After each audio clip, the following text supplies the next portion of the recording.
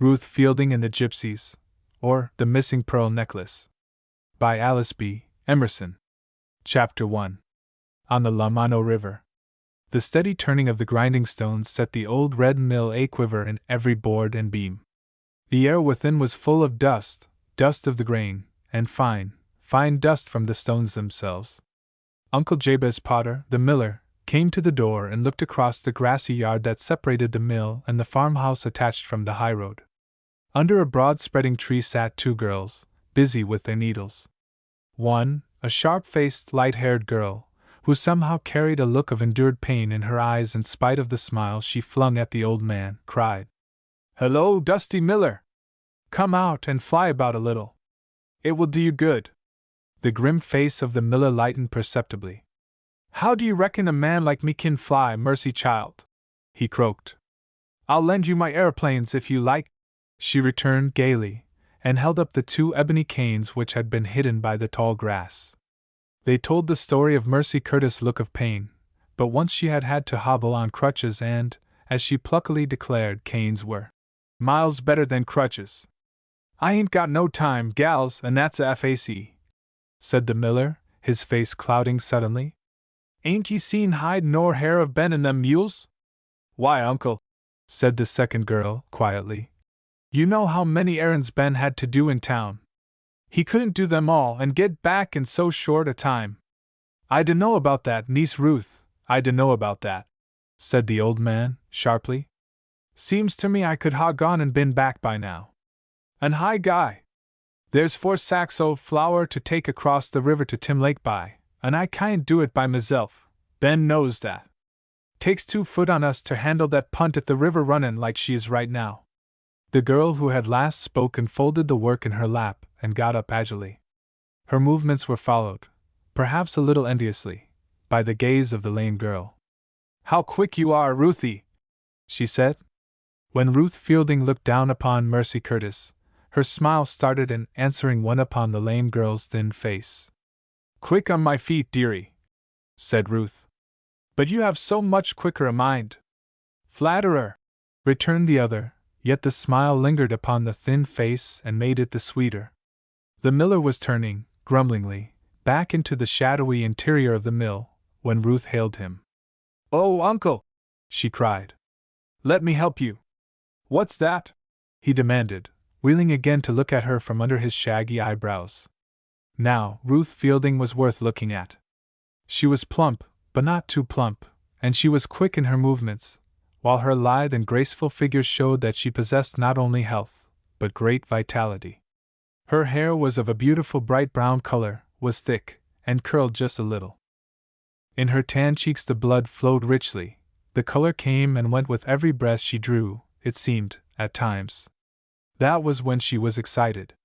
But ordinarily she was of a placid temperament, and her brown eyes were as deep as wells. She possessed the power of looking searchingly and calmly at one without making her glance either impertinent or bold. In her dark skirt, middy blouse, and black stockings and low shoes, she made a pretty picture as she stood under the tree, although her features were none of them perfect. Her cheeks were perhaps a little too round, her nose, well, it was not a dignified nose at all. And her mouth was generously large, but the teeth gleaming behind her red lips were even and white, and her smile lit up her whole face in a most engaging manner. "Do let me help you, uncle." "I know I can," she repeated, as the old miller scowled at her. "What's that?" he said again. "Go with me in that punt to Tim Lake By's?" "Why not?" "'Tain't no job for a gal, niece Ruth," grumbled the miller. "Any job is all right for a girl, if she can do it," said Ruth happily. "And I can row, uncle, you know I can." "Ha! Rowing one o' them paper shell skiffs of Cameron's one thing, the ash oars to my punt ain't for babies' Hans," growled the miller. "Do let me try, Uncle Jabez," said Ruth again, when the lame girl broke in with, "You are an awfully obstinate old dusty miller. Why don't you own up that Ruthie's more good to you than a dozen boys would be?" "She ain't," snarled the old man. At that moment there appeared upon the farmhouse porch a little, bent old woman who hailed them in a shrill, sweet voice. "What's the matter, gals? What's the matter, Jabez?" Ain't nothin' broke down, ain't easy there? No, Aunt Elvira, laughed Ruth. I just want Uncle Jabez to let me help him. The old woman had started down the steps, her hand upon her back as she came, and intoning in a low voice, "Oh, my back! And oh, my bones!" She caught up the miller's remark, as he turned away again, very sharply, for he muttered something about silly gal's foolish ideas. "What do you mean by that, Jabez Potter?" she demanded. "If Ruth says she can help ye, she kin. You oughter know that by this time." "Help me row that punt across the river?" snarled the old man, wrathfully. "What nonsense!" "I dunno," said the old woman, slowly. "I see Tim's flag flyin'. I guess he wants his flour bad. And I can pull an oar as good as you can, Uncle Jabez," added Ruth. "Oh, all right. Come on, then. I see I shall hev no peace till I let ye try it. Yef we don't get back fair supper, don't blame me, Alvery." The miller disappeared in the gathering gloom of the mill. Soon the jarring of the structure and the hum of the stones grew slower, slower, and finally the machinery was altogether still. Ruth had run for her hat. Then, waving her hand to Mercy and Aunt Elvira, she ran around to the landing. The Lamano River was a wide stream, but at this season of the year it was pretty shallow. There was little navigation from Lake Osago at any time, but now the channel was dotted with dangerous rocks, and there were even more perilous reefs just under the surface. Uncle Jabez's boat was not really a punt. It was a heavy rowboat, so stained and waterlogged in appearance that it might have been taken for a bit of drift stuff that had been brought into the Red Mill landing by the current. And truly, that is probably the means by which the miller had originally obtained the boat. He was of a miserly nature, was Uncle Jabez Potter, and the old boat, which its first owner had never considered worth coming after, following some spring freshet, served the miller well enough to transport his goods across the river. Tim Lakeby's store, on the north shore of the river, was in sight of the Red Mill. There were 4 sacks of flour to be transported, and already Uncle Jabez had placed 2 of them in the bottom of the boat, upon a clean tarpaulin. "Yef we go down the river and swamp, I shall lose this flour," grumbled Uncle Jabez. "Drat that Ben! I tell ye, he'd ought to be hum by now." Ben was the hired man, and if the miller had not really been kindlier underneath than he appeared on the surface, Ben would never have remained as long with him as he had. Uncle Jabez balanced the weight in the boat with judgment. Although there seemed to be no real danger, he knew very well the nature of the treacherous current. Ruth slipped into the bow seat with her oar, and Uncle Jabez took stroke. The girl unknotted the painter, and the boat drifted out from the landing. "Now set your feet square, and pull!" ejaculated her uncle, thrusting the blade of his own oar beneath the rippling surface. They were heavy ash oars. One was all the girl really could manage. But she was not afraid of a little hard work, her muscles were supple, and she had rowed one season in the first 8 at Briarwood Hall, and so considered herself something of an oarswoman. The miller, by stretching to see over his shoulder, got the boat pointed in the right direction. "Pull, now!" he commanded, and set a long, forceful stroke for the girl to match. With the water slapping against the high side of the craft, sometimes sprinkling them with spray, they drove her forward for some minutes in silence. The boat lumbered heavily, and it was true that Ruth had all she could do to manage the oars. In some places, where the eddies tugged at the blade, it seemed as though a submerged giant seized it and tried to twist it from her grasp. "I guess you air gettin' your fill up of it, niece Ruth," growled the miller, with a sound in his throat that might have been a chuckle. "Look out, now! Ye'll hev us over." Ruth knew very well she had done nothing to give the boat that sudden jerk. It was the current, but she had no breath with which to argue the matter. On and on they pulled, while the sinking sun gilded the little wavelets, and bathed both river and the shores in golden glory. A homing bird shrieked a shrill "good night" as it passed above them, flying from shore to shore. Now the northern shore was nearer than the landing they had left. Only occasionally Ruth turned her head, for she needed her full attention upon the oar which she managed with such difficulty. "We got her pinned upstream," growled Uncle Jabez, after wringing his neck around again to spy out the landing near Lake Bai's store. Pesky currents carried us too far down. He gave a mighty pull to his own oar to rehead the boat. It was a perilous move, and in a perilous place. Here the water ran, troubled and white-capped, over a hidden reef. "Oh! Do be careful, Uncle!" cried Ruth. "Pull!" yelled the old man, in return. By chance he sunk his own oar-blade so deeply that it rubbed against the reef. It lifted Uncle Jabez from his seat, and unbalanced the boat. Like a flash the heavy oar flew out of its socket, and the old man sprawled on his back in the bottom of the boat. The latter whirled around in the current, and before Ruth could scream, even, it crashed broadside upon the rock. The rotting planks of the boat could not stand such a blow. Ruth saw the plank cave in, and the water followed. Down the boat settled upon the submerged part of the rock, a hopeless wreck. This was not the worst of the accident. In seeking to recover his seat, Uncle Jabez went overboard, as the old boat tipped. He dove into the shallow water, and struck his head heavily on the reef. Blood-stained bubbles rose to the surface, and the old man struggled only feebly to rise. "He is hurt! He will be drowned!" gasped Ruth, and seeing him so helpless, she sprang nimbly over the canted side of the boat, and sought to draw her uncle's head out of the water.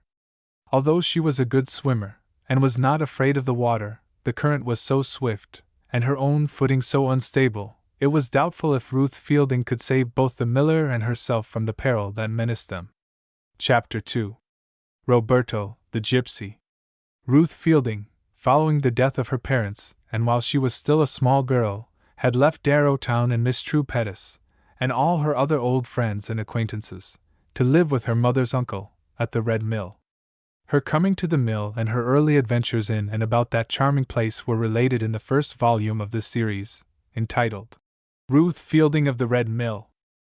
Ruth made many friends in her new home, among them Helen and Tom Cameron, the twin, motherless children of a wealthy dry goods merchant who had a beautiful home, called The Outlook, near the mill, and Mercy Curtis, the daughter of the railroad station agent at Chase Low, the nearest important town to Ruth's new home. Ruth, Helen, and Mercy all went to Briarwood Hall, a girls' school some distance from Chase Low, while Master Tom attended a military academy at Seven Oaks, near the girls' institution of learning. The incidents of their first term at school are related in the second volume of the series, while in the midwinter vacation Ruth and her friends go to snow camp in the Adirondacks. Later, our friends spent part of a summer vacation at Lighthouse Point on the Atlantic coast, after which they visited Silver Ranch in Montana. The sixth volume tells of another midwinter camping adventure on Cliff Island, while the volume previous to our present story, number 7, in fact, was entitled Ruth Fielding at Sunrise Farm. This story narrated Ruth's particular interest in Sadie Raby, a strange, wild girl who ran away from cruel people who had taken her to raise, her reunion with her twin brothers, Willie and Dickie, and how they all three became the special care of Mr. Steele, the wealthy owner of Sunrise Farm, is told. It is through Ruth's efforts that the Rabys are settled in life and win friends. Now Ruth and her schoolmates had returned to the Red Mill and Chase Low, and but a brief space would elapse before the girls would begin their third year at Briarwood Hall. They were all looking toward the beginning of the fall term with great eagerness. Had Ruth Fielding been able to think at this moment of the boat's overturn, or of anything but her uncle's peril, she might have considered that the possibility of her ever seeing Briarwood Hall again was somewhat doubtful. The hurrying water tugged at her, as though 100 hands had laid hold of her person. She was nearly armpit deep in the flood, and her uncle's body was so heavy that she had all she could do to hold his head above the surface. She could not get him back into the boat, even, and perhaps that would not have been a wise move. For the old skiff, shaking and rocking, was likely to be torn free by the battling current. If it should swing into deep water, it must sink almost at once, for the water was pouring in through the hole that had been battered in its side. The flour was fast becoming saturated with the river water, and its increased weight would bear the boat to the bottom, if it slipped from the reef. Unable to see any good of boarding the boat again, Ruth tried to work her way along the reef until she stood upon a higher part of it. Uncle Jabez was unconscious, blood flowed from a deep cut on his head, and he lay a dead weight in her arms. Never had Ruth Fielding been in greater peril. She was frightened, but mostly for the old man who seemed so seriously hurt.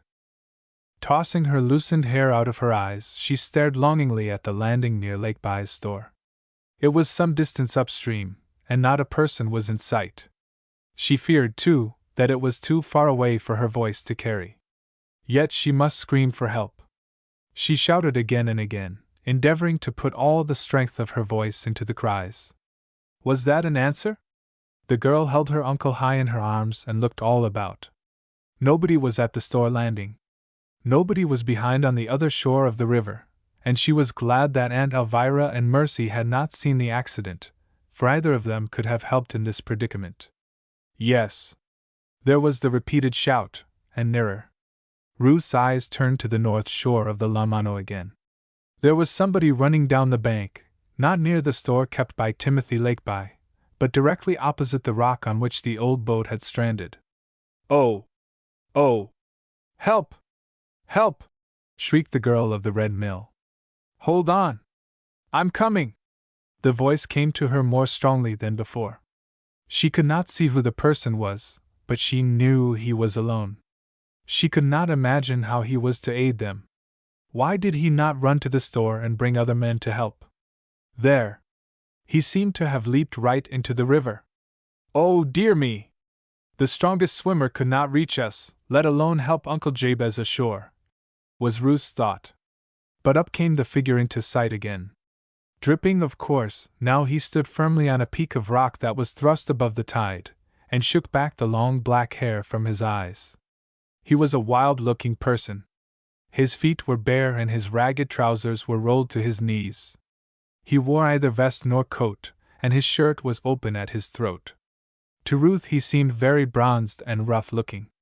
But whoever, or whatever, he might be, the girl prayed that he would prove able to rescue Uncle Jabez. She felt that she could save herself, but she was having all she could do to bear up the unconscious miller. Hold on! Shouted the rescuer again. Once more he plunged forward. He disappeared off the rock. Was he swimming again? The half-overturned boat hid him from Ruth's gaze. Suddenly he shouted close at hand. Up he bobbed on the higher point of rock just beyond the boat. What's the matter, missy? He demanded. Is the old man hurt? He hit his head. See! He is unconscious, explained Ruth. I'll get him. Look out, now, I've got to push off this old boat, missy. She ain't no good, anyway. Ruth saw that he was a big, black-haired, strong-looking boy. His complexion was very dark and his eyes sparkling, like cut jet beads. He might have been 17 or 18 years old, but he was fully as tall, and apparently as strong, as an ordinary man. His long hair curled and was tangled like a wild man's. His beard had begun to grow on his lip and chin. In his ears Ruth saw small gold rings, and his wrists and forearms, which were bared, were covered with an intricate pattern of tattooing in red and blue ink.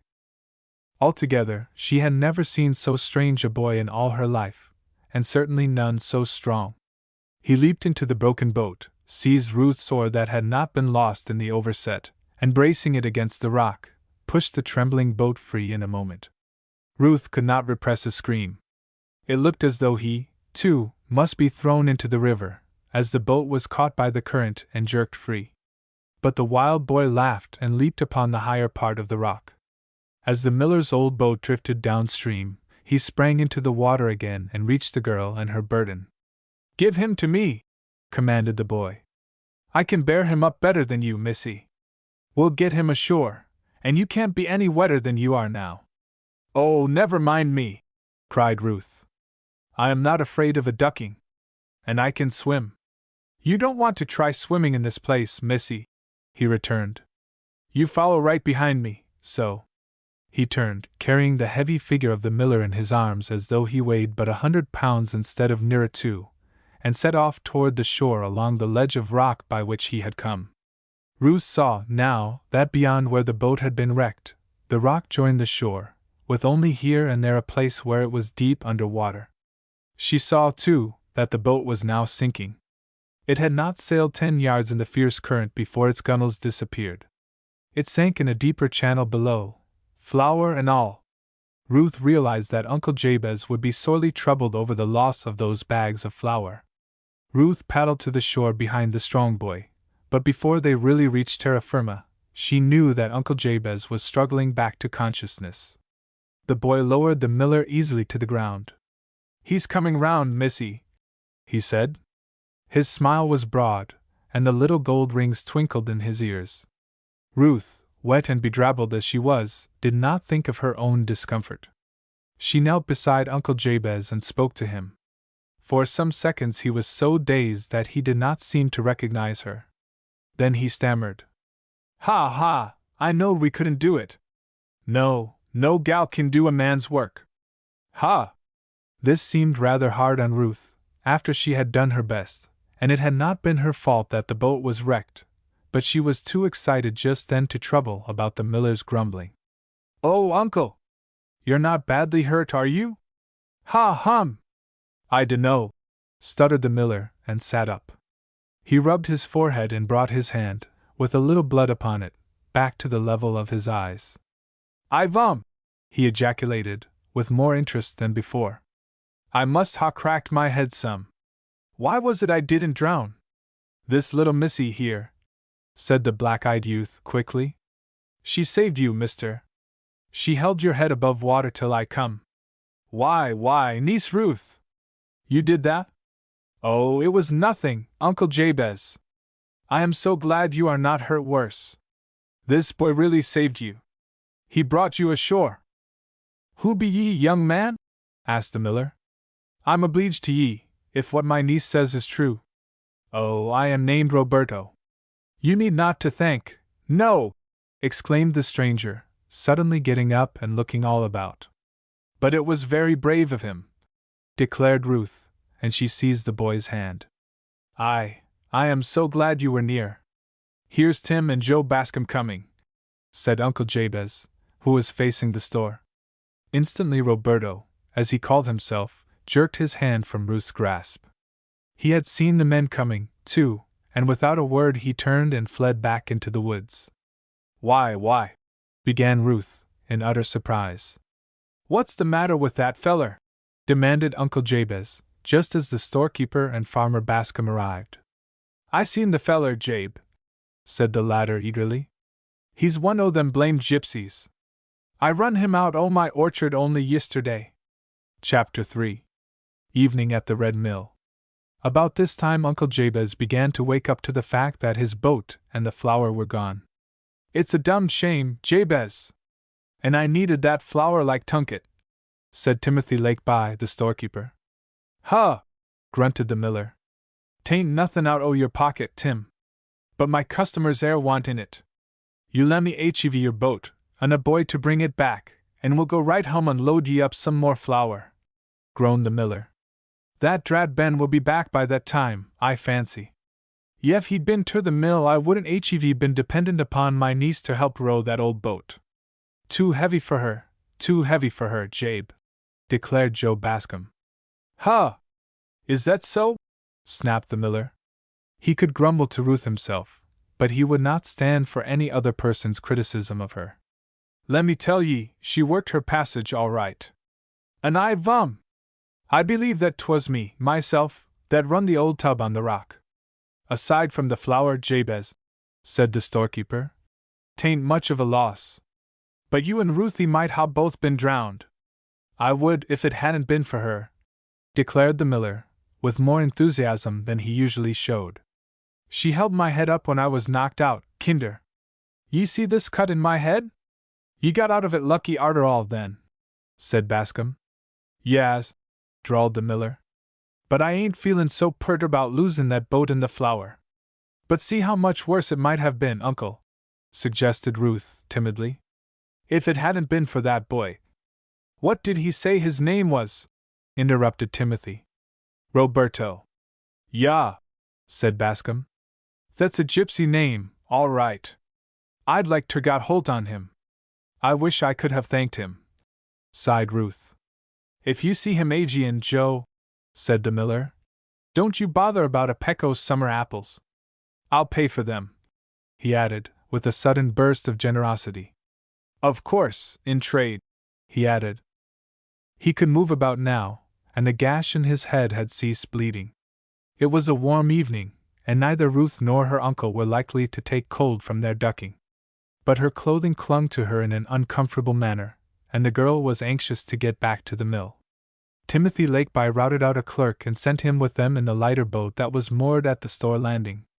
Ruth begged to pull an oar again, and her uncle did not forbid her. Perhaps he still felt a little weak and dazed. He kept speaking of Roberto, the gypsy boy. Strong as an ox, that feller, he said. Wished I had a man like him at the mill. Ben ain't with his salt. Oh, I'm sure, Uncle Jabez, Ben is very faithful and good, urged Ruth.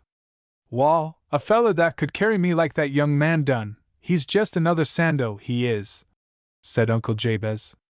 They easily got across the river in the storekeeper's lighter boat, and Ruth displayed her oarsmanship to better advantage, for the oars were lighter.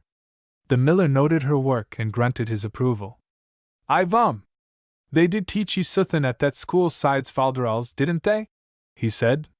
Ruth asked the store clerk if he knew anything about the gypsies. Why, yes, miss. I hear they are camping way up the river, up near the lakes, beyond Minturn's dam. You know that's a wild country up there. Ruth remembered.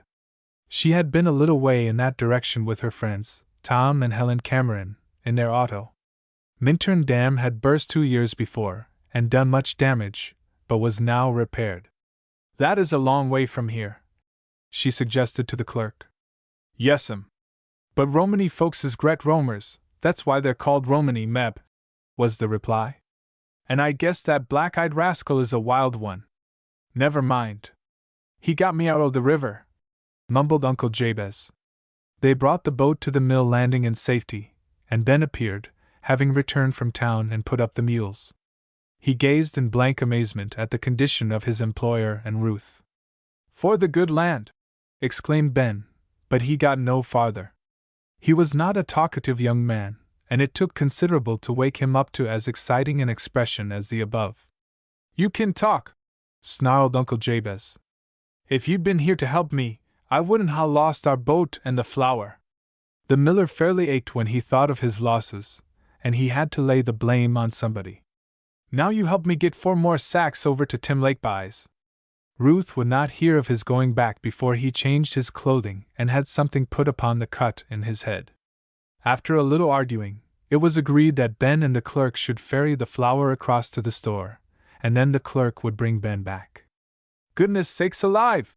Shrieked Aunt Elvira, when she saw them come onto the porch, still dripping. What you been doing to my pretty Jabez Potter? Huh! Sniffed the miller. Meb, it's what she's been doing to me. And he wreathed his thin lips into a wry grin. Aunt Elvira and Mercy must hear it all. The lame girl was delighted. She pointed her finger at the old man, who had now gotten into his Sunday suit and had a bandage on his head. Now tell me, Dusty Miller, what do you think about girls being of some use? Isn't Ruth as good as any boy? She sartainly kept me from drownin' as good as any boy goin', admitted the old man. But that was only chancy, as ye might say. When it comes to bein' of main use in the world, wall, it ain't gals that makes the wheels go round. And don't you really think, Uncle, that girls are any use in the world? Asked Ruth, quietly. She had come out upon the dimly lit porch, this was after their supper, in season to hear the miller's final observation. Ha! Ejaculated Jabez. Perhaps he had not intended Ruth to hear just that. They're like flowers, I reckon, mighty pretty and ornamental, but they ain't no manner o' real use. Mercy fairly snorted, but she was too wise to say anything farther. Ruth, however, continued. That seems very unfair, Uncle. Many girls are worth their salt, as you call it, to their families. Why can't I be of use to you, in time, of course? Ha! Everyone to his job, said Uncle Jabez brusquely. You can be of great help to your Aunt Alvery, no doubt. But you can't take a sack of flour on your shoulders and throw it into a wagon, like Ben there. Or like that Roberto that lugged me ashore tonight. And I'm some weight, I be. And is that all the kind of help you think you'll ever need, Uncle? Demanded Ruth, with rising emotion. "I ain't expecting ter be helpless and want nussin' by no gal, not yet a while," said Uncle Jabez with a chuckle. "Gals is a great expense, a great expense." "Now, Jabez, you don't mean that air," exclaimed the little old woman, coming from the kitchen. She lowered herself into the little rocker nearby, with her usual moan of, "Oh, my back!" and "Oh, my bones!" "You don't mean to hurt my pretty's feelin's, I know." "She axed me," exclaimed the miller, angrily. Ain't I spendin' a fortune on her schulin at that Briarwood Hall? And didn't she save ye a tidy fortune when she straightened out that tin acker mine trouble for ye, Jabez Potter?" demanded the old woman vigorously. "And the good Lord knows she's been a comfort and help to ye, right and left, in season and out, ever since she fust stepped foot into this red mill. What's she done for ye this very day, Jabez, as ye said yourself?" Aunt Elvira was one of the very few people who dared to talk plainly to the miller, when he was in one of his tempers. Now he growled out some rough reply, and strode into the house. "You've driven him away, Auntie!" cried Ruth, under her breath. "He'd oughter be drive away," said the old woman, "when he's in that mind. But what he says is true. I am a great expense to him. I wish I could earn my own way through school. Don't ye worry, my pretty. Jabez Potter's bark is wuss than his bite. But the bark hurts, just the same." "He ought to be whipped," hissed Mercy in her most unmerciful tone. "I'd like to whip him, till all the dust flew out of his dusty miller clothes, so I would." "Sh!" commanded Ruth, recovering her self-command again and fighting back the tears. "Just as Aunt Elvira observes, he doesn't mean half of what he says." "It hurts just the same, you said it yourself," declared the lame girl, with a snap. "I want to be independent anyway," said Ruth, with some excitement. "I want an education so I can do something. I'd like to cultivate my voice. The teacher says it has possibilities. Mr. Cameron is going to let Helen go as far as she likes with the violin, and she doesn't have to think about making her way in the world. Gals ain't content now to sit down after gettin' some schulin, I can see that," sighed Aunt Elvira.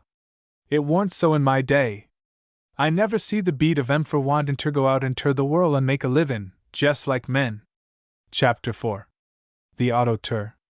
"Hi, Ruth! Hey, Ruth! Straw Ruth, why don't you say?" cried the owner of the name, running to the porch and smiling out upon the Cameron twins, who had stopped their automobile at the Red Mill gate on a morning soon following that day on which Uncle Jabez and Ruth had undergone their involuntary ducking in the Lamano. "Aren't you ready, Ruthie?" cried Helen from the back seat of the car. "Do hurry up, Ruth, the horses don't want to stand," laughed Tom, who was slim and black-haired and black-eyed, like his twin. Indeed, the two were so much alike that, dressed in each other's clothing, it is doubtful if they could have been suspected in such disguise. "But my bag isn't packed yet," cried Ruth. "I didn't know you'd be here so soon. Take your toothbrush and powder puff, that's all you girls really need," declared the irrepressible Tom. "I like that.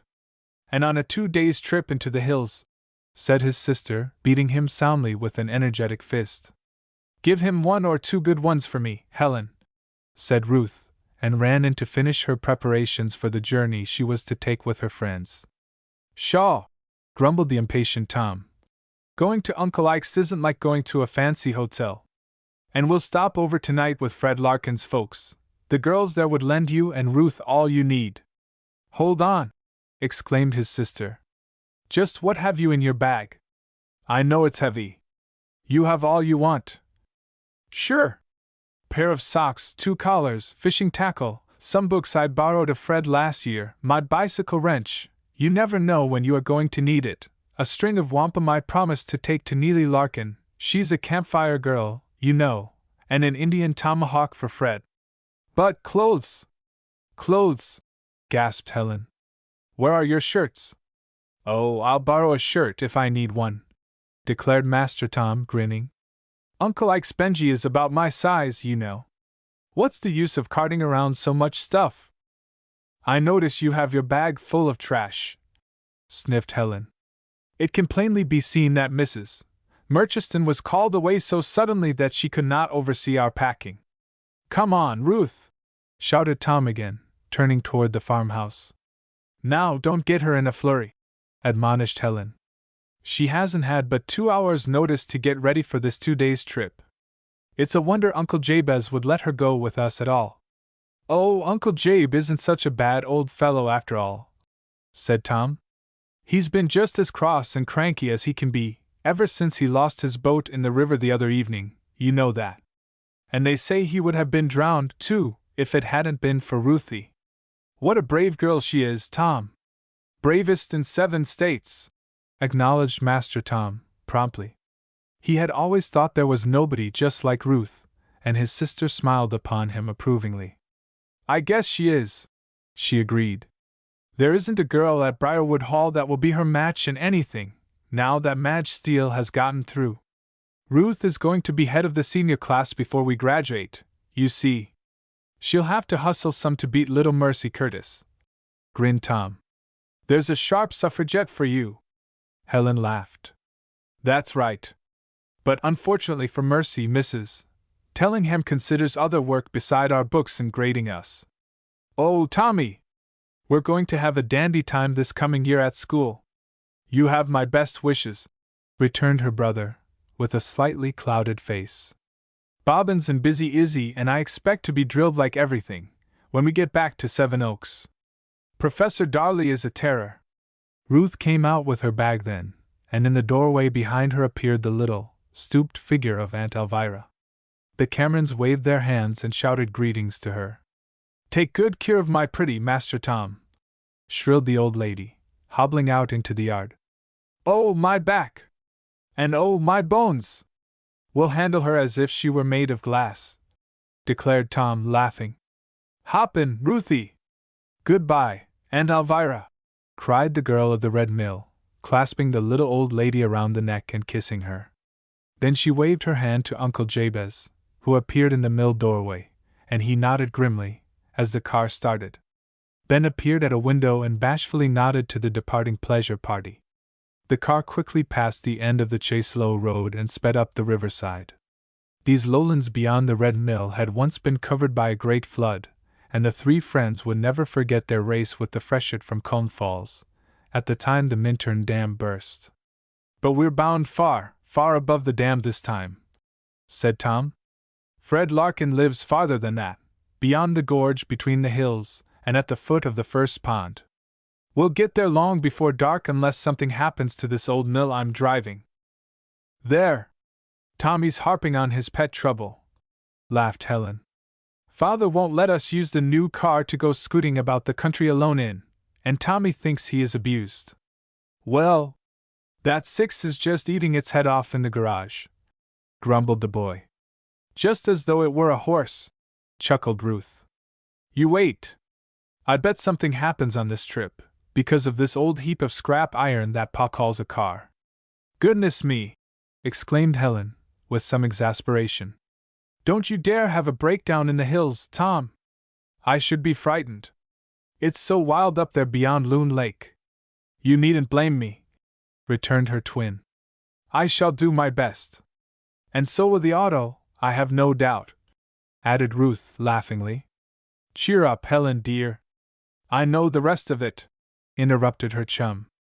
The worst is yet to come, I hope not. Ruth Fielding would allow no worrying or criticism in this event. They were out for a good time, and she at once proceeded to cheer up the twins, and laugh at their fears, and interest them in other things. They crossed the river at Combe Falls, a beautiful spot, and it was beyond the bridge, as the car was mounting the first long rise, that the party of adventurers found their first incident of moment. Here and there were clearings in the forest upon the right side of the road. On the other side the hill fell abruptly to the river, and little farms. As the party came in sight of one of these farms, a great cry arose from the dooryard. The poultry was soundly disturbed, squawking, cackling, shrieking their protests noisily, while the deep baying of a dog rose savagely above the general turmoil. Something doing there, quoth Tom Cameron, slowing down. A chicken hawk, perhaps? Suggested Ruth. A woman was screaming admonition or advice, Occasionally the gruffer voice of a man added to the turmoil. But the dog's barking was the loudest sound. Suddenly, from around the corner of the barn, appeared a figure wildly running. It was neither the farmer, nor his wife, that was sure. "Tramp!" exclaimed Tom, reaching for the starting lever again. At that moment Helen shrieked. After the running man appeared a hound. He had broken his leash, and a more savage brute it would be difficult to imagine. He was following the runner with great leaps, and when the fugitive vaulted the roadside fence, the dog crashed through the rails, tearing down a length of them, and scrambling in the dusty road in an endeavor to get on the trail of the man again. Only it was not a man, it was a boy. He was big and strong-looking, but his face was boyish. Ruth Fielding stood up suddenly in the car and shrieked to him. "Come here! This way! Roberto! My goodness! Is he a friend of yours, Ruthie?" gasped Tom Cameron. "He's the gypsy boy that saved Uncle Jabez," returned Ruth in a breath. "Take him aboard, do!" urged Helen. "That awful dog!" Roberto had heard and leaped for the running board of the car. Tom switched on the power. Just as the huge hound leaped, and his forepaws touched the step, the car darted away and the brute was left sprawling.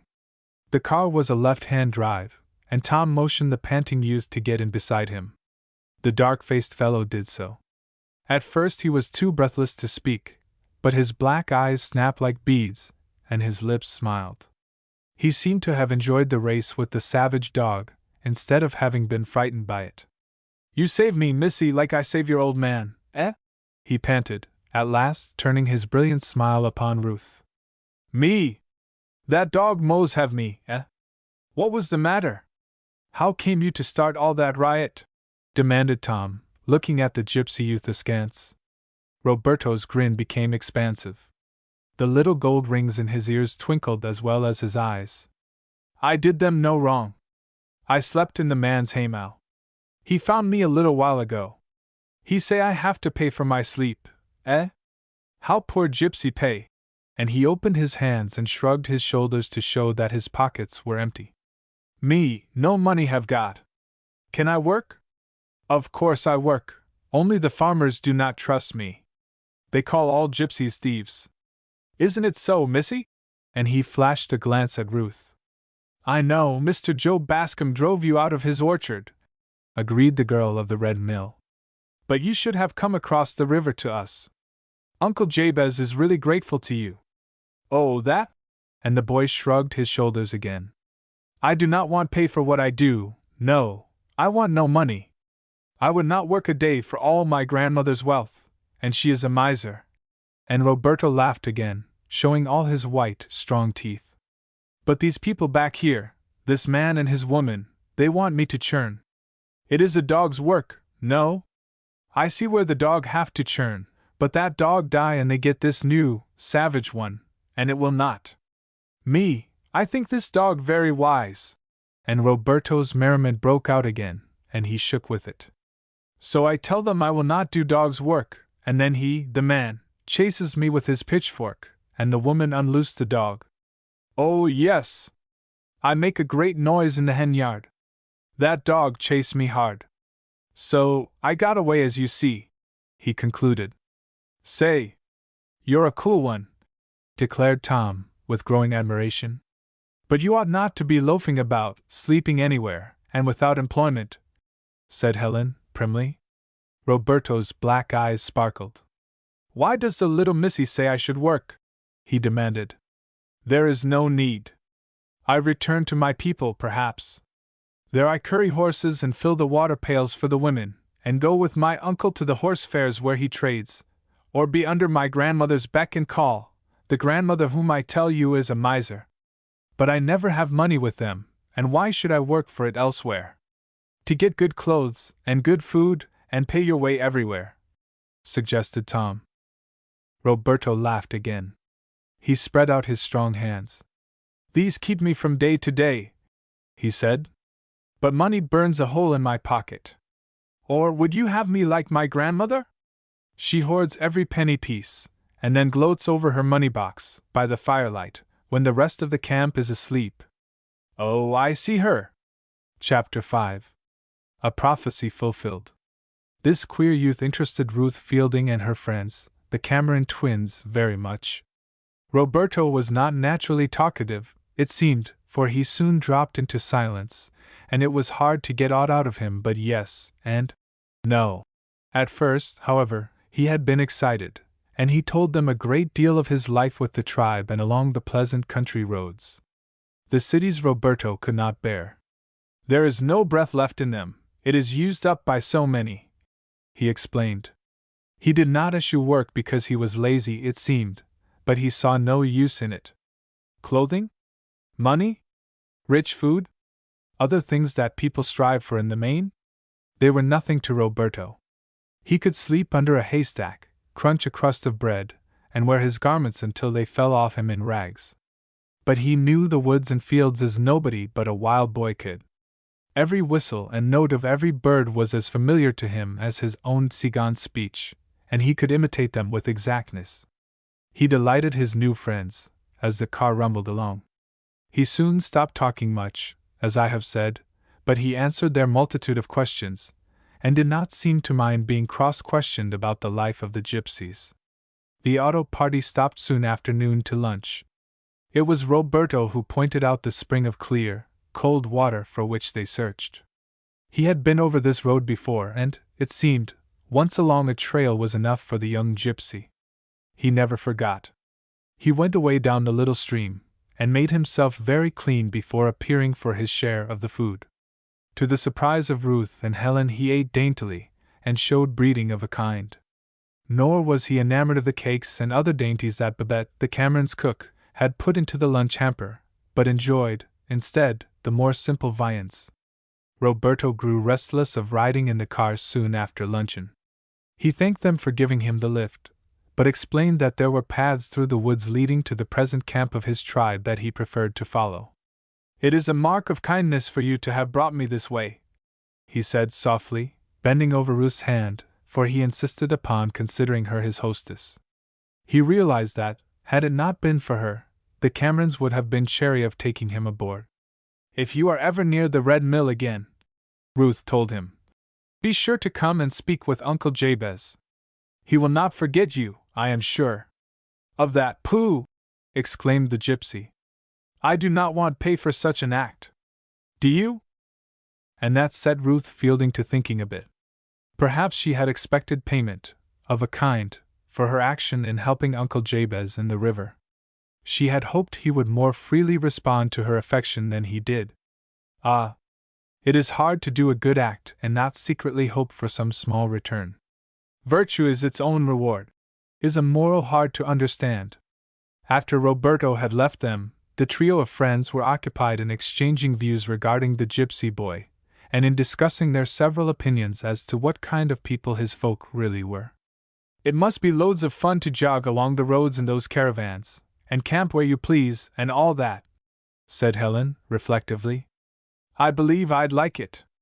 About 20 miles on a fast day, eh?" chuckled Tom, with scorn. "Not for me. When gypsies get to riding in autos, and six-cylinder, up-to-date ones too, I'll join the first tribe that comes along." "I declare, Tommy," laughed his sister, "you are getting to be a speed fiend. Ruth and I will be scared to drive with you." "It's great to go fast," exclaimed Master Tom. "Here's a straight piece of road ahead, girls. Hold on." As he spoke, he manipulated the levers and the car leaped ahead. Ruth, startled, "Oh!" was left a quarter of a mile behind. The girls clung to the handholds, and Tom crouched behind the windshield and let her out. It was a straight piece of road, as he had said.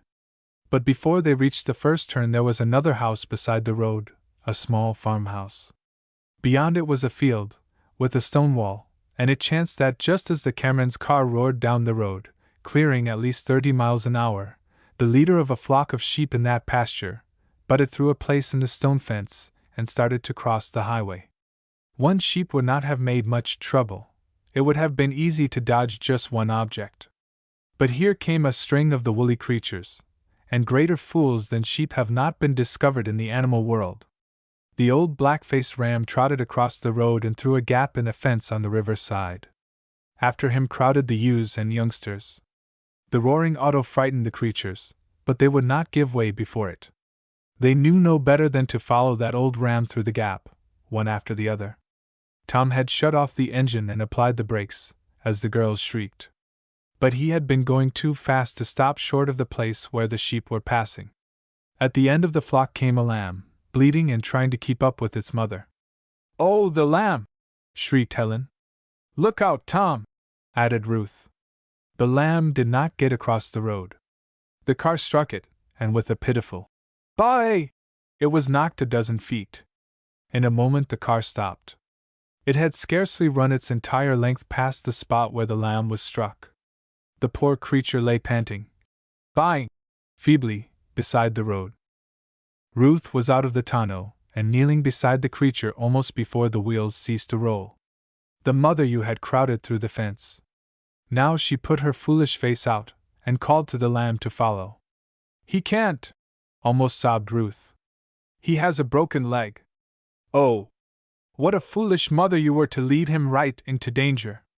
Tom was silent and looked pretty solemn, while Helen was scolding him nervously, although she knew that he was not really at fault. "If you hadn't been speeding, this wouldn't have happened, Tom Cameron," she said.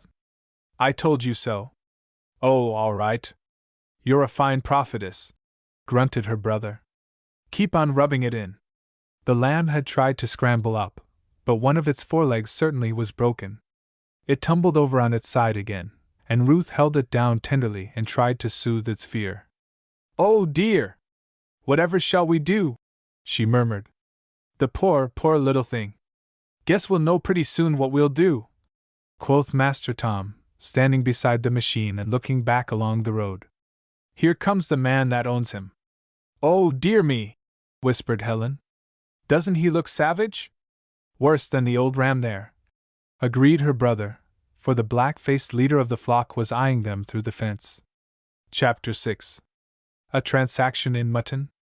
The man who approached was a fierce, red-faced individual, with long legs encased to the knees in cowhide boots, overalls, a checked shirt, and a wisp of yellow whisker under his chin that parted and waved as he strode toward the auto party. His pale blue eyes were ablaze, and he had worked himself up into a towering rage. Like many farmers, and sometimes for cause, he had evidently sworn eternal feud against all automobilists. "What do ye mean, runnin' inter my sheep?" he bawled. "I'll have the law on ye. I'll make ye pay for every sheep ye killed. I'll attach your machine, by glory. I'll put ye all in jail. You're going to have your hands full with all that, mister," interrupted Tom Cameron. "And you're excited more than is necessary. I'll pay for all the damage I've done, although there would have been none at all, had your sheep remained in their pasture. This is a county road, I take it." "By glory!"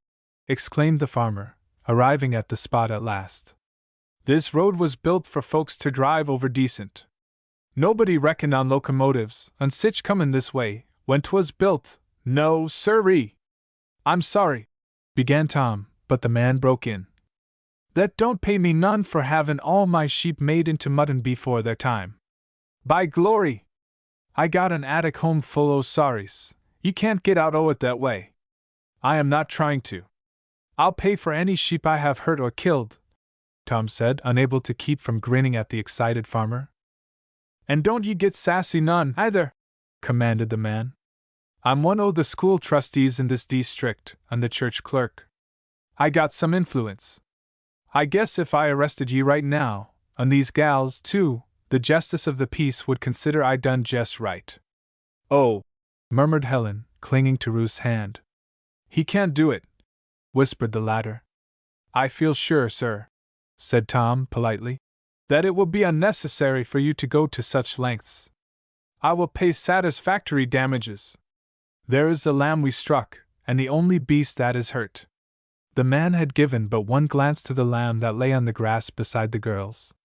He did not look to be any too tender-hearted, and the little creature's accident did not touch him at all, save in the region of his pocketbook. He stepped to the gap in the fence, kicked the bleeding ewe out of the way in a most brutal manner, and proceeded to count his flock. He had to do this twice before he was assured that none but the lamb was missing. You see, Tom said quietly, I have turned only one of your sheep into mutton, for I suppose this lamb must be killed. Oh no, Tom!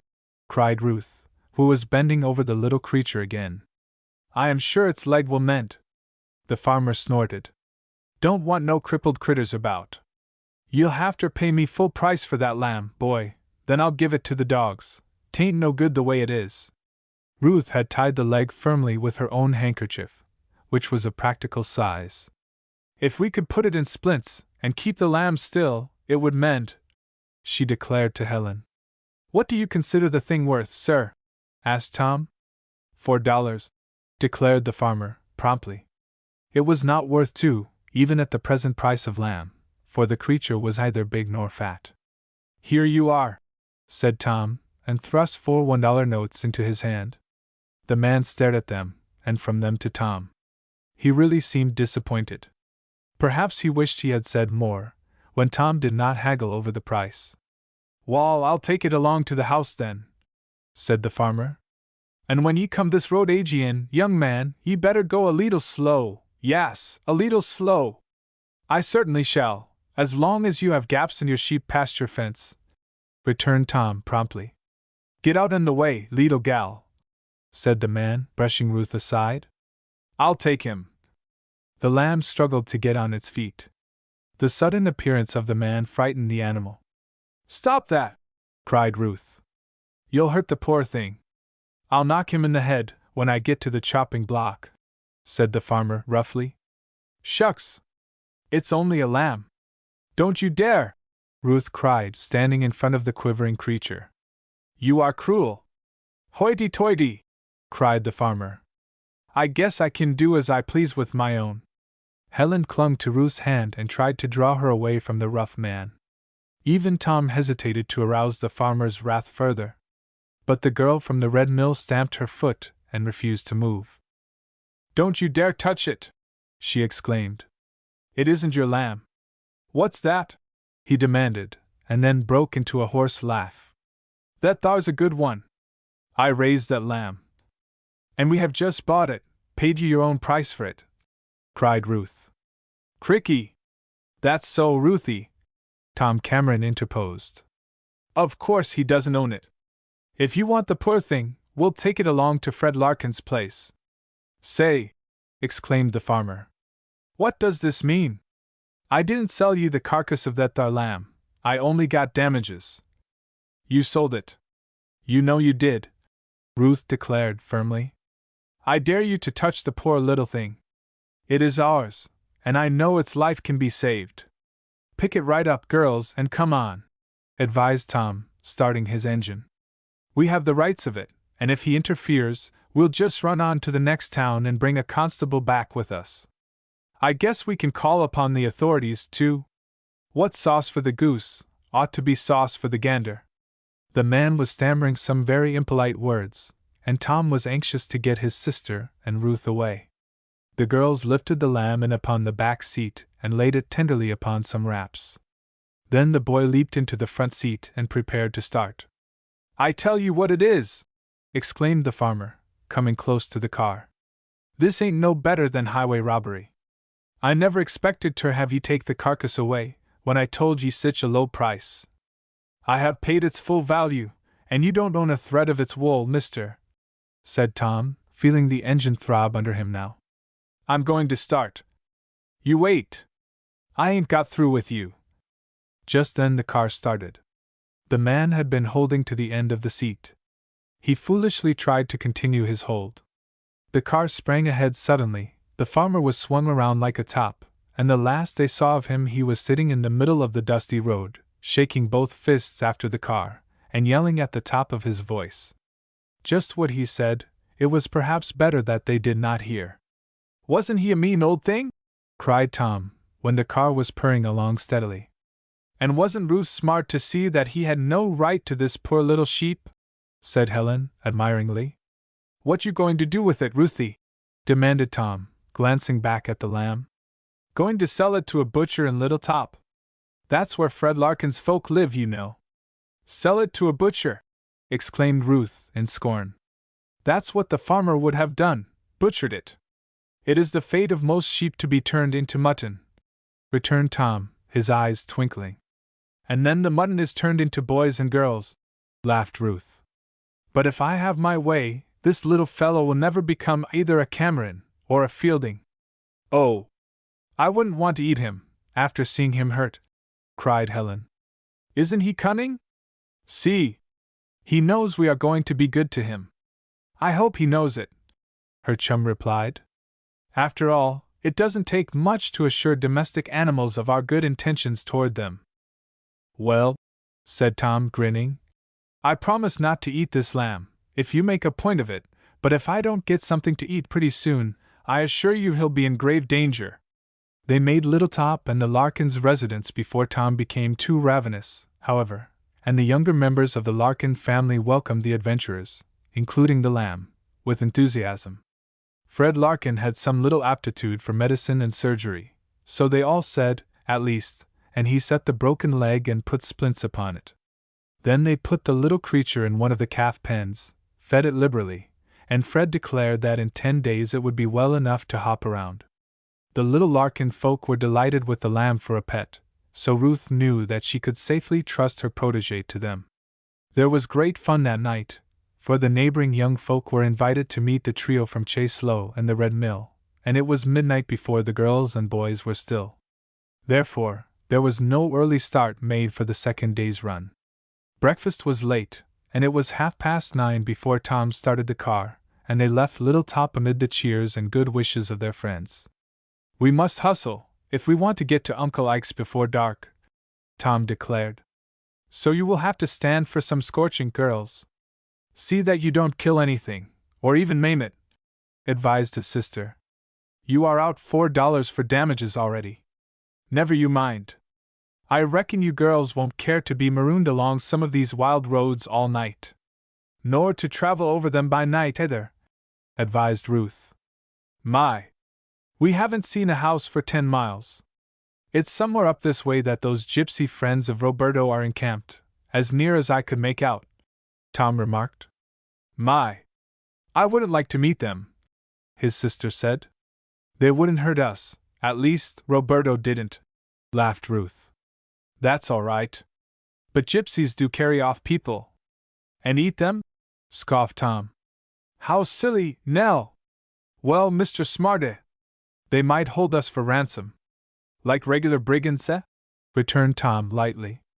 That would be an adventure worth chronicling. You can laugh. Oh!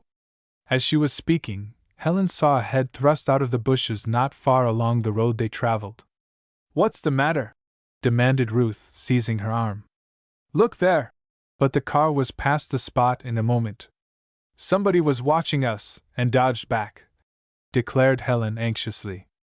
Oh, nonsense! Laughed her brother. But before they took the next turn they looked back and saw 2 men standing in the road, talking. They were rough-looking fellows. Gypsies! Cried Helen. However, they saw nobody else for a few miles. Now they were skirting one of the lakes in the upper chain, some miles above the gorge where the dam was built, and the scenery was both beautiful and rugged. There were few farms. On a rising stretch of road, the engine began to miss, and something rattled painfully in the internal arrangements of the car. Tom looked serious, stopped several times, and just coaxed her slowly to the summit of the hill. Now don't tell us that we're going to have a breakdown, cried Helen. Do you think those are thunderheads hanging over the mountain? Asked Ruth, seriously. Sure of it, responded Helen. You are a regular calamity howler, exclaimed Tom. By Jove! This old mill is going to kick up Rusty. There's a house, cried Ruth, gaily, standing up in the back to look ahead. Now we're all right if the machine has to be repaired, or a storm bursts upon us. But when the car limped up and stopped in the sandy road before the sagging gate, the trio saw that their refuge was a windowless and abandoned structure that looked as gaunt and ghostly as a lightning-riven tree. Chapter 7. Fellow Travelers. Well, this is a pretty pickle, groaned Tom, at last as much disturbed as Helen had been. It's no use, girls. We'll have to stop here till the storm is over. It is coming. Well, that will be fun, cried Ruth, cheerfully. Of course we ought to be stormbound in a deserted house. That is according to all romantic precedent. Humph! You and your precedent, grumbled her chum. I'd rather it was a nice roadside hotel, or tea room. That would be something like. Come on. We'll take in the hamper, and make tea on the deserted hearthstone, said Ruth.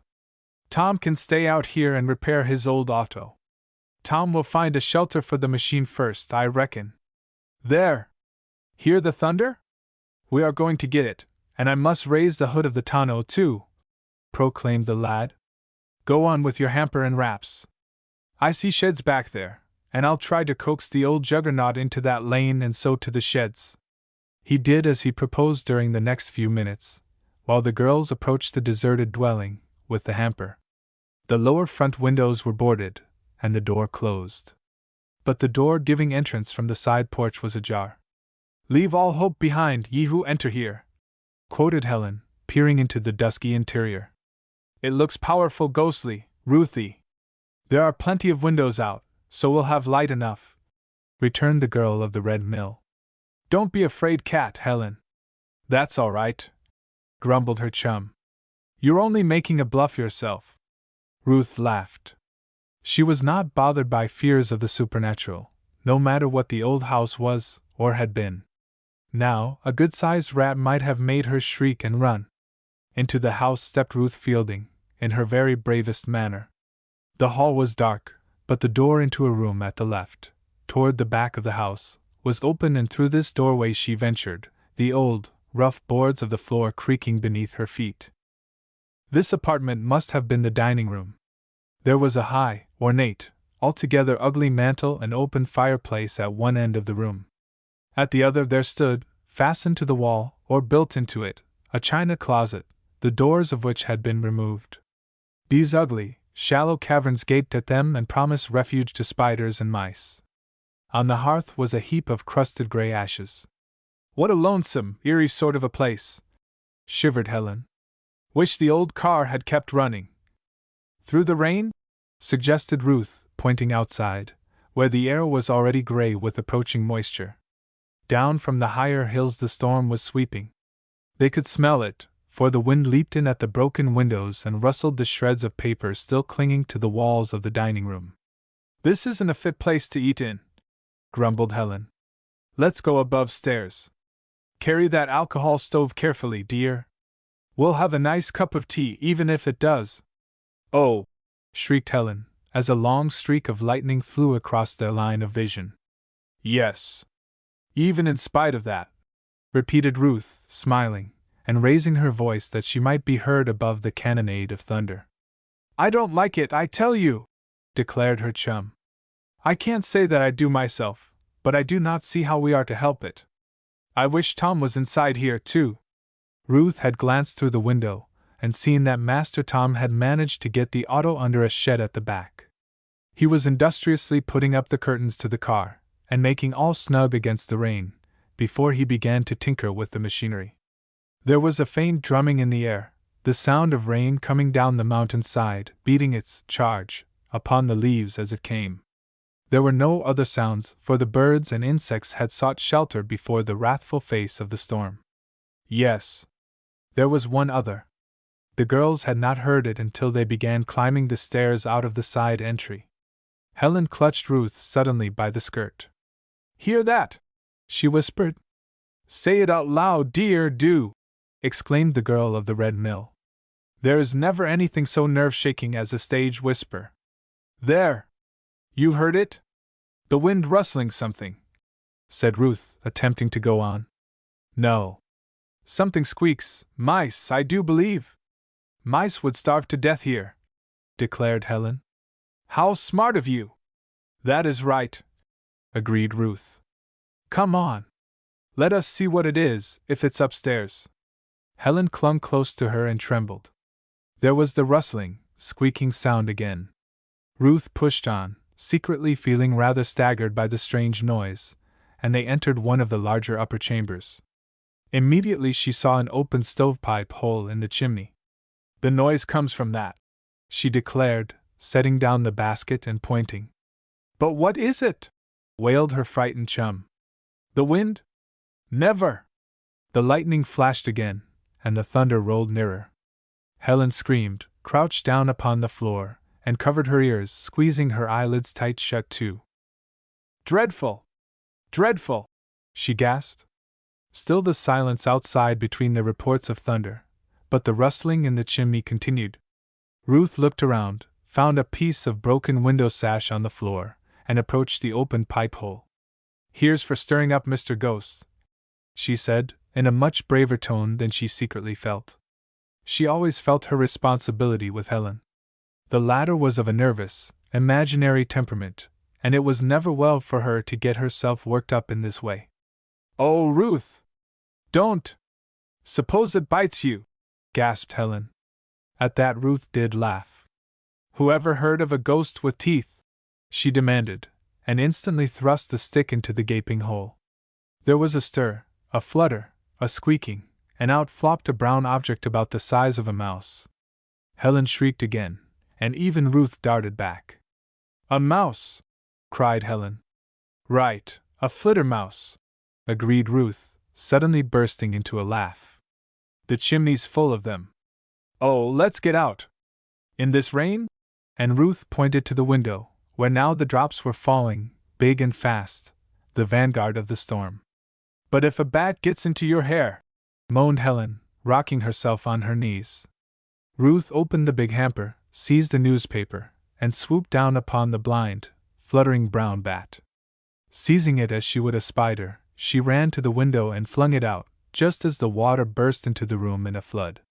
Then she ran to the pipe hole and thrust the paper into it, making a stopper, which would not easily fall out.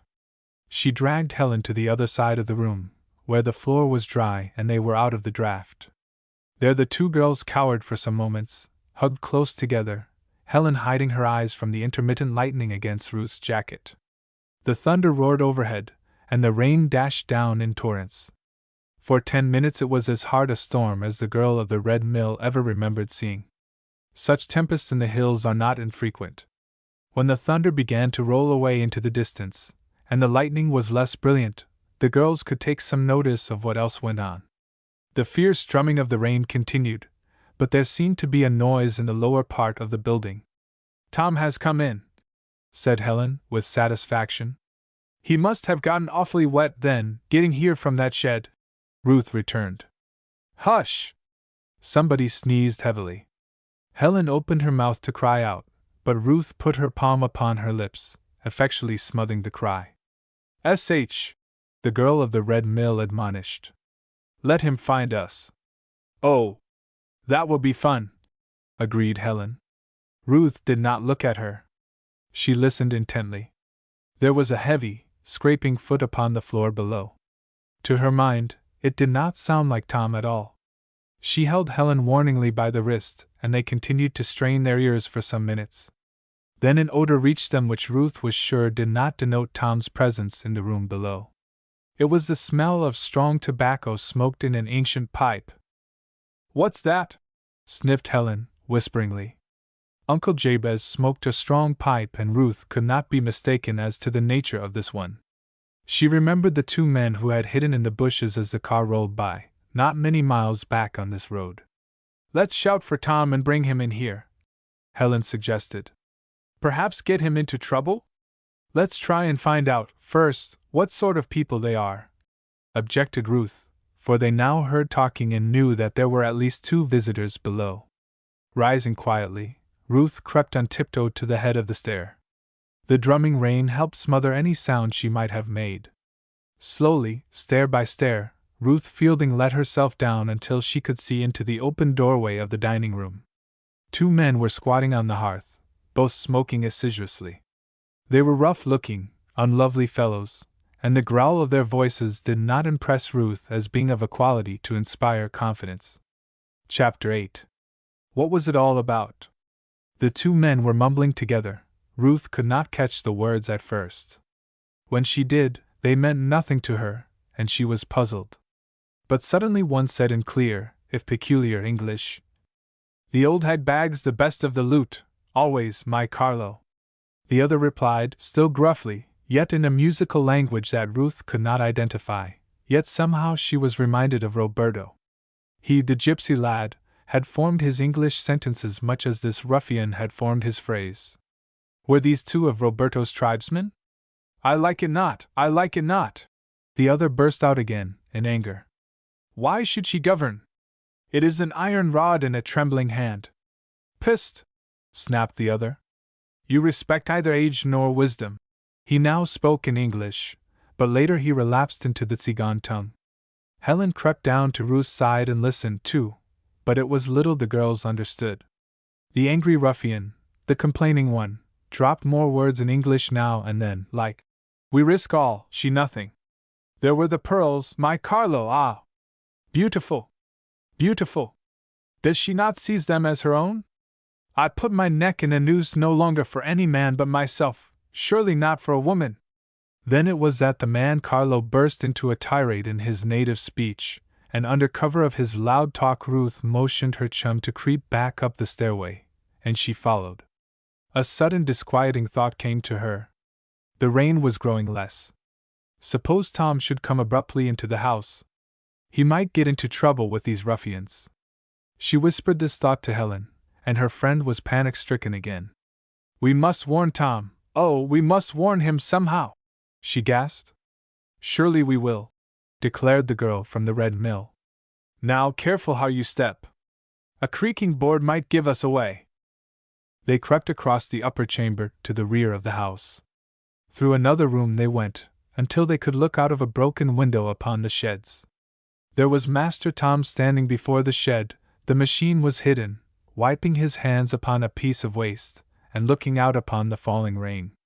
He saw the girls almost instantly, and opened his mouth to shout to them, but Ruth clapped her own hand to her lips and motioned with the other for him to be silent. Tom understood. He looked more than surprised, not a little startled, in fact. What will he think? Murmured Helen. He's so reckless. Leave it to me, declared Ruth, leaning out of the window into the still falling rain. She caught the boy's eye. He watched her motions. There was built at this end of the house an outside stairway, and although it was in bad repair, she saw that an agile fellow like Tom could mount the steps without any difficulty. Pointing to this flight, she motioned him to come by that means to their level, still warning him by gesture to make no sound. The boy understood and immediately darted across the intervening space to the house. Ruth knew there was no dining room window from which the ruffians downstairs could see him. And they had made no move as far as she had heard. She left Helen to meet Tom when he came in through the sagging door at the top of the outside flight of stairs, and tiptoed back into that room where they had been frightened by the bat. It was directly over the dining room. The same chimney was built into each room. This thought gave Ruth's active mind food for further reflection. The rumble of the men's voices continued from below.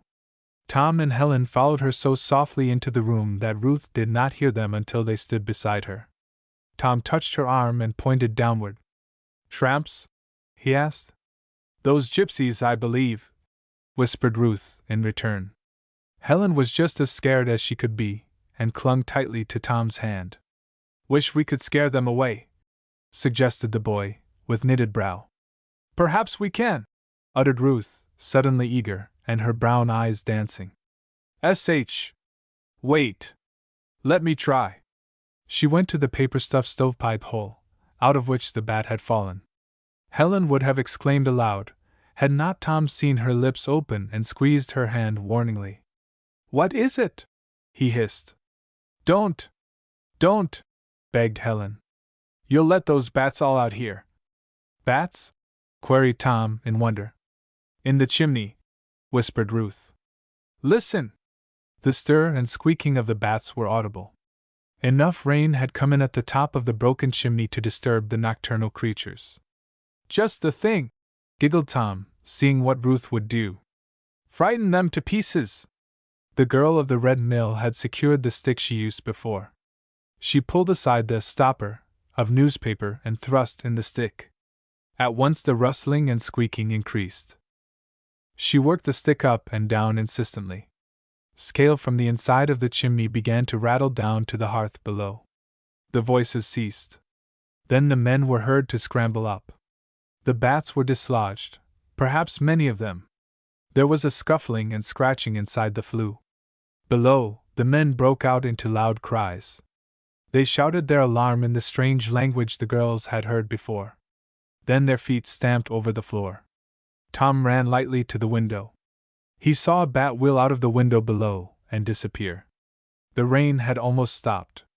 It was evident that many of the creatures were flapping about that deserted dining room. The two ruffians scrambled to the door, through the entry, and out upon the porch. The sound of their feet did not hold upon the porch. They leaped down the steps, and Tom beckoned the girls eagerly to join him at the window. The two men were racing down the lane toward the muddy highroad, paying little attention to their steps or to the last of the rainstorm. Panic-stricken, sure enough. Smart girl, Ruthie, was Master Tom's comment. Now tell a fellow all about it. The girls did so, while Ruth lit the alcohol lamp and made the tea. Tom was ravenous. Nothing could spoil that boy's appetite. Gyps, sure enough, was his comment. But what you heard them say wasn't much. They'd been robbing somebody, or were going to rob, said Helen, shaking her head. What frightful men they are! Pooh! They've gone now, and the old machine is fixed. We'll plow on through the mud as soon as you like. I shall be glad, when we get to civilization again, said his sister.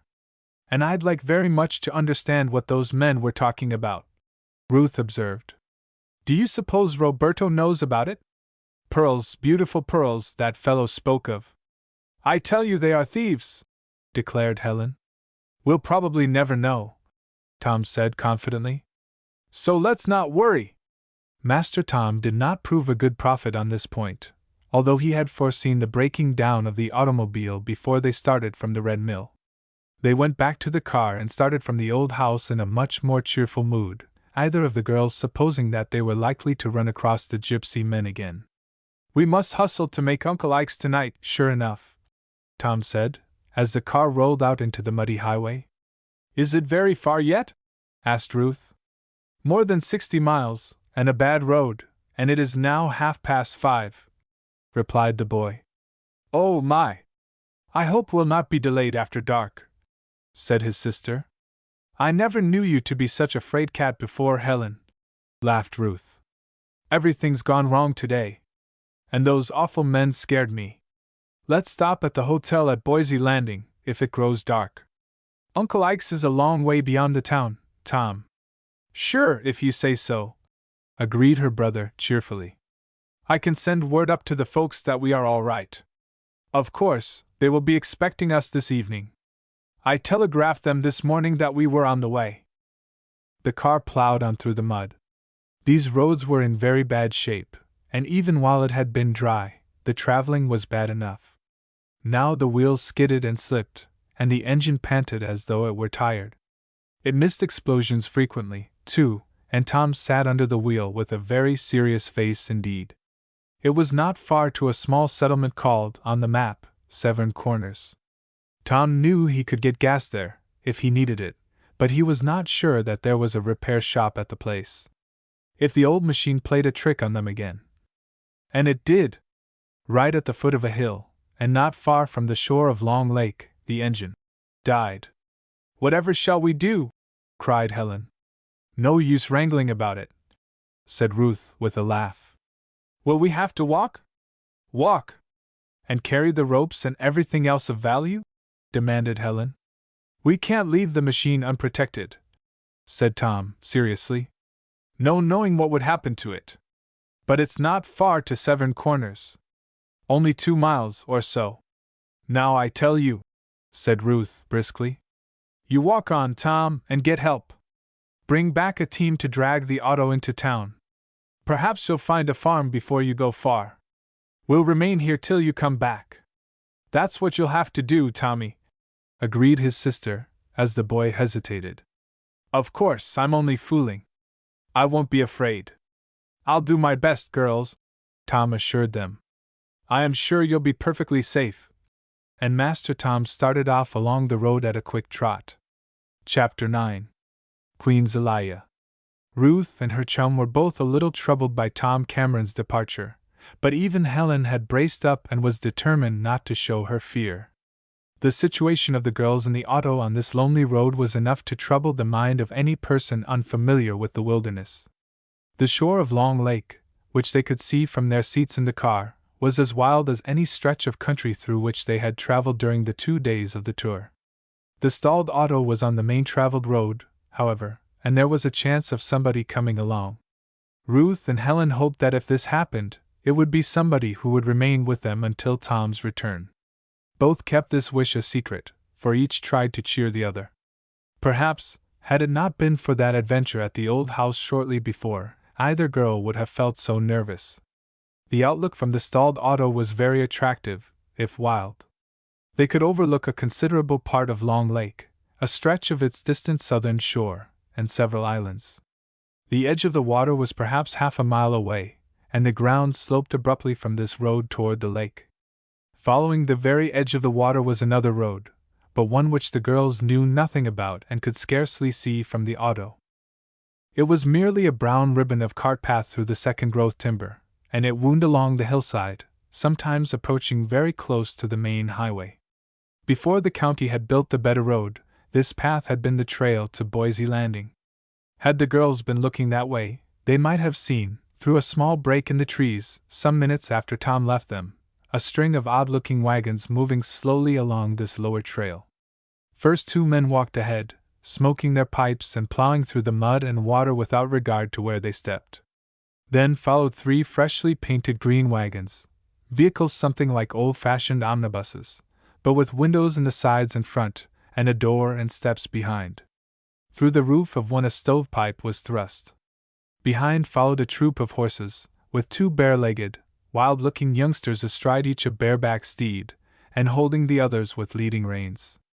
These horses, as well as those drawing the wagons, were sleek and well-curried. A multitude of dogs ran in the mud and water, too, but there were no women and children about, save upon the front seats of each van with the drivers. Sounds from within the green vehicles, however, proclaimed the presence of a number of others. They were a strange-looking people, all swarthy, dark-haired, red-lipped, men and women alike having their ears pierced. The rings in the lobes of the women's ears were much larger than the ornaments in those of the men. At a certain opening in the shrubbery, the men ahead, looking upward, beheld the stalled auto and the 2 girls in it. One man held up his hand and the first wagon stopped. So did the remainder of the caravan. The 2 spoke together, and then strode back to the first green van. The window behind the driver's seat was already open and a strange face appeared at it. The man driving this van was young and rather handsome, in the same wild way that Roberto was handsome. Beside him sat a comely young woman, buxom of figure, with a child in her lap. Her head was encircled with a yellow silk kerchief, she wore a green, tight-fitting bodice, and her short skirt was of a peculiar purple. She wore black stockings and neat black pumps on her feet. Between these 2 on the seat, from the open window, was thrust the wicked, haggard head of a woman who might have been 100 from the network of wrinkles in her face, and her generally aged appearance. But her eyes, black as sloes, were as sharp as a bird's.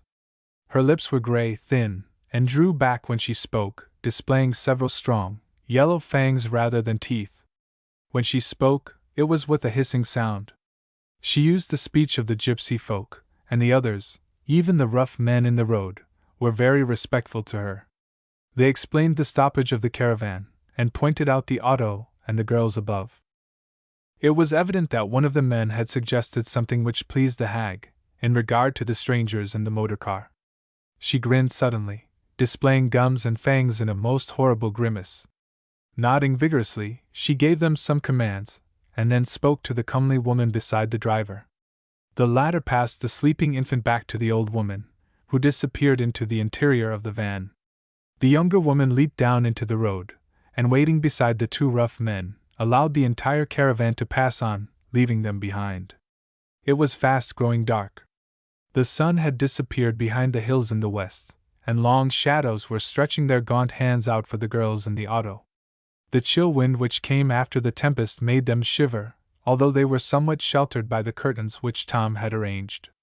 "I suppose we could snuggle down here with the robes, in the tonneau, and spend the night in some comfort," suggested Ruth Fielding.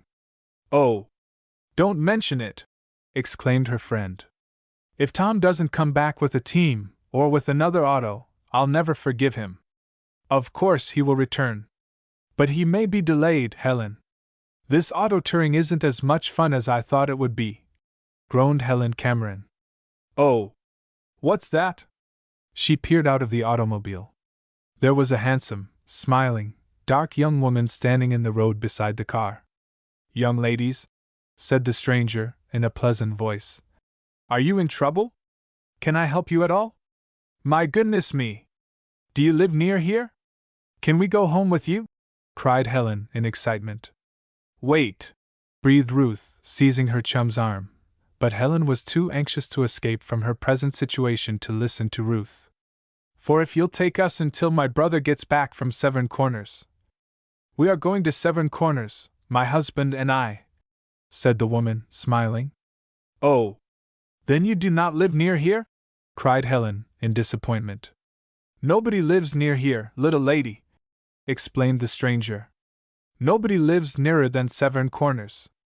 But it is lonesome here.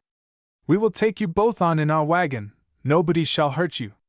There is only my husband and baby and the old grandmother. Where is your wagon? Demanded Ruth, suddenly hopping out into the road and looking all about. Down yonder, said the woman, pointing below. We follow the lower road. Just there. You can see the top of it. Oh, a bus. It's like Uncle Noah's, declared Helen, referring to the ancient vehicle much patronized by the girls at Briarwood Hall. Who are you? Demanded Ruth, again, with keen suspicion. We are peddlers. We are good folks, laughed the woman. She did, indeed, seem very pleasant, and even Ruth's suspicions were allayed. Besides, it was fast growing dark, and there was no sign of Tom on the hilltop ahead. Let's go on with them, begged Helen, seizing her chum's hand. I am afraid to stay here any longer. But Tom will not know where we have gone, objected Ruth feebly.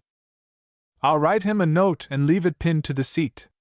She proceeded to do this, while Ruth lit the auto lamps so that neither Tom, on his return, or anybody else, would run into the car in the dark. Then they were ready to go with the woman, removing only their personal wraps and bags. They would have to risk having the touring car stripped by thieves before Tom Cameron came back. I don't believe there are any thieves around here, whispered Helen. They would be scared to death in such a lonesome place, she added with a giggle. Ruth felt some doubt about going with the woman. She was so dark and foreign-looking. Yet she seemed desirous of doing the girls a service. And even she, Ruth, did not wish to stay longer on the lonely road. Something surely had happened to detain Tom. In the south, too, heat lightning played sharply, and almost continuously. Ruth knew that this meant the tempest was raging at a distance, and that it might return to this side of the lake. The thought of being marooned on this mountain road, at night, in such a storm as that which they had experienced 2 or 3 hours before, was more than Ruth Fielding could endure with calmness. So she agreed to go with the woman. Tom would know where they had gone when he returned, for he could not miss the note his sister had left. At least, that is what both girls believed. Only, they were scarcely out of sight of the car with the woman, when one of the rough-looking men, who had walked ahead of the gypsy caravan, appeared from the bushes, stepped into the auto, tore the note from where it had been pinned, and at once slipped back into the shadows, with the crumpled paper in his pocket. Now the girls and their guide were down on the lower road. There was a twinkling light that showed the green van, horses, and the handsome driver, and the man looked like Roberto. They are gypsies, I believe, whispered Ruth. Oh, you have gypsies on the brain, flung back her chum. At least, we shall be dry in that bus if it rains. And we can find somebody at Seven Corners to put us up, even if there is no hotel. Ruth sighed, and agreed. The woman had been speaking to the man on the seat. Now she took the lantern and went around to the back of the van.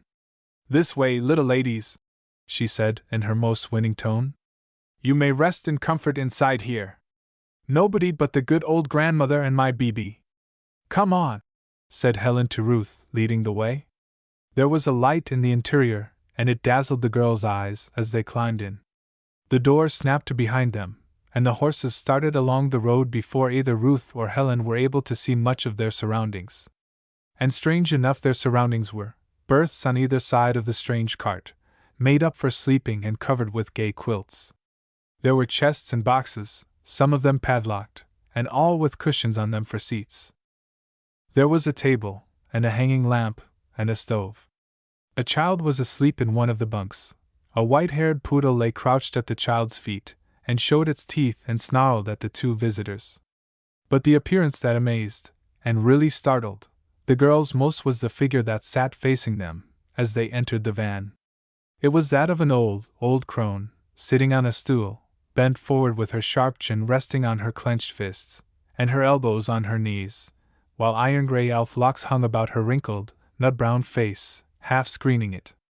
Her bead-like eyes held the girls entranced from the first. Ruth and Helen looked at each other, startled and amazed, but they could not speak. Nor could they keep their gaze for long off the strange old woman. "Who are you, little ladies?" croaked the hag at last. Ruth became the spokesman. "We are two girls who have been motoring over the hills. Our motor car broke down, and we were left alone while my friend's brother went for help. We grew fearful when it became dark." The gray lips opened again. "You own the motor car, little ladies?" "My friend's father owns it," said Ruth. "Then your parents are wealthy." And the fangs suddenly displayed themselves in a dreadful smile. "It is fine to be rich. The poor gypsy scarcely knows where to lay her head, but you little ladies have great houses and much money, eh?" "Gypsy!" gasped Helen, seizing Ruth's hand. Ruth felt a sinking at her own heart. All the stories she had ever heard of these strange, wandering tribes rushed in upon her mind again. She had not been afraid of Roberto, and the woman who had brought them to the van seemed kind enough. But this old hag. "Do not shrink from the old Romany woman," advised the hag, her eyes sparkling again. "She would not hurt the little ladies. She is a queen among her people, what she says is law to them. Do not fear." "Oh, I see no reason why we should be afraid of you," Ruth said, trying to speak in an unshaken voice. "I think you all mean us kindly, and we are thankful for this lift to Severn Corners." Something like a cackle broke from the hag's throat. "Queen Zelaya will let nothing befall you, little ladies," she declared. "Fear not. Her word is law among the Romany folk, poor as she may be. And now tell me, my little birds, tell me of your riches, and your great houses, and all the wealth your parents have. I love to hear of such things, even I, poor Zelaya, who have nothing after a long, long life of toil." Chapter 10. In the gypsy camp. Ruth remembered what Roberto had said about his miserly grandmother. She believed these people who had offered her and Helen a ride were of the same tribe as Roberto, and the way Queen Zelaya spoke caused the girl to believe that this old woman and Roberto's grandmother were one and the same person. She could say nothing to Helen at the moment. Personally, she felt more afraid of this gypsy queen than she had of the two rough men in the abandoned house that afternoon. "Come," repeated Zelaya. "Tell me of all the riches and jewels, the gold and silver plates you eat from, the jewelry you have to wear, the rich silks, all of it. I love to hear of such things," exclaimed the woman, grinning again in her terrible way. Helen opened her lips to speak, but Ruth pinched her. "Tell her nothing," the girl of the Red Mill whispered. "I am afraid we have said too much already." "Why?" queried Helen, wonderingly. "Pshaw! This old woman can't hurt us. Isn't she funny? Speak up, my little ladies," commanded Queen Zelaya. "My will is law here. Do not forget that." "I guess your will isn't much law to us," replied Helen, laughing and tossing her head.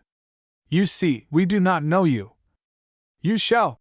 hissed the horrible old creature, suddenly stretching forth one of her claw-like hands.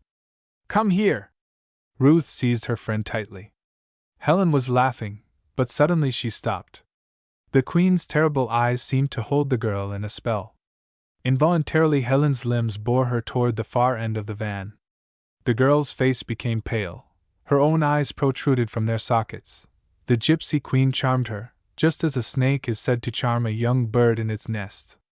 But Ruth sprang after her, seized Helen's arm again, and shook her. "You stop that!" she cried, to the old woman.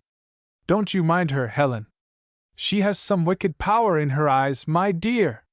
Her cry broke the hypnotic spell the woman had cast over Helen Cameron. The latter sank down, trembling and sobbing, with her hands over her face. "Oh, dear Ruthie! I wish we hadn't gotten into this wagon," she moaned. "I am sure I wish so, too," returned her chum, in a low voice, while the old woman rocked herself to and fro in her seat, and cackled her horrid laughter. "Aren't we ever going to get to that town? Tom said it was only 2 miles or a little over. I wish we could speak to that other woman," muttered Ruth. "Do you suppose this old thing is crazy?" whispered Helen. "Worse than that," returned Ruth. "I am afraid of them all. I don't believe they mean us well. Let's get out, Helen." "Oh! Where shall we go?" returned her friend, in a tone quite as soft as Ruth's own. "We must be somewhere near the town. It is pitch dark outside the windows," complained Helen. "Let's try it. Pitch dark is not as bad as this wicked old creature." The hag laughed again, although she was not looking at them. Surely she could not hear the girls' whispers, yet her cackling laugh sent a shiver over both girls. It was just as though Queen Zelaya, as she called herself, could read what was in their minds. "Yes, yes," whispered Helen, with sudden eagerness in her voice. "You are right. We will go. We'll slip out without anybody but the old woman seeing us, then we'll run." Ruth jumped up suddenly and stepped to the door at the rear of the van. She turned the knob and tried to open it. The door was fastened upon the outside. Again the old woman broke into her cackling laugh. "Oh no! Oh no!" she cried. "The pretty, rich little ladies cannot go yet. They must be the guests of the poor old gypsy a little longer, they must eat of her salt. Then they will be her friends, and maybe they will help to make her rich."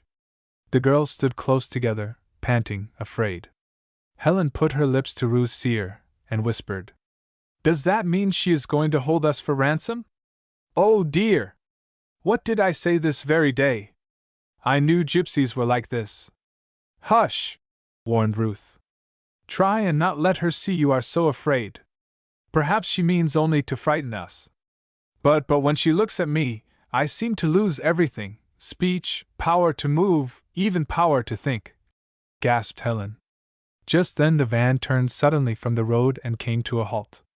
They had been traveling much faster than Ruth and Helen had supposed. Lights flashed outside, and dogs barked, while the voices of men, women and children rose in a chorus of shouts and cries. "Oh, thank goodness!" exclaimed Helen. "They have gotten into town at last." Ruth feared this was not so. She tried to peer out of one of the windows. There was a bonfire at one side, and she thought she saw a tent. There were other wagons like the one in which they seemed to be imprisoned. "Now they'll have to let us out," repeated Helen. "I am afraid not," returned the girl of the red mill. "This is the gypsy camp, I am sure, dear. Do try to be brave. I think they never meant to take us after Tom, at all. We are prisoners, dear." At once Helen's spirits sank, but she grew angry. "You'd better not keep us here," she cried, looking again at the old woman. "My father has plenty of money, and he will spend it all to get me back, and to punish you." "We will not take all his money from him, my pretty little lady," returned Zelaya. "Only a part of it. And the poor gypsy has nothing." And once more she cackled. The door of the van was unlocked and opened. In the lamplight appeared a rough-looking man, with an evil face and a squint in one eye. He said something to the Queen in their own tongue, but he spoke with great respect, and removed his hat and bowed to her, when she replied. Ruth and Helen started for the door, but the man motioned them back and scowled at them in an evil manner. They could see a crowd of curious faces without, and behind this man were children, women both old and young, and a few men. Zelaya lifted the child from its bed, and passed her into the arms of the woman who had guided Ruth and Helen to the van. She smiled upon the girls just as pleasantly as before, but now they knew that she was false and cruel. Then the queen waved her hand and the door was closed. You remain with me tonight, little ladies. Oh!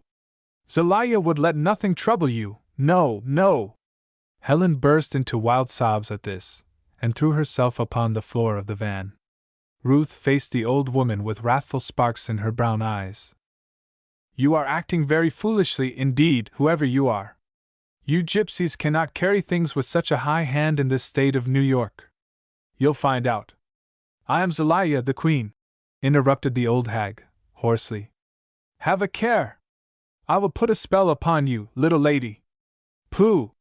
You can't frighten me that way, declared Ruth Fielding. I am not afraid of your spells, or your fortune-telling, or any of your foolish magic. If you believe in any of it yourself, you have not gained much wisdom all the years you have lived. You do not fear the arts of my people? Repeated Zelaya, trying to hold Ruth with her eye as she had Helen. No, I do not. I fear your wickedness. And I know you must be very dishonest and cruel.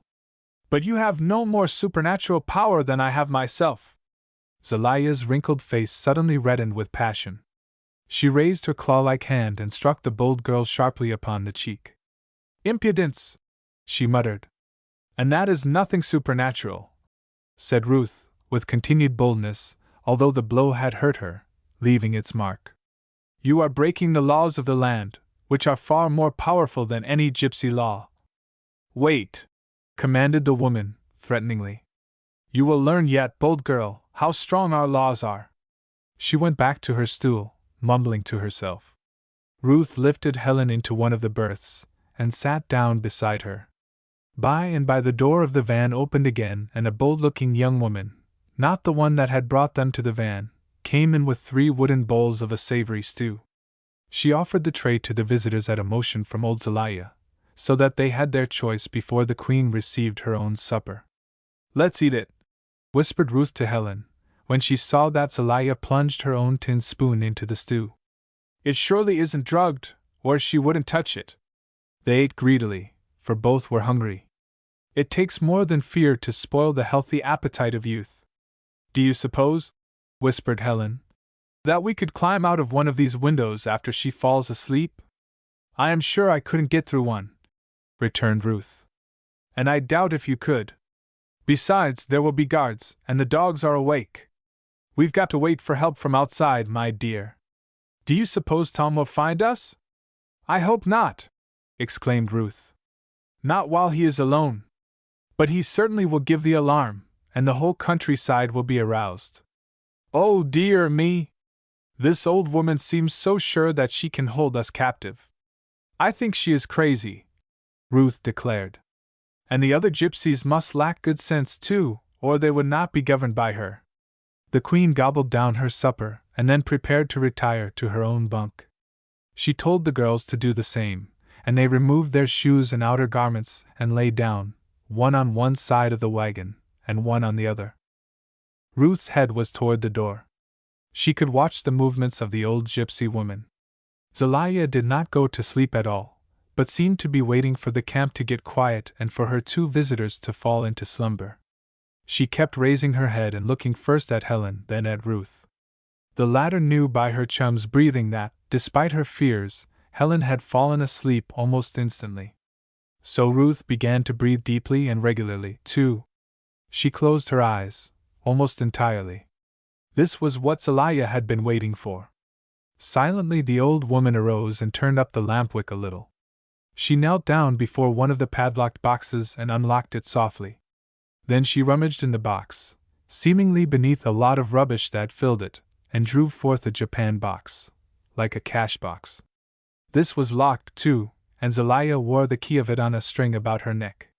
Silently, with a glance at the 2 girls now and then, she unlocked this box and opened it on the top of the chest, before which she knelt.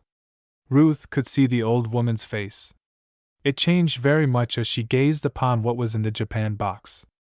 Her black eyes glowed, and her gray, thin lips were wreathed in a smile of delight. Again Ruth remembered Roberto's account of his grandmother. She was a miser, and he had mentioned that he had seen her at night gloating over her hoarded wealth. Surely Zelaya had all the signs of a miser. The next moment Ruth saw that the old woman verily possessed something worth gloating over. She lifted from the interior of the box a string of flashing gems, a broad band, or necklace of them, in fact, and let them flow through her fingers in a stream of sparkling light. They were beautiful, beautiful pearls, a really wonderful necklace of them. Ruth held her breath for a moment. The Queen turned suddenly and shot a keen, suspicious glance at her. The girl knew enough to cough, turn slightly, and recommence her steady breathing. The old woman had dropped the pearls in haste. Now she picked them up again, and went on with her silent worship of the gems. Ruth did not startle her again, but she saw something that made her own heart beat faster and brought the perspiration out upon her limbs. Above the old woman's head, and behind her, was a window. Pressed close to the pane of the window Ruth saw a face, dark, evil, bemustached. It was one of the gypsy men. She remembered now what she had overheard between the two supposed tramps who had taken shelter in the deserted house during the tempest. Was this one of those two ruffians? And was he the one who had railed at the division of some stolen treasure, and had spoken with covetousness of the beautiful pearls? The thought made Ruth tremble. His wicked face withdrew, but all the time the gypsy queen was admiring the necklace, Ruth felt that the evil eyes of the man were also gloating over the pearls. Chapter 11. Tom on the Trail. In spite of the fact that his sister thought it hard that Tom Cameron had not returned to the stalled auto by dark, the lad was having no easy time. In the first place, he had not run a mile on the road to Severn Corners when he stepped on a pebble, turned his ankle sharply, and had to hobble the rest of the way at a much slower pace than he had expected. All the time, too, Tom was troubled about the uncertainty of there being at the Corners any repair shop. He knew it was a small settlement. At most, the repair garage would be very small, and perhaps the mechanic a mere country jack of all trades, who would fumble the job. To obtain a car to drag his own into the town was beyond the boy's hopes, and when he came at last to a comfortable-looking farmhouse some half a mile that side of the settlement, he determined to see if he could not obtain a pair of horses from the farmer, to get the car to the hamlet. He approached the back door of the house without seeing anybody about. It was already growing dark, he had hobbled so slowly on the road. As he stepped upon the porch, Tom heard a sudden furious barking inside the house. "Welcome to our city," he muttered. "If nobody's at home but that savage beast, I'm likely to fare about as Roberto did at that farmhouse way back on the road by Culm Falls." But he ventured to rap upon the door. It was one of those old-fashioned doors which opens in two parts. The upper half swung outward, but the lower remained bolted. Lucky for Tom Cameron this was so. A great, shaggy beast, with gleaming fangs and slobbering jaws, appeared over the ledge, scratching with his strong claws to get out at the intruder. "What do you want?" demanded a shrill voice from somewhere behind the excited brute. "We ain't got nothin' for tramps."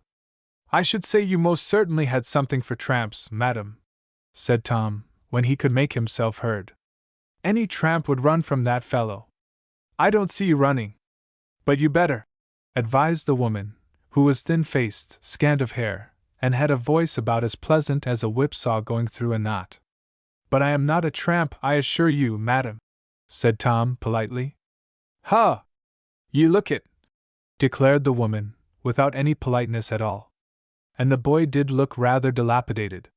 He had gotten more than a little wet in the first of the shower, and he had pawed around among the internal arrangements of the bulky auto to such purpose that he was disheveled and oil-streaked from head to foot.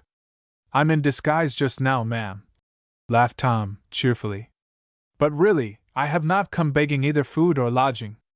Is your husband at home?" "Yes, he is. And he'll be here in a minute and chase ye off the place, if ye don't scat at once," said the woman, sourly. "He wouldn't hold back this dog, now, I tell ye." "Please believe me, madam," urged Tom, "that I am better than I appear. Our car broke down on the road yonder, and I have come to see if I can hire a team of horses to drag it into the Corners." "Car? What kind of a car? Ain't no railroad here," she said suspiciously. The dog had barked himself breathless by now, and they could talk a little easier. Tom smiled as he replied. Our motor car, automobile. Huh! Why didn't you say so? She demanded. Tryin' to fool me. It's bad enough to drive one o' them abominations over people's roads, but tryin' to make out ye air on a train, though, land o' Goshen. Some of ye make 'em go as fast as airy express I ever see. Wall! What about your automobile? It's broken down, said Tom, feeling that he had struck the wrong house, after all, if he expected help. I'm tarnal glad of it, snapped the farmer's wife. Nothin' could please me better. Last time I went to town one o' them plague nuisances come hootin' erlong and made the old mare back us clean into the ditch, and I broke 12.5 of eggs right in the lap of my new bombazine dress. Drat 'em all, I say! I am very sorry, ma'am, that the accident occurred. But I can assure you I was not the cause of it, Tom said quietly, and stifling a great desire to laugh. I wish only to get your husband to help me with his team, and I will pay him well. Huh! What do you call well? She demanded. A boy like you ain't likely to have much money. Thus brought to a showdown, Tom promptly pulled out his bill case and opened it in the light that streamed out of the doorway. The woman could see that he carried quite a bundle of notes, and that they were not all $1 bills. Land o' Goshen! She ejaculated. Where'd you steal all that money, ye young ruffian? I thought there was suthin' mighty bad about you when I fust set eyes on ye. This was a compliment that Tom Cameron had not been looking for. He was certainly taken aback at the woman's words, and before he could make any response, she raised her voice and began to shout for Sam! Cricky! Thought the boy. I hope Sam will have a better opinion of me than she does, or I'm likely to get into trouble. He began to back off the porch, and had his ankle not pained him so, he certainly would have set off on a run. Perhaps it is well he did not try this, however, for the woman cried. You move a step offen that platform before Sam Blodgett comes and I'll open the lower half of this door and let the dog loose on ye. Then she bawled for her husband again, and pretty soon a shouted response came from the direction of the barns. Then a lantern flickered and swung, and Tom knew the man was coming toward the house. He appeared, a short, heavy-set man, barefooted, and with a pail of milk in one hand and the lantern in the other. What's the matter, Sary? He demanded. Who's this? That's what I want to know, snapped the woman. It 'pears like he's one o' these runaway boys ye read about in the papers, and he stole some money. I haven't either, cried Tom, in some exasperation. I don't have to steal money, or anything else, I hope. I showed her that I had some money, so that she would believe I could pay you for some work I wanted done. What work? Interposed the farmer. Tom told him about the stalled auto, and what he wanted. How much'll you give? Shot in the farmer, right to the point. What do you ask to drag the machine to town, to the Corners, I mean? If it's where you say it is, $10. All right, agreed the boy. Your wife knows I have the money. I'll pay you when we get to the Corners. I know you got the money, said the woman. But I don't know how ye got it. And if you've got an automobile, too, I bet ye stole that. You hesh up, Sary, advised Mr. Blodgett. No need of your spielin' trade. Gimme my supper. I'll have to eat before I go with ye, young man. Oh, all right, sighed Tom, remembering how the girls must be very much frightened by this time. The man tramped into the house with the milk and the lantern. Neither he nor his wife asked Tom inside, or mentioned supper to him. The woman put it steaming on the table, and Tom, like the dog, might stand and look on. At last the farmer was finished. Guess the team's eat by now, he remarked, and came out with the lantern hung on his arm. All this time the dog had had fits and starts of wanting to get at Tom and eat him up. Now he slipped past his master and ran at the visitor with a savage growl. The boy had no idea of being made the supper of the brute, no matter how hungry Fido might be. So he kicked out and barely touched him. Instantly the brute set up a terrible "K-I-N-G" and shot off the porch and disappeared into the darkness. Evidently the Blodgetts kept the animal for its bark, for it did not have the pluck of a woodchuck. Come on, advised Sam, as the woman began to rail again. She's wound up and ain't likely to run down again for a week. You sure you want to pay $10 for this job? I'm sure I will pay that for it, whether I want to or not, declared Tom, with confidence. All right. We'll be movin'. Maybe another shower by and by, and I shan't want to be out in it. We'll go just as fast as you want to, said Tom, hobbling along to the stables. I won't keep you back, Mr. Blodgett. You're lame, I see, said the man, not unkindly. You can straddle one of the hosses if you like.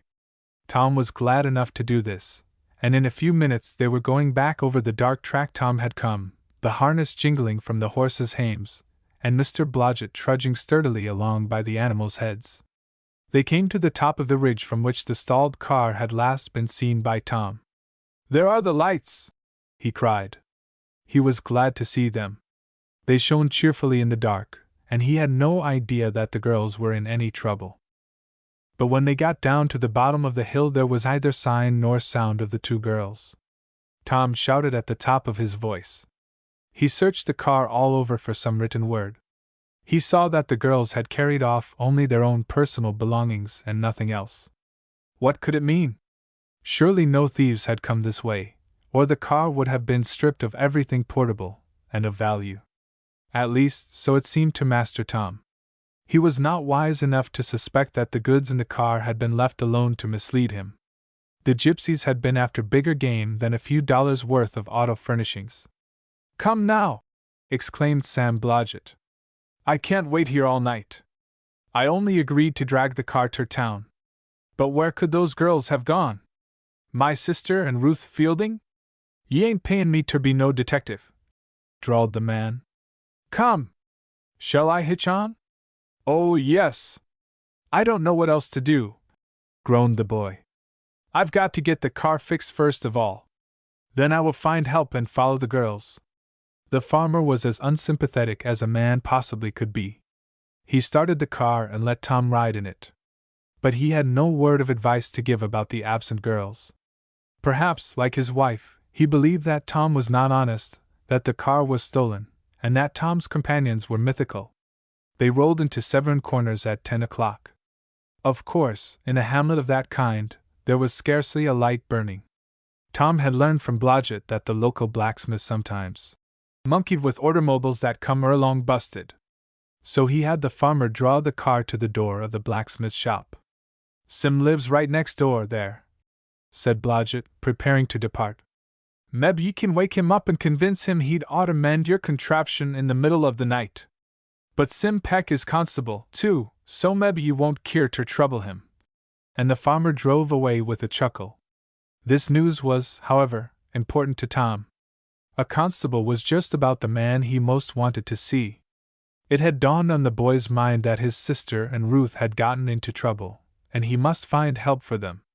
The street of the village was dark. This was one of the nights when the moon was booked to shine, but forgot to. The town fathers evidently lit the street lights only when the almanac said there was to be no moon. Tom removed one of the headlights and found his way to the door of the cottage next to the smithy. There was neither bell nor knocker, but he thundered at the panel with right good will, until he heard a stir in a chamber above. Finally a blind opened a little way and a sleepy voice inquired what he wanted. Are you the blacksmith, sir? Asked Tom. Huh! Wall! I should say I was. But I ain't no doctor, snarled the man above. And I ain't in the habit of answering night calls. Don't ye see I ain't got no night bell? Go away! You're actin' foolish. I don't shoe hosses this time o' night. It's not a horse, explained Tom, near laughter despite his serious feelings. It's a motor car.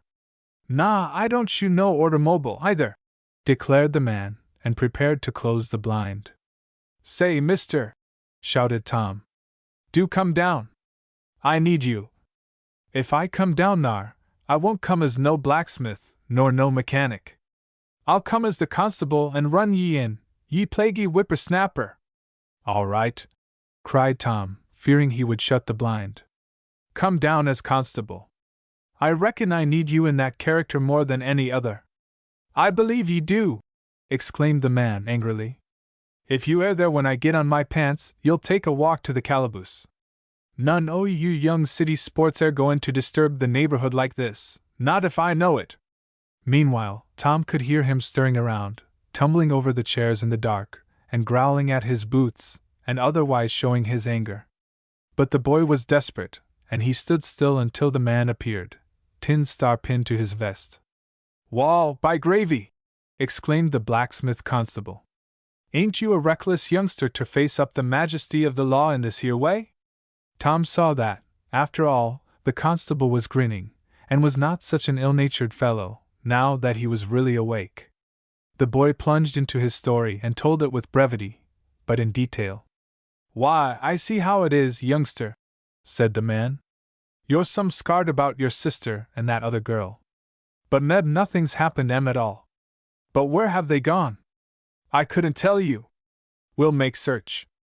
But we've got to have something to travel in, and if it don't take too long to fix your auto, we'll travel in that." Of course, this was good sense, and Tom saw it, impatient as he was. The constable laid aside the vest with the badge of office upon it, and the blacksmith proceeded to open his forge and light a fire and a lantern. Then he listened to Tom's explanation of what had happened to the car, and went to work. Fortunately, the damage was not serious, and the blacksmith was not a bad mechanic. Therefore, in an hour and a half he closed the smithy again, removing his apron, and the constable donned his vest and got into the car beside the troubled Tom.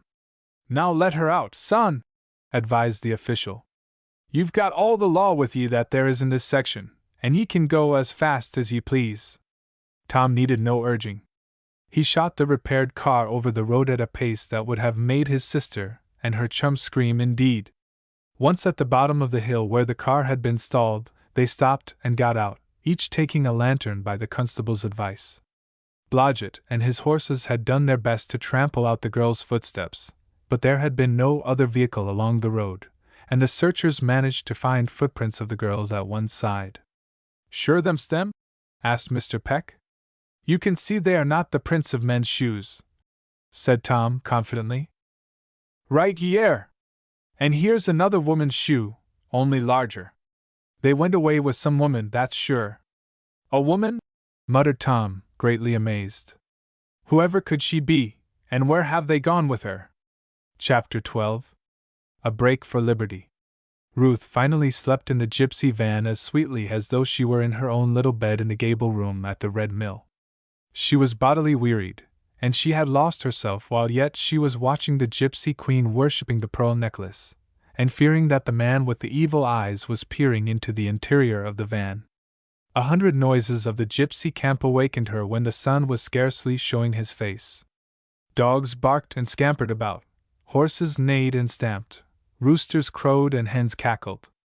The children were crying, or laughing, and the women chattering as they went about the getting of breakfast at the fires. The fires crackled, the men sat upon the van tongues cleaning harness after the rain and mud of the afternoon before. The boys were polishing the coats of the beautiful horses, till they shone again. All these activities Ruth Fielding could see through the tiny windows of the Queen's van, in which she and Helen Cameron were imprisoned. Her chum roused, too, but was half tempted to cry, when she remembered their circumstances. Queen Zelaya had gone out. "Come on!" exclaimed Ruth. "We've got to make the best of it. Get on your dress and shoes, and perhaps they will let us out too." "Let's run away, Ruthie," whispered Helen. "The very first chance we get, sure we will," agreed her chum. They found the door unlocked, and, as nobody stayed them, the two girls descended the steps to the ground. A cross-looking dog came and smelled of them, but the bold-looking girl who had brought the supper the night before drove him away. Ruth essayed to speak to her, but she shook her head and laughed. Perhaps she did not understand much English. Ruth was looking around eagerly for Roberto. Had she seen the gypsy boy, she would certainly have thrown herself, and Helen, upon him for protection. But although not many of the gypsies looked unkindly toward the girls, none appeared really friendly. The woman who had aided in their capture the night before took them down to the water, where they might wash their faces and hands and comb their hair, using the toilet requisites from their bags. Nobody had offered to interfere with them in any manner, or touch their belongings. The woman waited patiently until they were ready, and took them back to the camping ground for breakfast. But Ruth had seen something. At first she dared not whisper it to her chum. After they had eaten, and a very good breakfast it was that the Gypsies gave them, she managed to get Helen out of earshot of the watchers. Everybody in the camp watched the prisoners. The girls were not driven back into the van again at once, but Ruth saw that even the children circled about her and Helen, at a little distance, so that the girls were continuously guarded. They sat down upon an old stump, in an open space, where nobody could creep near enough to hear what Ruth said to Helen without one or the other of the captives seeing the eavesdropper. "What is it?" asked Helen anxiously. "Oh, Ruth! Where do you suppose Tom is? What can he think of us? I only hope Tom won't come along here alone and fall into trouble too," said the girl of the red mill in return. "But I believe there is a chance for us to get away without his help, dear." "Oh, how?" demanded her chum. "Did you look along the shore when we were down there to the lake just now?" "Yes. In both directions. There wasn't a soul in sight but you and myself and that woman," returned Helen, showing that she had been observant to a degree, at least. "You are right. It is a lonely spot. I saw nobody. But I saw a fishing punt." "A fishing punt?" "Yes. Pulled up on the shore a little way. There is a pole in it, too. It can be pushed off into the water easily, and I did not see another boat of any kind in either direction." "Oh, Ruth! Neither did I. I didn't even see the boat you speak of. It is there just the same. We can reach it in 1 minute from here, by running." "Let's run, then," whispered Helen, energetically. "We'll wait our chance. They are watching too closely now. By and by they must get more careless. Then we'll try it." "But I don't just see what we can do in that boat," queried Helen, after a moment's thought. "Push out into the lake, so that they can't reach us.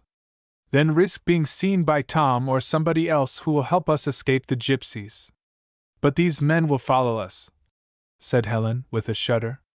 "They can swim, some of them, surely. And if they try it, we'll beat them off with the push-pole," declared Ruth. "Keep up your pluck, Helen.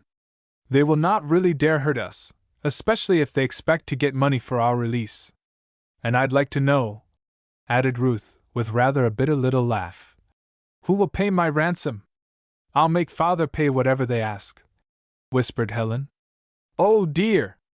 Won't he be just mad when he hears about it?" Soon the activities of the camp changed. It was plain to the two girls that their captors had no intention of spending the day in this dell by the lakeside. A number of the men and boys had gone off with some of the horses early. Now they returned, and it was evident that the men were angry, if not a little frightened. They talked loudly with Zelaya, and the queen of the Gypsies seemed to be scolding them soundly. It was surprising to the visitors at the camp that the old woman should have such influence over these black-browed ruffians.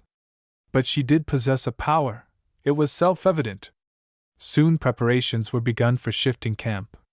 The tents were struck and all the paraphernalia of the camp was returned to the 3 vans. "Something has happened," whispered Ruth to Helen. "Perhaps Tom has raised the hue and cry for us, and they are afraid of being caught here with us in their possession." "Mean old things!" snapped Helen. "I wish they would all be caught and put into jail. The little children, too? The little ones will grow up to be big ones, and they are all bad," declared Helen with confidence. "I can't believe that Roberto is bad," said Ruth thoughtfully. "I wish he was with them now. I believe he would help us get away. Maybe these are not his people." "I think they are," returned Ruth. But she did not say anything then to Helen about the pearl necklace, and the cash box of Queen Zelaya. The necklace was never out of Ruth's thought, however, for she was sure it had been stolen. The girl of the red mill would know the necklace again, wherever she might see it. In the first place, it was the most beautiful necklace she had ever seen. But there was a peculiar pendant attached to it, in the shape of a fleur-de-lis, of larger pearls, that would distinguish it among any number of such articles of adornment. Ruth kept in mind the chance she hoped would arise for their escape. Helen was hopeless, but she had agreed to make the attempt, if Ruth did. The whole camp was busy in preparing for departure. There were not so many eyes now upon the girls. And therefore, there being no regular guard set over them, the opportunity Ruth hoped for arose. In harnessing one of the horses to a van, something happened to call most of the excited crowd together. The horse kicked, and one of the men was hurt.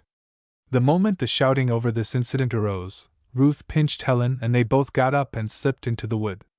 They were out of sight in a moment, and having chosen the side toward the lake, they set off at top speed through the underbrush for the spot where Ruth had seen the fishing punt. "Suppose it leaks?" gasped Helen, running hard beside her friend.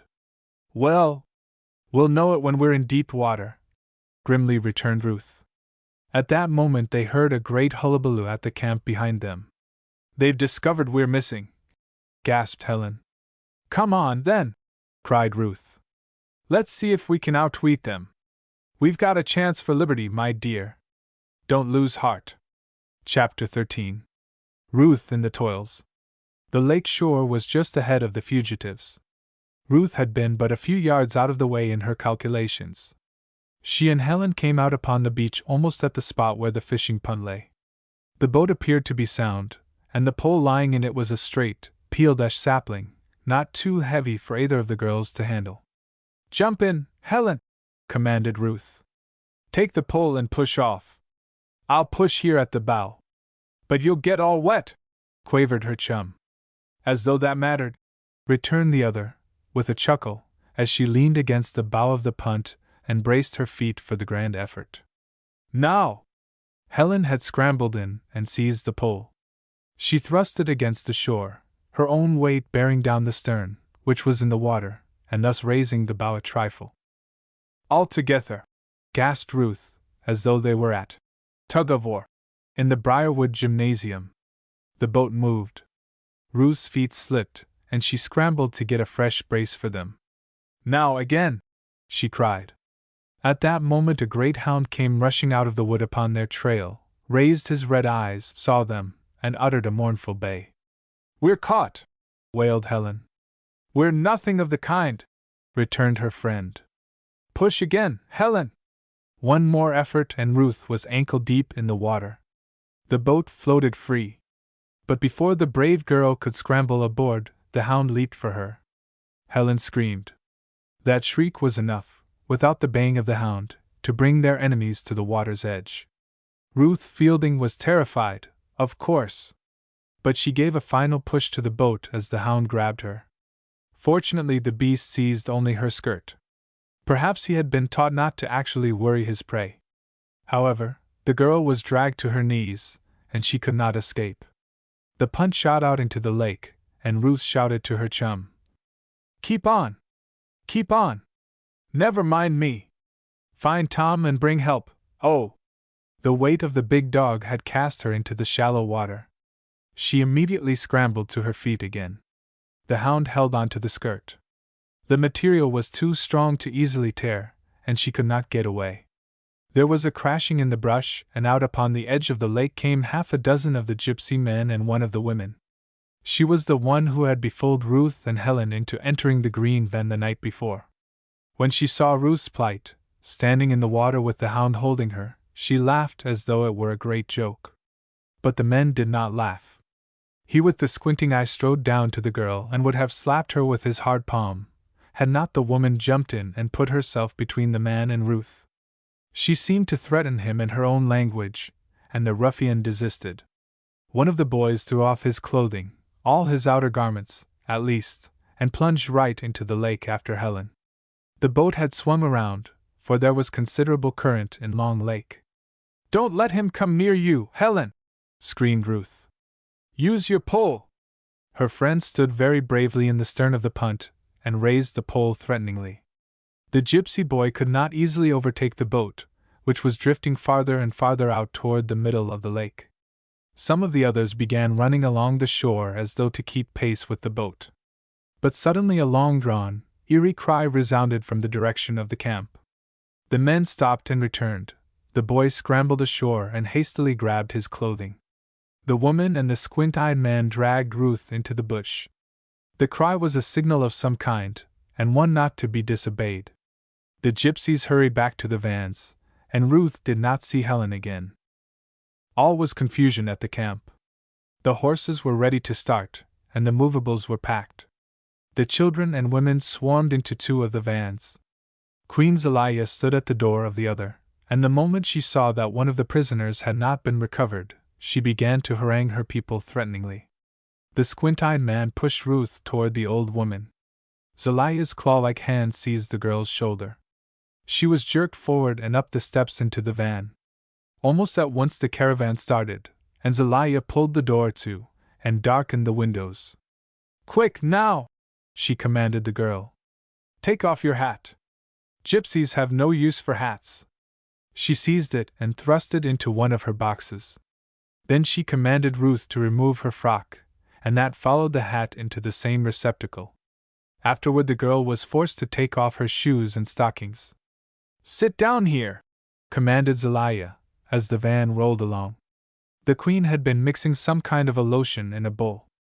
Now with a sponge she anointed Ruth's face and neck far below the collar of any gown she would wear, likewise her arms and hands, and her limbs from the knees down. Then Zelaya threw some earth on Ruth's feet and streaked her limbs with the same. She gave her a torn and not over-clean frock to put on instead of her own clothing, and insisted that she don the ugly garment at once.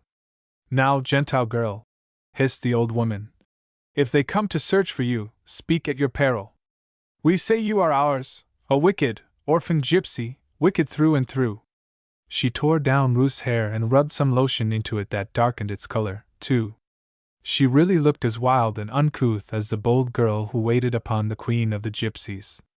"Now let them find you!" cackled the old woman. "You are Belle, my great-granddaughter, and you are touched here, eh?" And she tapped her own wrinkled forehead with her finger. Chapter 14. Roberto again. Ruth cried a little.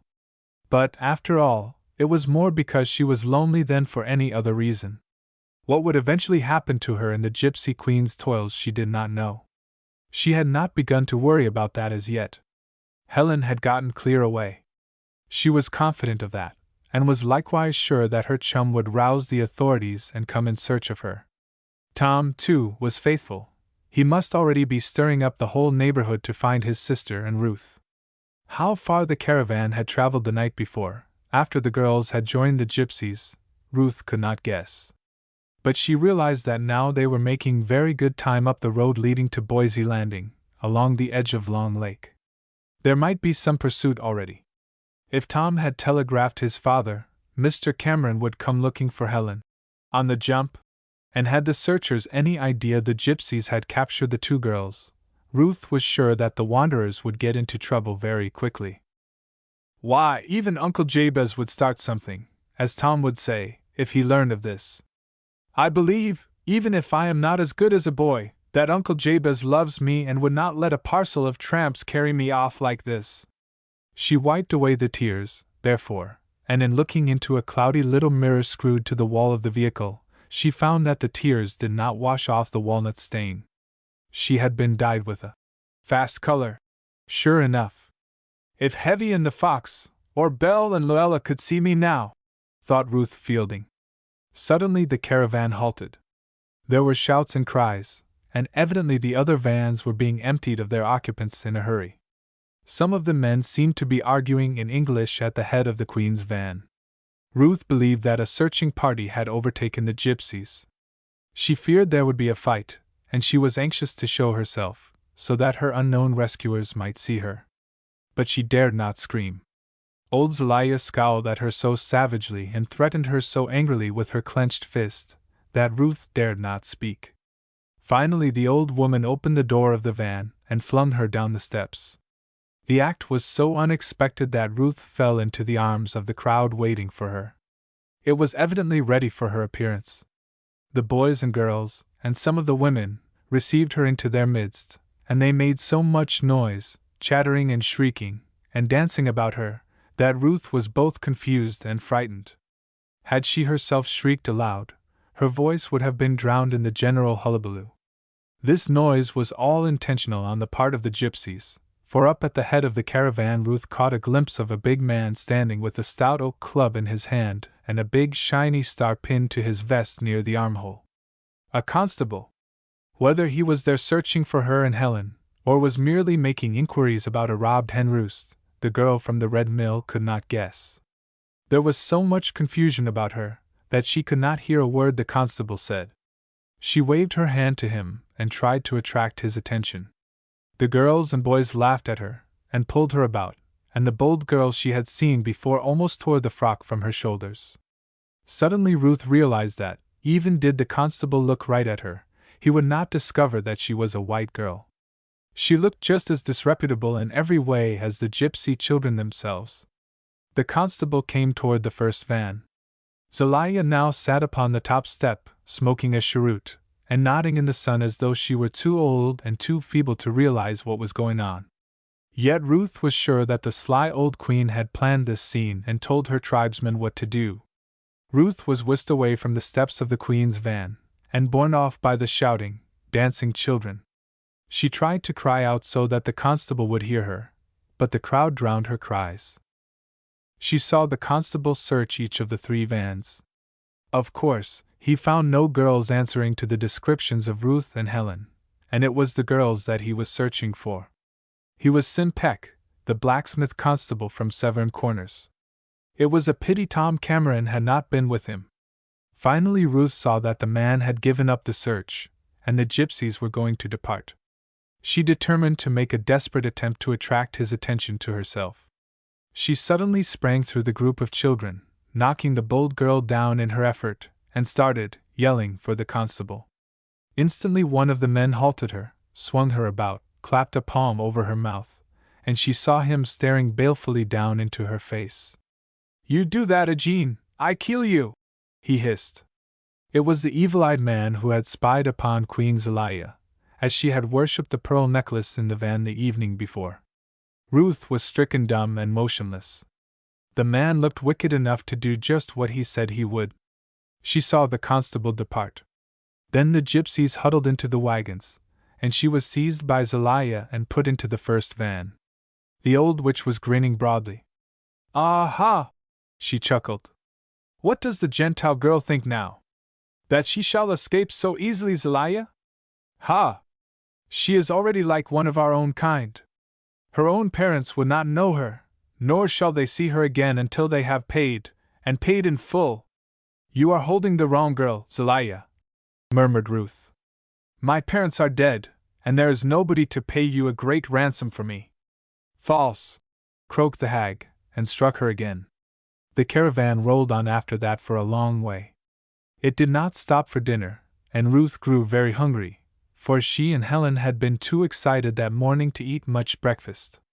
Through the open door and the forward window Ruth saw considerable of the road. They were seldom out of sight of the lake. By and by they turned right down to the water's edge and she heard the horses' feet splashing through the shallow water. She could not imagine where they were going. Out of the door she saw that they seemed to be leaving the land and striking right out into the lake. The water grew deeper slowly, rising first over one step and then another, while the shore of the lake receded behind them. The other vans and the boys driving the horses followed in their wake. Curious, Ruth arose and went to the forward end of the van. She could see out between the driver and his wife, and over the heads of the horses. The latter were almost shoulder deep now, and were advancing very slowly. Some rods ahead she saw that there was a wooded island. It was of good size and seemed to be densely covered with trees and brush. Yet, there was a patch of sandy shore toward which the horses were being urged. The lake was so low that there was a fordable stretch of its bottom between the mainland and this island. These gypsies seemed to know this bar perfectly, and the driver of the Queen's van made no mistake in guiding his span.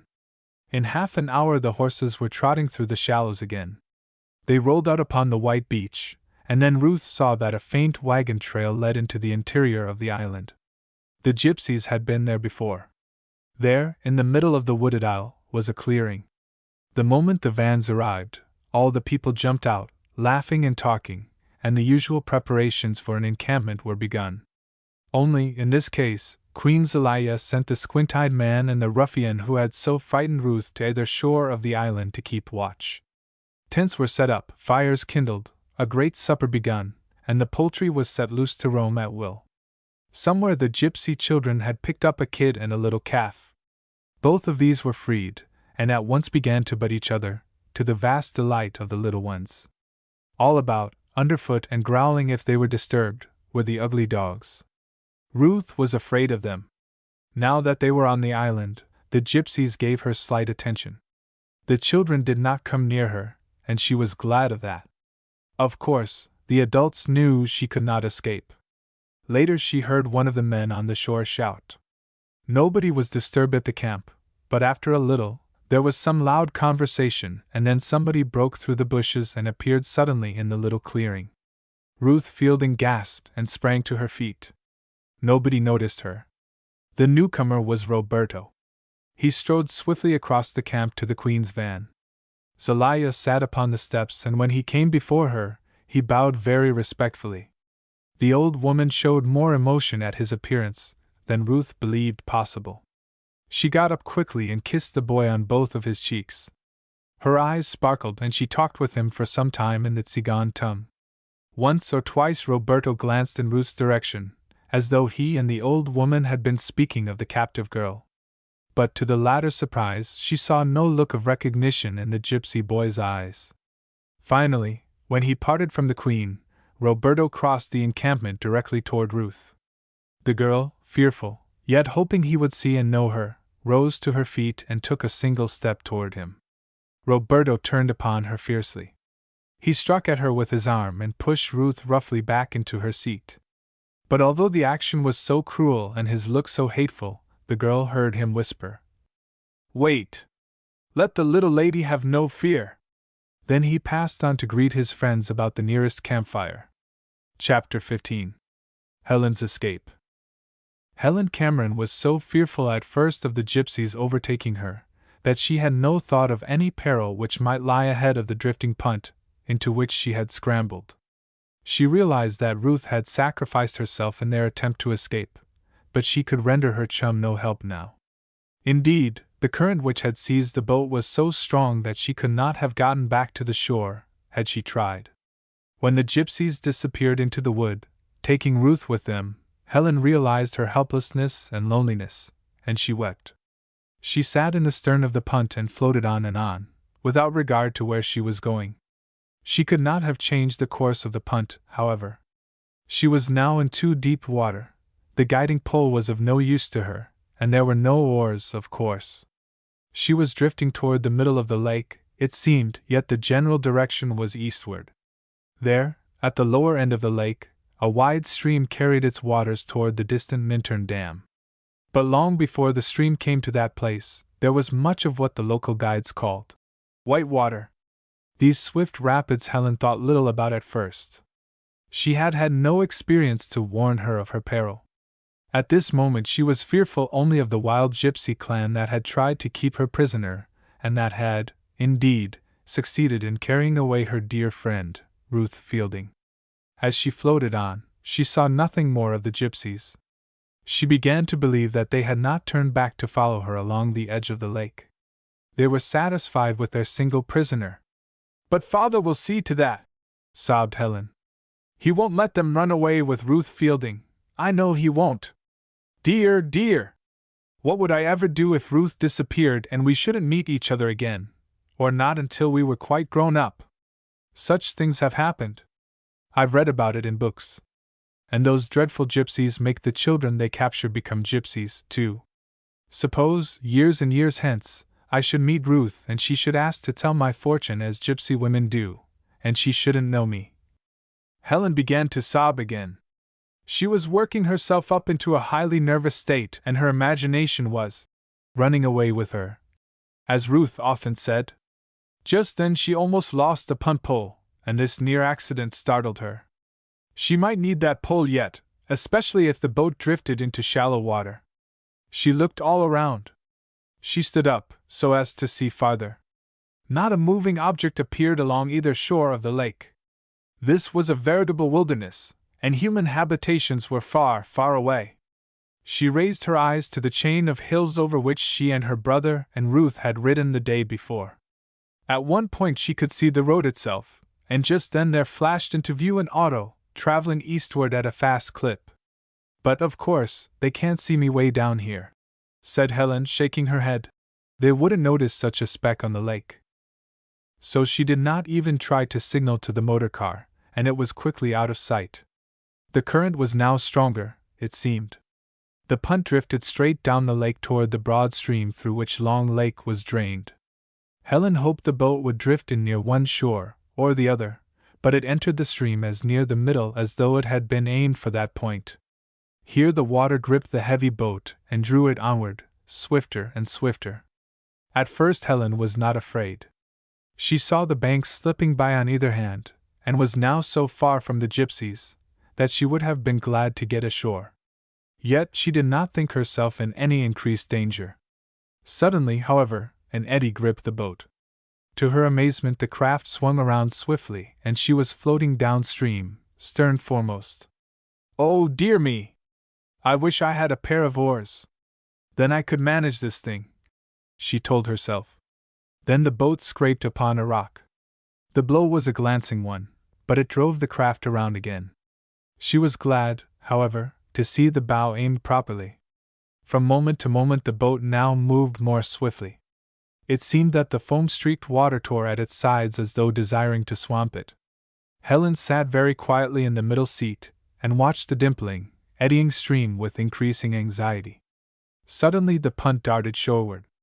It looked just as though it must be cast upon the beach.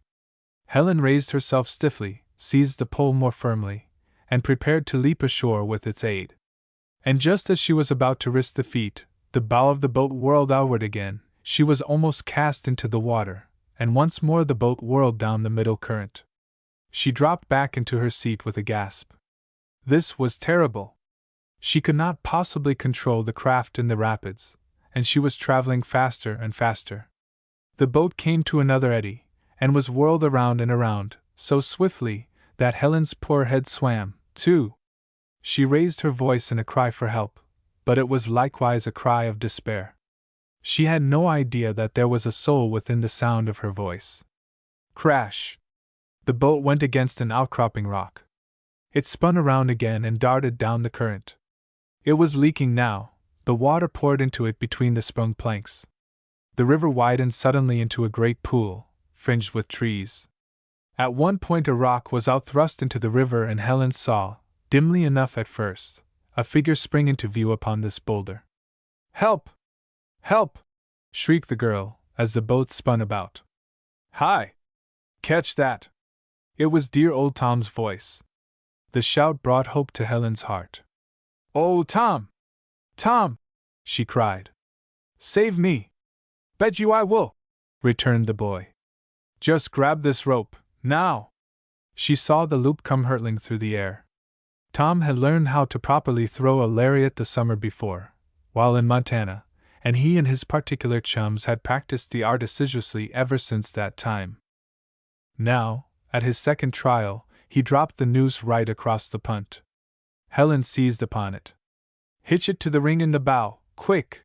commanded her brother, and Helen obeyed. In 5 minutes he had her ashore, but the punt sunk in shallow water. "I don't care! I don't care!" cried Helen, wading through the shallow water. "I really thought I was going to drown, Tommy boy. But where's Ruth? Whatever have you girls been doing since last evening? Where did you go to?" He held her in his arms for a moment, and hugged her tightly. Helen sobbed a little, with her face against his shoulder. "Oh, it's so good to have you again, Tommy," she declared. Then she told him swiftly all that had happened. Tom was mighty glad to get his sister back, but he was vastly worried about her chum. "That's what I feared. I had a feeling that you girls had fallen into the hands of those gypsies. Those men in the old house were 2 of them. I know it. We saw them at the encampment. But if Ruth is still with them," Tom said, "Peck will get her. He said he knew how to handle gyps. He's been used to them all his life. And this tribe often come through this region, he told me." "Who is Mr. Peck?" asked Helen, puzzled. Tom told her of his adventures on the previous night. After returning to the spot where the auto had been stalled earlier in the evening, Tom and the constable had searched with the lanterns all about the place, and had followed the footsteps of the girls and the strange woman to the lower road. "I had no idea then that the wagon you had evidently gotten into was a gypsy cart," pursued Tom. "We saw you'd gone on toward Severn Corners, however, and we went back. But you come along with me, now, Helen, and we'll return to that very place. I expect Uncle Ike will be waiting for us. I telephoned him before daylight this morning, and it's now 10 o'clock. The car is right back here on the road." "Oh, I am so glad!" "Yes. Soon after breakfast, Peck and I separated. I came this way in the car, hoping to find some trace of you.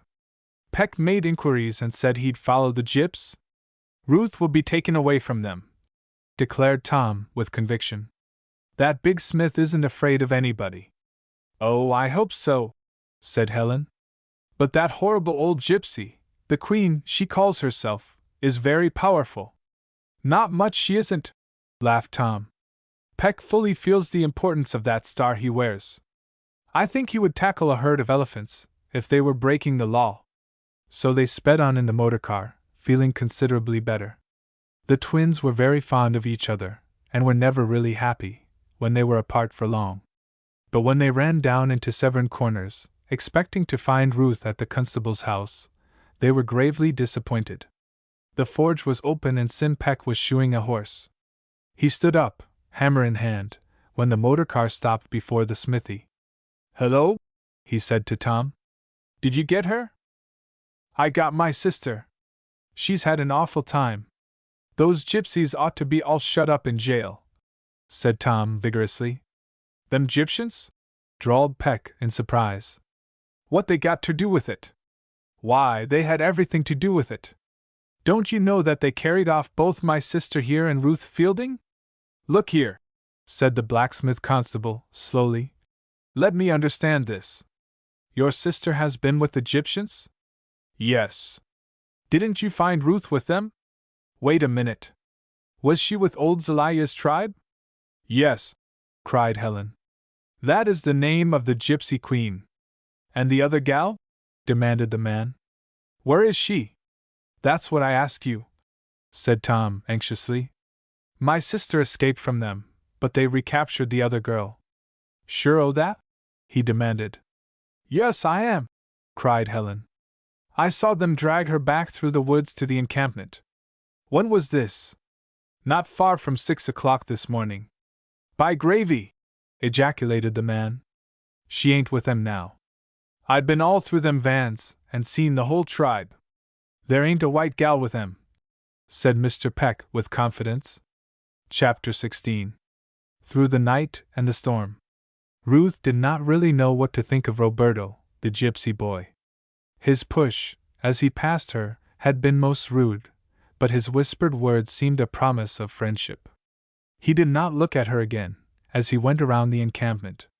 Roberto seemed a privileged character, and it was not hard to guess that he was Queen Zelia's favorite grandchild. As for the prisoner, she was scarcely spoken to by anybody. She was not abused, but she felt her position keenly. Particularly was she ashamed of her appearance, barefooted, bareheaded, and stained until she seemed as dark as the gypsy girls themselves. Ruth thought she looked altogether hateful. "I really would be ashamed to have Tom Cameron see me now," she thought. Yet she would have been delighted indeed to see Tom.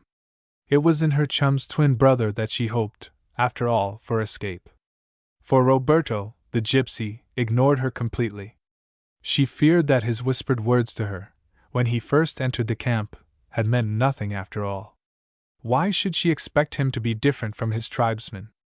The gypsies fed her well and allowed her to wander about the camp as she pleased. There were 2 sentinels set to watch the northern and southern shores of the lake. Nobody could approach the island without being observed and warning given to the camp. Ruth had lost hope of anybody coming to the encampment in search of her, for the present. The constable had doubtless been sent by Tom Cameron, and he would report that there was nobody but gypsies in the camp. Nobody but her immediate friends would distinguish Ruth from a gypsy now. If Helen had found Tom, the situation could not be changed much for Ruth, and the latter realized that. Mr. Cameron and Uncle Jabez would have to be communicated with, before a general alarm could be sent out and detectives put on the case. By that time, where would the girl from the Red Mill be? This question was no easy one to answer. Ruth did not believe the Gypsies would remain on this island for any length of time. Queen Zelaya was doubtless shrewd enough to plan a long jump next time, and so throw off pursuit.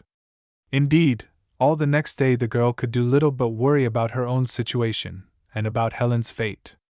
The last she had seen of her chum, she had been drifting out into the middle of this lake. Suppose the punt had sprung a leak or capsized?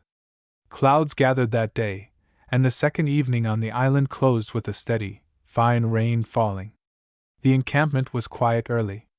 Even the dogs found shelter from the wet, but Ruth had every reason to believe that the gypsy men took turns in guarding the encampment. Ruth was made to sleep in Queen Zelaya's van, and as soon as it had become real dark, the old woman made her enter.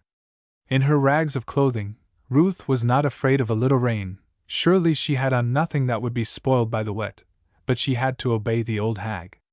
At supper time Roberto brought the bowls of savory stew that usually made up that meal for the gypsies.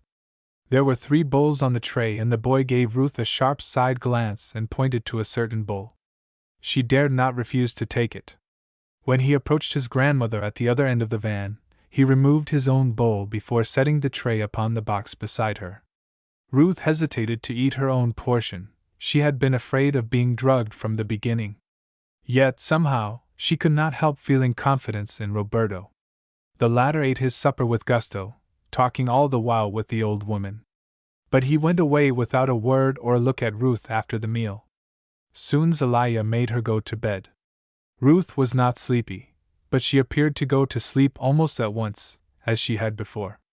She lay down in all the clothing she wore, for she was apprehensive of something happening on this night. She saw that the old woman was very drowsy herself. Appearing to sleep, Ruth waited and watched. The storm whined in the trees of the island, but there was no other noise. Zelaya was at the locked box again, and she soon drew forth her treasure casket. She fondled the collar of pearls as she had on the first night Ruth had slept in the van. The girl was watching for that evil face at the window again. For a moment she thought she saw it, but then she recognized that it was Roberto's handsome face against the wet pane. Suddenly Ruth realized that the old woman had fallen asleep over her box of valuables. The girl was confident that there had been a drugged bowl at supper time, but she had not eaten of it. There was a little noise at the door, ever so slight. The handle turned, and Roberto's head was thrust in. He nodded at Ruth as though he were sure she was not asleep, and then creeping up the steps, he gazed at his grandmother. There could be no doubt that she was sound asleep. He slipped in and closed the door. At first he did not say a word to Ruth. He went to Zelaya's side and shook her lightly. She did not awake. As though she were a child, the strong youth lifted her and placed her in the bed. Then he locked the small box, put the key again around Zelaya's neck, and lowered the treasure box into the chest. The padlock of this he snapped, and then turned cheerfully to the watchful Ruth. "Come," he whispered. "Missy not afraid of Roberto? Come!" No, Ruth was not afraid of him. She rose quickly and preceded him, as he directed by a gesture, out of the door of the van. There was neither light nor sound in the whole camp. Once they were free, Roberto seized the girl's hand and led her through the darkness and the rain. Ruth's tender feet stumbled painfully over the rough ground, but the boy was not impatient. He seemed to know his way in the dark by instinct. Certainly, Ruth could scarcely see her hand before her face.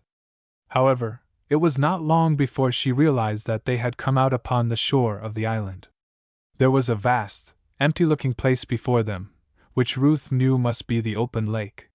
Where the sentinels had gone, she could not guess, unless Roberto had managed to drug them, too. However, there was not a word said, save when Roberto led her down to the water and she felt it lave her feet. Then he muttered in a low tone, "Don't fear, little missy." As they waded deeper and deeper into the lake, following as she supposed the track by which the wagons had come to the island, Ruth was more than a little frightened. Yet she would not show Roberto it was so. Once she whispered to him, "I can swim, Roberto." "Good! But I will carry you." And he suddenly stooped, slung her across his shoulder as though she had been a featherweight, and marched on through the water.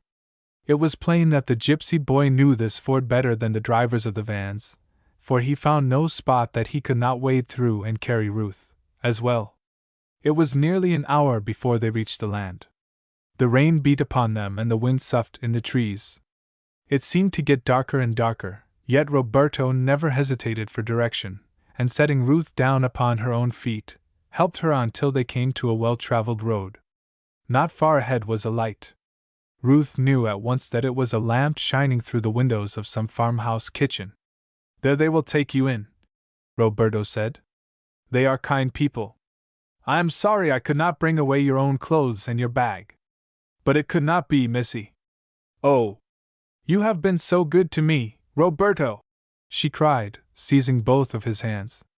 "However can I thank you, or repay you? Don't be too hard on Gypsy, on my old grandmother. She is old and she is a miser. She thought she could make your friends pay her money. But now we will all leave here in the morning and you shall never be troubled by us again." "I will do nothing to punish her, Roberto," promised Ruth. "But I hope I shall see you at the Red Mill sometime." "Perhaps, who knows?" returned the youth, with a smile that she could see in the dark, his teeth were so white. "Now run to the door and knock. When I see it opened and you go in, I will return." Ruth Fielding did as she was bidden. She entered the gate, mounted the porch, and rapped upon the kitchen door. The moment she looked into the motherly face of the woman who answered her knock, the girl knew that her troubles were over. Chapter 17. Off for school again. There was much bustle about the old Red Mill. The first tang of frost was in the air, and September was lavishly painting the trees and bushes along the banks of the Lamano with crimson and yellow. A week had elapsed since Ruth and Helen had been prisoners in the Gypsies' encampment, up in the hills. That week had been crowded with excitement and adventure for the chums and Tom Cameron. They would all three have much to talk about regarding the Gypsies and their ways for weeks to come. Uncle Ike Cameron had roused up the county sheriff and all his minions, before Ruth appeared at Severn Corners, driven by the kindly farmer to whose door Roberto had brought her through the darkness and rain. Constable Peck, having searched the gypsy camp, believed that Ruth must have escaped from the Romany people at the same time as Helen. Therefore, it was not until Ruth's complete story was told that actual pursuit of the gypsies by the county authorities was begun. Then Queen Zelaya and her band were not only out of the county, but out of the state, as well. They had hurried across the border, and it was understood that the tribe had gone south, as they usually did in the winter, and would be seen no more in New York State, at least not until the next spring. The three friends had much to tell wherever they went during this intervening week. They had had a fine time at Uncle Ike's, but every adventure they had was tame in comparison to those they had experienced on the road overlooking Long Lake. They wondered what had become of Roberto, if he had returned to his people and risked being accused of letting Ruth escape. Ruth discussed this point with her friends, but one thing she had never mentioned to either Helen or her brother Tom. She did not speak to them of the wonderful pearl necklace she had seen in the old gypsy queen's possession. There was a mystery about that. She believed Zelaya must have stolen it. The man with the wicked face had intimated that it was part of some plunder the gypsies had secured. Now Ruth and Helen, and Tom as well, were ready to start for school again. This was the last morning for some time to come that Ruth would look out of her little bedroom window at the Red Mill. She always left the beautiful place with regret.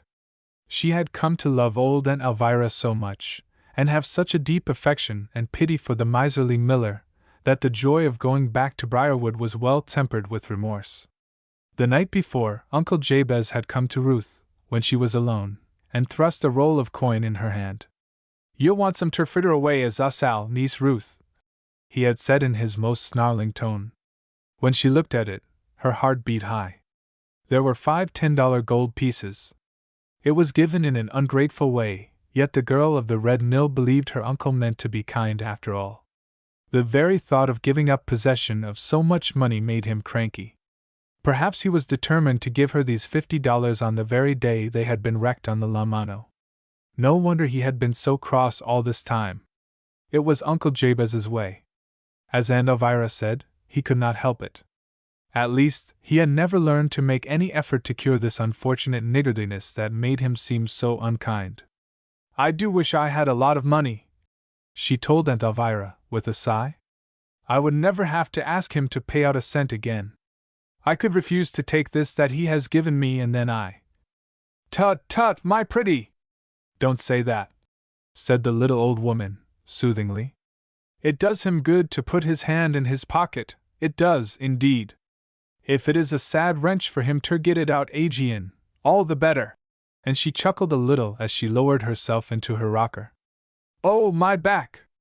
And oh, my bones! You don't understand your uncle's nater like I do, Ruthie.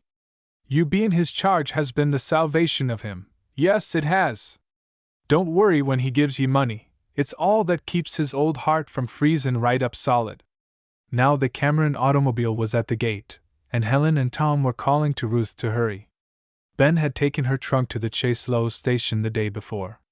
Ruth appeared with her new handbag, the Gypsies had the old one, flung her arms about Aunt Elvira's neck as she sat on the porch, and then ran swiftly to the door of the mill. "Uncle! I'm going!" she called into the brown dusk of the place. He came slowly to the door. His gray, grim face was unlighted by even an attempt at a smile, as he shook hands with her. "I know you'll be a good gal," he said sourly. "Ye allus be. But be savon with all that money I gave ye. It's enough to be the ruination of a young gal to hev so much." He repented of his gift, she knew. Yet she remembered what Aunt Elvira had said, and refrained from handing it back to him. She determined, however, if she could, to never touch the 5 gold pieces, and sometime, when she was self-supporting, she would hand the very same coins back to him. This was in her thought as she moved away. So, on this occasion, Ruth Fielding did not leave the Red Mill with a very happy feeling at her heart. The automobile sped away along the shady road into Chaselo. At the station Mercy Curtis, the lame girl, was awaiting them, although it was still some time before the train was due that would bear them away to Lake Osago. When it did steam into view and come to a slow stop beside the platform, there was Heavy Stone and the Fox with their hands out of the windows, shouting to them. They had secured 2 seats facing each other, and Ruth and Mercy joined them, while Tom and Helen took the seat behind. Such a chattering as there was! The fleshy girl and Mary Cox had not seen Ruth and Helen and Mercy since they had all returned from the Steeles' summer home at Sunrise Farm, and you may believe there was plenty to talk about. "Who else is here?" demanded Ruth, standing up to search the length of the car for familiar faces. "Look out, miss!" cried Heavy, producing her first joke of the fall term. "Remember Lot's wife." "Why so?" asked Helen. "Goodness me! How ignorant you are, and you took chemistry last year, too," declared Jenny Stone. "I don't just see," admitted Helen. "You mean to say you don't know what twofold chemical change Lot's wife underwent? Give it up!" "Why," giggled Heavy, "first she turned to rubber, and then she turned to salt."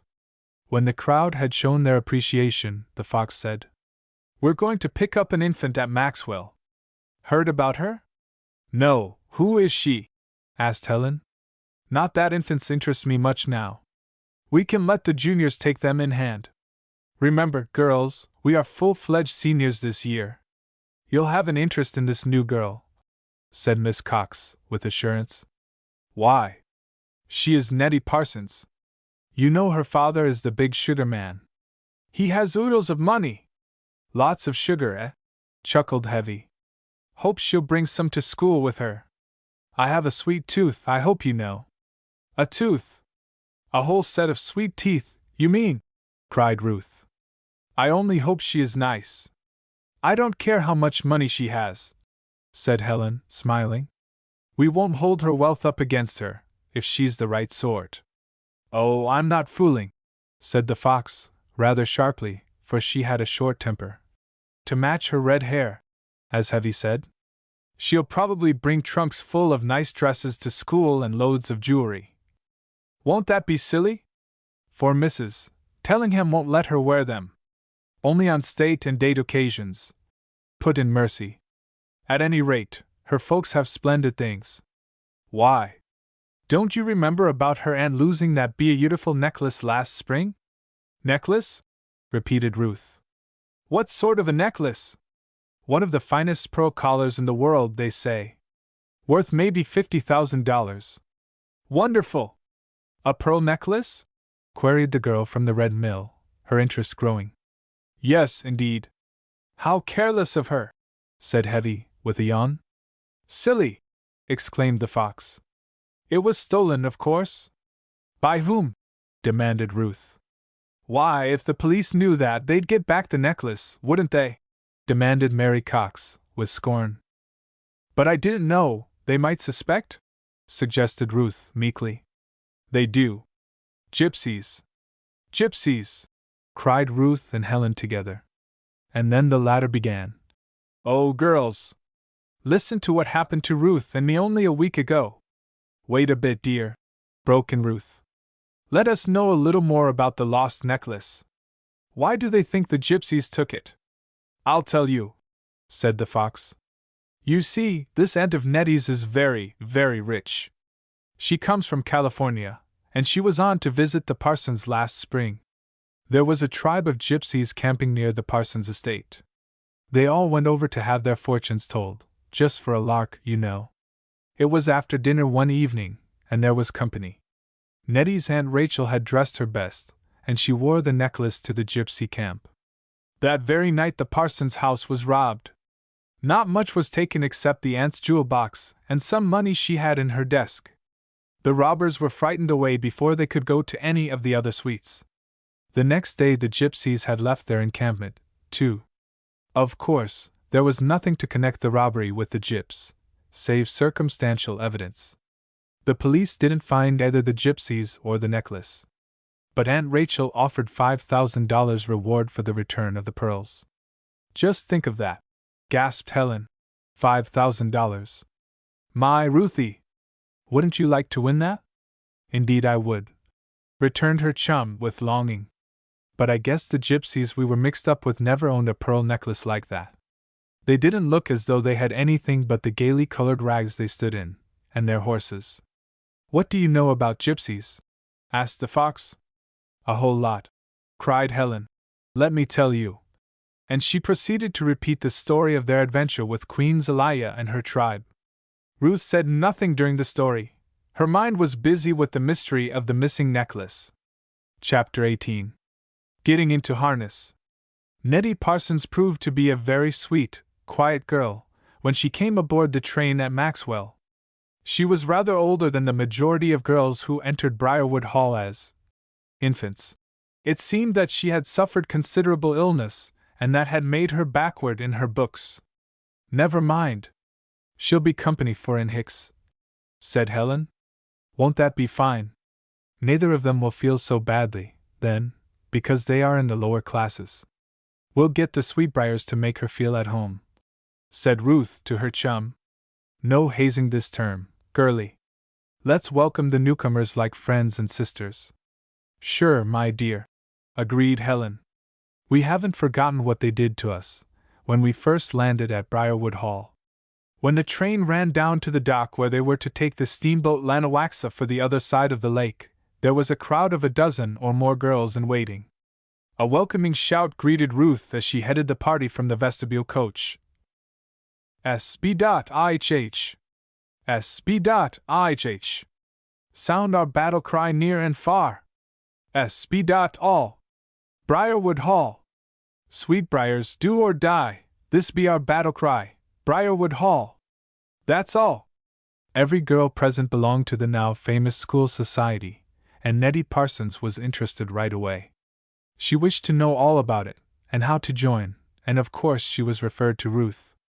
In this way the girl of the Red Mill and the new pupil became better acquainted, and Ruth found opportunity very soon to ask Nettie about the pearl necklace that her Aunt Rachel had lost some months before.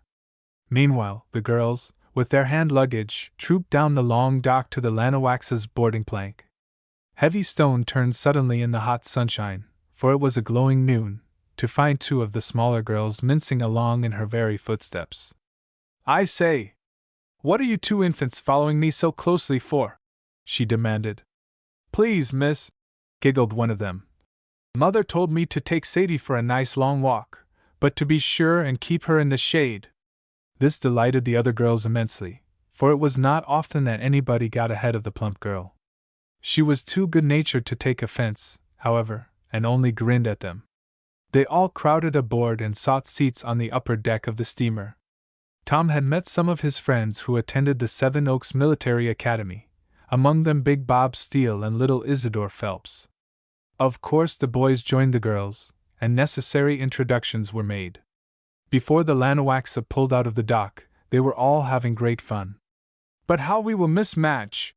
was the general cry of the older girls, for Bobbin's sister no longer attended Briarwood Hall, and her absence would be felt indeed.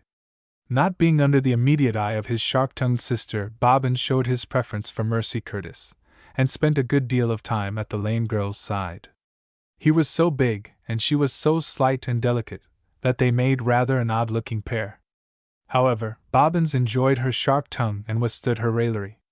She called him fee-fi-fo-fum, and made believe that she was very much afraid of him, yet it was noticeable that there was no venom in the sharp speeches the lame girl addressed to her big cavalier, and Mercy Curtis could be most unmerciful if she so desired.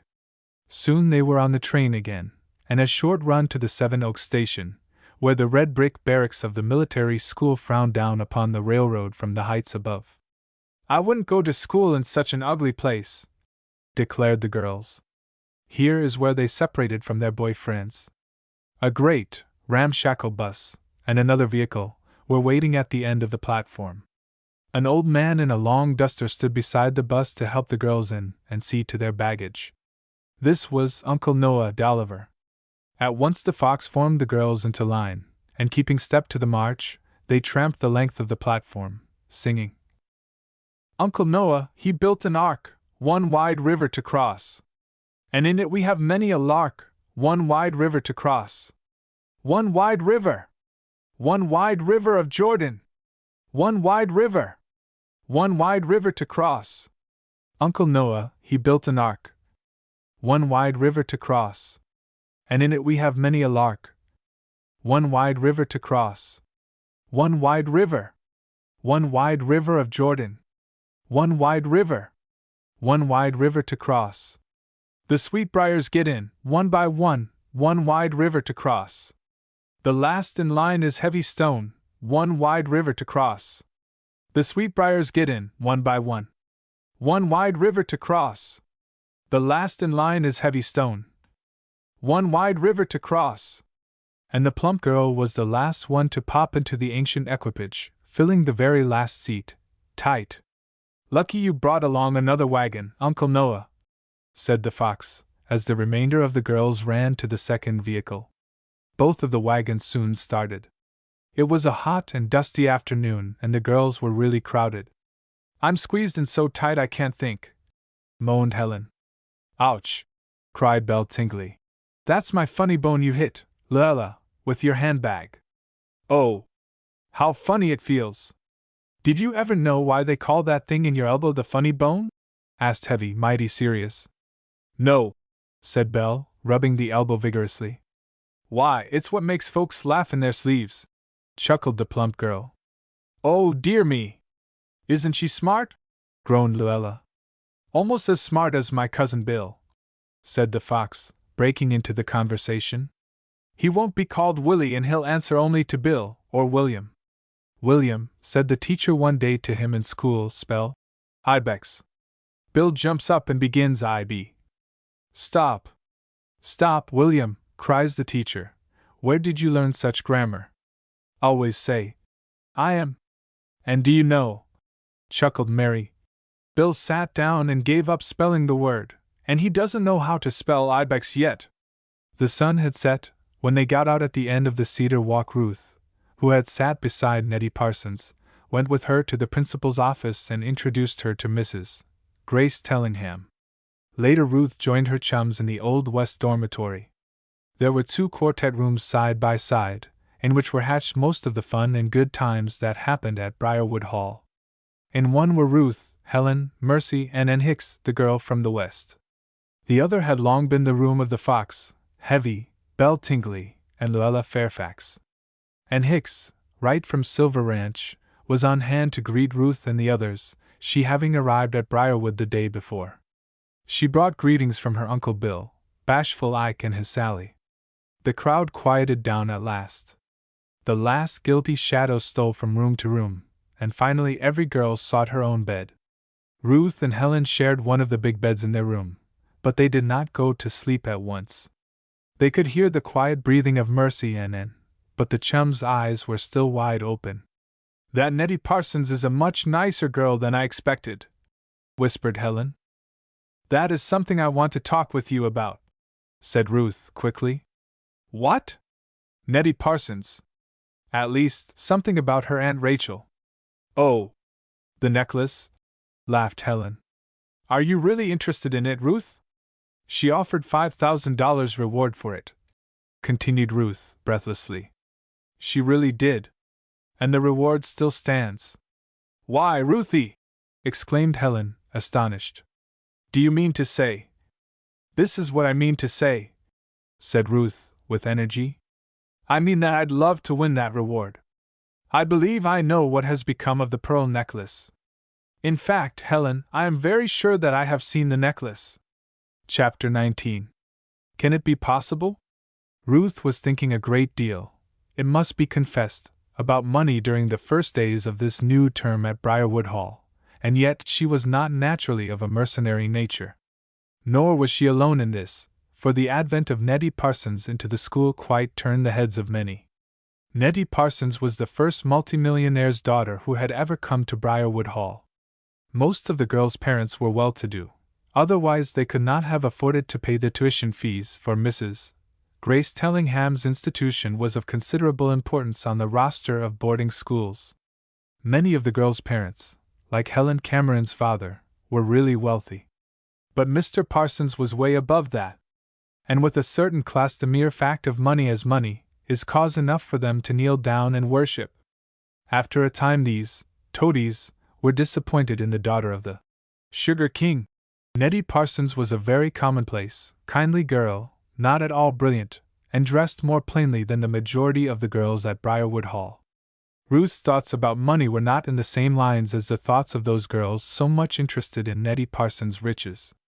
She neither envied the wealthy girl her possessions, nor desired to be like her. What Ruth Fielding desired so keenly was independence. She wanted to control her own destiny, instead of being so beholden to Uncle Jabez Potter for everything. The sting of being an object of charity had gotten deeply into Ruth's heart. The old miller had an unfortunate way with him, which made the proud girl feel keenly her situation. There was really no reason at all why the miller should take care of, and educate, his niece's child. He was not legally bound to do it. The kinship was not close enough for people to really expect Uncle Jabez to do all that he had for Ruth Fielding. There had been times when the girl, through several fortunate circumstances, had been of real help to the miller. She had once helped recover some money he had lost when the freshet wrecked up part of the Red Mill. Again, it was through her that an investment in a mine in Montana had proved productive of gain for Uncle Jabez, instead of loss. And now, only this summer, she had actually saved the miller's life. Grudgingly, Uncle Jabez had paid these debts by keeping her at this expensive school and furnishing her with clothes and spending money. It was plain he had never approved of her being away from the mill during vacations, too.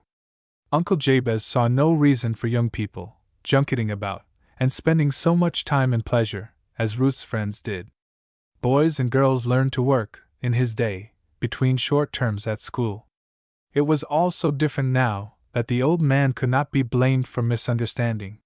For a girl to look forward to making a name for herself in the world, to have a career, to really be somebody, was something of which Uncle Jabez, and Aunt Elvira as well, could not fail to disapprove. Ruth desired to prepare for college, and in time enter a higher institution of learning. She wished, too, to cultivate her voice, and to use it in supporting herself later. She knew she could sing, she loved it, and the instructors at Briarwood encouraged her in the belief that she had a more than ordinarily fine contralto voice. Uncle Jabez did not believe in such things. He would never be willing to invest money in making a singer of his niece. Useless to think of it. Uncle Jabez had said that girls were of little use in the world, anyway, unless they settled down to housekeeping. The times Ruth had been of aid to him were, as he said, just chancy.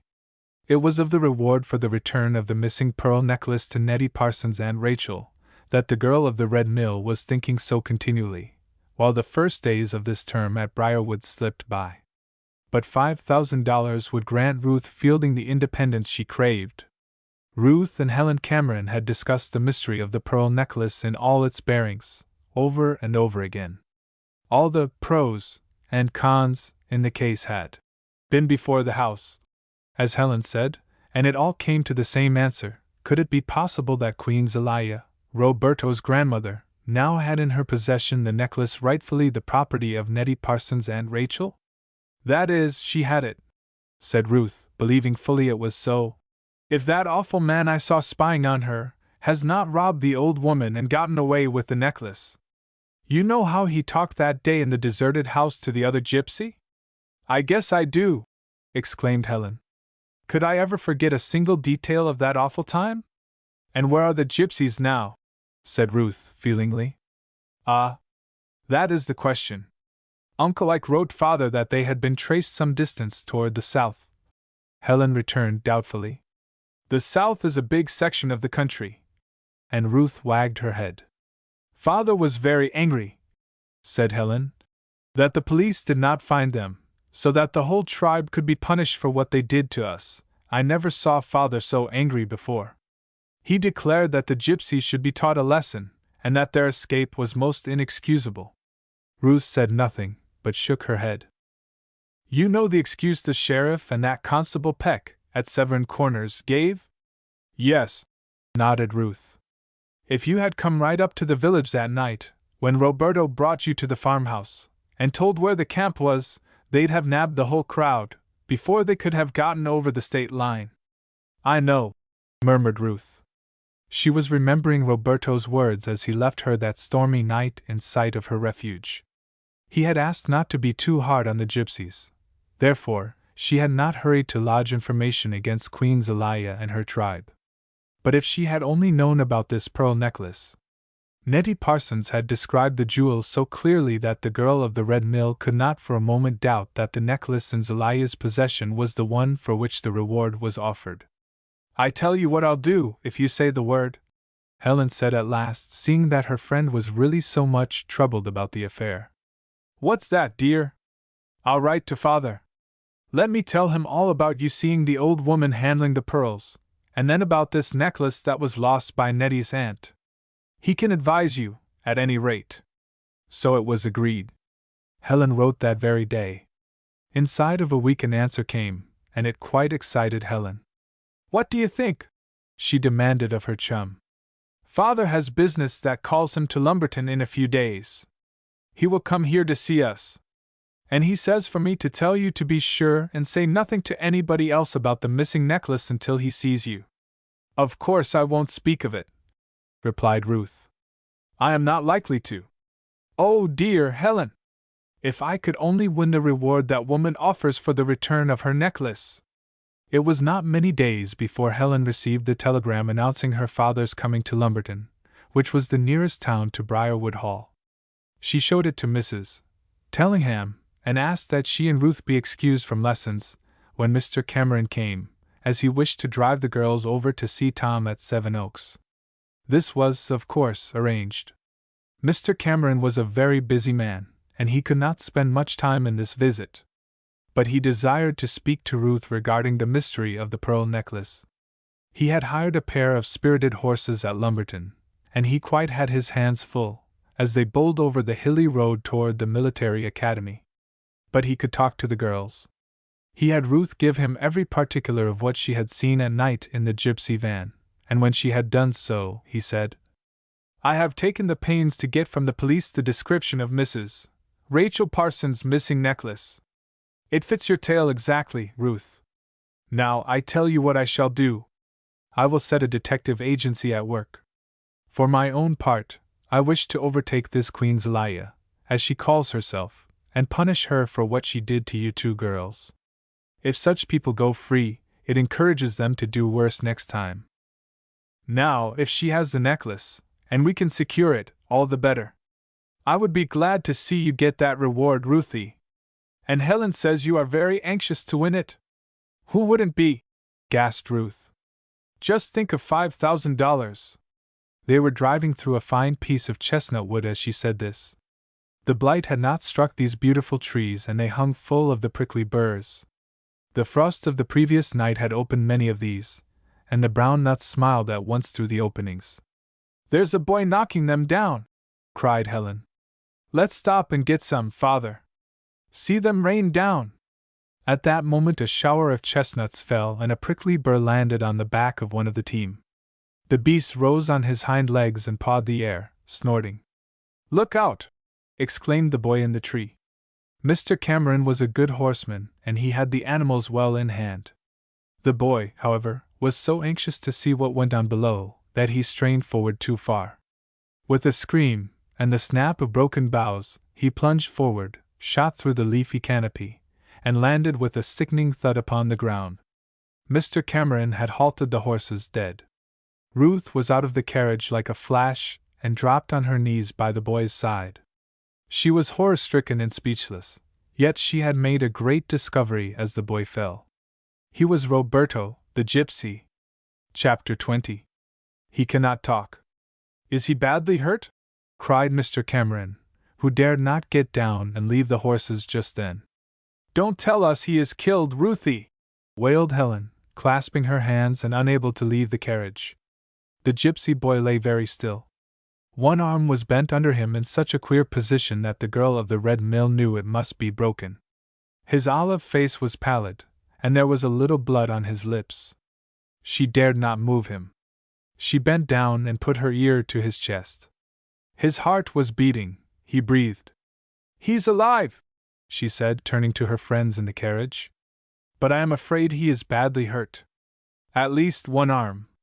The youth groaned. Ruth turned toward him with a tender little cry. She thought his eyelids quivered, but they were not opened. What will we do with him? He ought to be taken to a hospital. Where's the nearest doctor? Asked Mr. Cameron. Lumberton, said Ruth promptly. And that is the only place where there is a hospital around here. Back we must go, then, declared Mr. Cameron promptly. We shan't see Master Tom today, that's sure. You get out, Helen, and I'll turn around.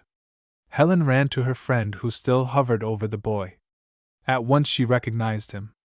My goodness me! Roberto! Isn't that strange? Then he did not go south with the other gypsies. It seems not, poor fellow, returned Ruth. Do you suppose he knows all about the necklace, how his grandmother became possessed of it, and all? I don't know. I am sure Roberto is quite honest himself, returned Ruth. He is not a thief like those wicked men who were talking that day in the old house, and who seemed to have so much influence in the gypsy camp. I don't care, exclaimed Helen warmly. I am sorry for Roberto. But I hope Father does send detectives after the gyps, and that they catch and punish that horrid old woman. How mean she was to us! S.H., warned Ruth. Roberto gave no sign of returning consciousness now. That puzzled the girl of the red mill, for she had thought he was just about to come to. Mr. Cameron turned the carriage and halted it beside the spot where the boy lay. Of course you two girls can't lift him? He said. Of course we can, returned his daughter, promptly. Oh! Ruth and I haven't been doing gym work for 2 years for nothing. Just watch us. Easy, murmured Ruth, warningly, as Helen seized the youth's legs. Perhaps he has more than a broken arm. But he must be lifted, said Helen. Come on, now! He isn't conscious, and perhaps we can get him into the carriage before he wakes up. And they did. Roberto did not seem to be conscious, and yet, to Ruth's surprise, the color came and went in the boy's cheeks, and his black brows knitted a little. It was just as though he were conscious and was endeavoring to endure the pain he felt without moaning. They got him into the carriage in as comfortable a position as possible. Ruth sat beside him, while Helen joined her father on the front seat. Then the gentleman let the spirited team go, and they dashed off over the road toward Lumberton. At once Helen told her father who the injured youth was. Having heard all the details of his young folks' adventures on the road to Boise Landing, Mr. Cameron knew just who Roberto was, and he saw the importance of learning from him, if possible, where his clan had gone.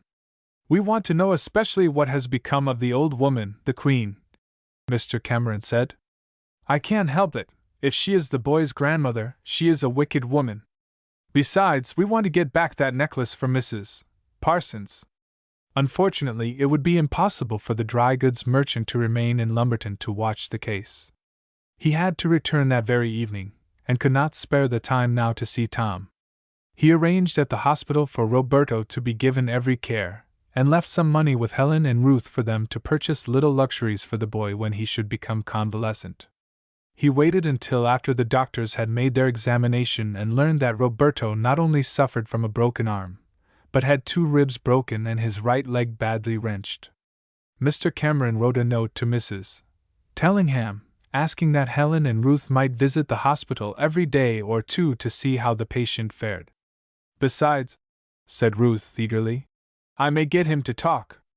Perhaps he has deserted his tribe for good, and he may help us learn about the necklace." "You want to be very careful in trying to pump the lad," said Mr. Cameron, with a smile. He need not have feared on this point, however, as it turned out. The very next afternoon Ruth and Helen hurried into Lumberton to make inquiries at the hospital. They saw the head physician, and he was frankly puzzled about Roberto. "I thought I had had every kind of a case in my experience," said the surgeon, "but there's something about this one that puzzles me." "Is he more hurt than you thought?" cried Ruth anxiously. "I don't know. It seems that we have found all his injuries that are apparent. But there is one we cannot reach. Something is the matter with his speech." "His speech?" gasped Helen. "You have heard him speak?" "Of course." "Then he is not naturally dumb." "Dumb?" repeated Helen in wonderment. "You don't mean that he is dumb?" "I mean just that. It appears that since his fall yesterday, he cannot talk at all," said the doctor. Chapter 21. Ruth intercedes. The 2 girls did not see Roberto that day, nor for several days following. The hospital authorities did not think it best to allow him to be excited even in a mild way. They sent in such delicacies as the nurse said he could have, and Tony Foyle was bribed by Helen to get a report from the hospital every day about the young gypsy. The girls kept very quiet about the patient in the hospital. Their mates knew only that Helen and Ruth had been driving with Mr. Cameron when the boy fell out of the tree. They did not dream that the victim of the accident had any possible connection with the pearl necklace that Nettie Parsons' aunt had lost. Helen kept her father informed of the progress of Roberto's case, and in return he wrote Helen that the detectives were confident of reaching old Queen Zelaya and her tribe. "But if we could only get Roberto to talk," sighed Ruth. "Why, Ruth Fielding! If the poor fellow has been made speechless by that fall, how can he talk?" "I know, but don't you believe it is so?" "Why, yes," admitted Ruth. "Of course, he would have no reason for refusing to speak. And they say he has a hard time making them understand what he wants, for he doesn't know how to write. Poor fellow! I suppose he never realized before that the art of writing was of any use to him." In a week or so the girls were allowed to go to the ward where Roberto lay. Helen carried an armful of good things for the gypsy lad to eat, but Ruth remembered that he had not cared much for delicacies, and she carried picture papers and a great armful of brilliant fall flowers, some picked by herself in the woods, and the others begged from Tony Foyle. "Taking flowers to a boy, pshaw!" scoffed Helen. "Why, that shows you have no brother Ruthie. Tom wouldn't look at flowers when he's sick." Ruth believed she had made no mistake. When they approached the bed in which Roberto lay, he looked very pale indeed, and the expression of weariness on his face as he stared out of the distant window made Ruth's heart ache for the captive wild boy. "Here are visitors for you, Robert," said the kindly nurse. The big, black eyes of the gypsy boy rolled toward the two girls. Then his face lit up, and his eyes sparkled. They were fixed eagerly on the mass of brilliant blossoms Ruth carried. She scattered the flowers over the coverlet, and Roberto seized some of them, fairly pressing them to his lips. He nodded and smiled at the display of Helen's offerings, too, but he could not keep his eyes away from the flowers. He had been homesick for his beloved woodlands. He was still in plaster, and could not move much.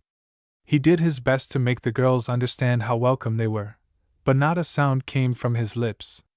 "A very strange case, indeed," said the doctor in charge, when the girls came down from the ward. "There seems to be absolutely no reason why he does not speak. Apparently no paralysis of the vocal cords. But speechless he is. And as he cannot read or write, it is a nuisance." "It isn't possible that for some reason he doesn't wish to speak?" queried Ruth, doubtfully. "Why, Ruth! There you go again!" exclaimed Helen. "I never knew you to be so suspicious." The doctor laughed. "I think not," he said. "Of course he might, but he must be a wonderfully good actor. The next time you come, we shall try him." So on a subsequent call of the two girls at the hospital, the doctor entered the ward at the same time they did and likewise approached Roberto's bed, only on the opposite side. Ruth had brought more flowers, and the boy was evidently delighted. "Are you sure you can't speak to me, Roberto?" asked Ruth, softly, as he nodded and smiled and clasped the flowers to his breast with his one good hand. Roberto shook his head sadly, and his black eyes showed every indication of sorrow. But of a sudden he jumped, and a spasm of pain crossed his face. The doctor straightened up and Roberto scowled at him wrathfully. The boy had not uttered a sound. "I jabbed him with this needle," said the doctor, with disgust. "You see, either he has perfect control over himself, or he absolutely cannot speak. While I was setting his arm and fixing up his smashed ribs, he only moaned a little." "Oh!" Helen had gasped, looking at the medical man in some wrath. "Don't do it again, not for me," urged Ruth. "I am sorry I said anything about it." "Oh, he isn't seriously injured by that," said the surgeon, holding up the needle. "But I do not think he is playing possum." "It isn't possible!" exclaimed Helen, confidently. "And how long must he lie here?" Ruth asked. "Oh, in a fortnight he'll be as fine as a fiddle. Of course, he won't be able to use his arm much for several weeks. But the ribs will knit all right. Maybe he can find some light job." "We'll see about that," Helen interrupted. "I can see you young ladies are much interested in him," chuckled the doctor. "And not entirely because he is a handsome, black-eyed rascal, eh?" Ruth knew that old Tony Foyle, the gardener at Briarwood Hall, was interested in the lad. He had gone up to the ward to see Roberto several times, and came away enthusiastic in the gypsy's praise. "Sure," said Tony to Ruth. "He's just a by after me here RT. Herself would like him, he's that dumb." Herself was Tony's wife, who was the cook at Briarwood Hall. "And the way that boy do be lovin' flowers! Sure, his bed in the horspital is jest covered wid 'em. He'd be a handy lad to have here to give me aid, so he would. And I'd been tellin' Miss Tellingham that I need another helper." "We'll get him the job, Tony!" cried Ruth, in delight. "I believe he would like to help around your hothouse and the beds. I'll see." She interceded with the principal for Roberto, and obtained her promise that the gypsy boy should have the job. Then she sounded Roberto himself, and by the way his eyes lit up and he smiled and nodded, Ruth knew he would be delighted to be Tony Foyle's assistant. "At least," thought Ruth, "I can keep in sight of him for a time. Perhaps he couldn't tell us, anyway, where Queen Zelaya has hidden herself. But I believe he knows, and I haven't much faith in the results those detectives get." Roberto mended rapidly. He was soon up and about the ward, when the girls called. He was less restless than Ruth expected him to be, and he still signified his intention of coming to help the little old Irish gardener at Briarwood Hall. "When he recovers his powers of speech," said the doctor, "it will be as suddenly as he lost them. No doubt of that." But it is a most puzzling case. I am glad he is not going far from Lumberton. I want to watch the progress of the affair. The next day Roberto came to Briarwood. Chapter 22. A Great Temptation. About this time Ruth suffered a great temptation. She was so little given to covetousness or envy, that other girls of her class might have dresses, jewelry, and many other things dear to girlish hearts, without Ruth's being at all disturbed. Her one great, overmastering passion was for independence. She envied none of her mates anything but that. Now she fell under temptation, and this was the way of it. Ruth belonged to the picked class that the physical instructor had chosen for exhibition gymnasium work at the midwinter entertainment. This year there were to be important visitors at the school, and Mrs. Tellingham wished to make the occasion a more than ordinarily successful entertainment. The class of 20 girls, selected from the best of the seniors and juniors, was to drill, dance, and go through other gymnastic exercises. And it was agreed among them that each girl should have a brand new costume, although this was no suggestion of either the teacher or Mrs. Tellingham. The class invented this idea itself. It was agreed, 19 in favor, at least, to appear at the entertainment in a brand new outfit. And how could Ruth say no? Every girl in the class but herself had only to write home for money and order the uniform. As it chanced, Ruth had plenty of money to pay for a costume. Helen, who was one of the number, knew Ruth had that $50 in gold that Uncle Jabez had given the girl of the Red Mill the day she left home. This was the temptation. Ruth had promised herself never to use that money. She had a small sum left from her vacation money, and she was making that do for incidentals, until she could earn more in some way. She was already tutoring both Nettie Parsons and Ann Hicks in their more advanced textbooks, and they were paying her small sums for this help.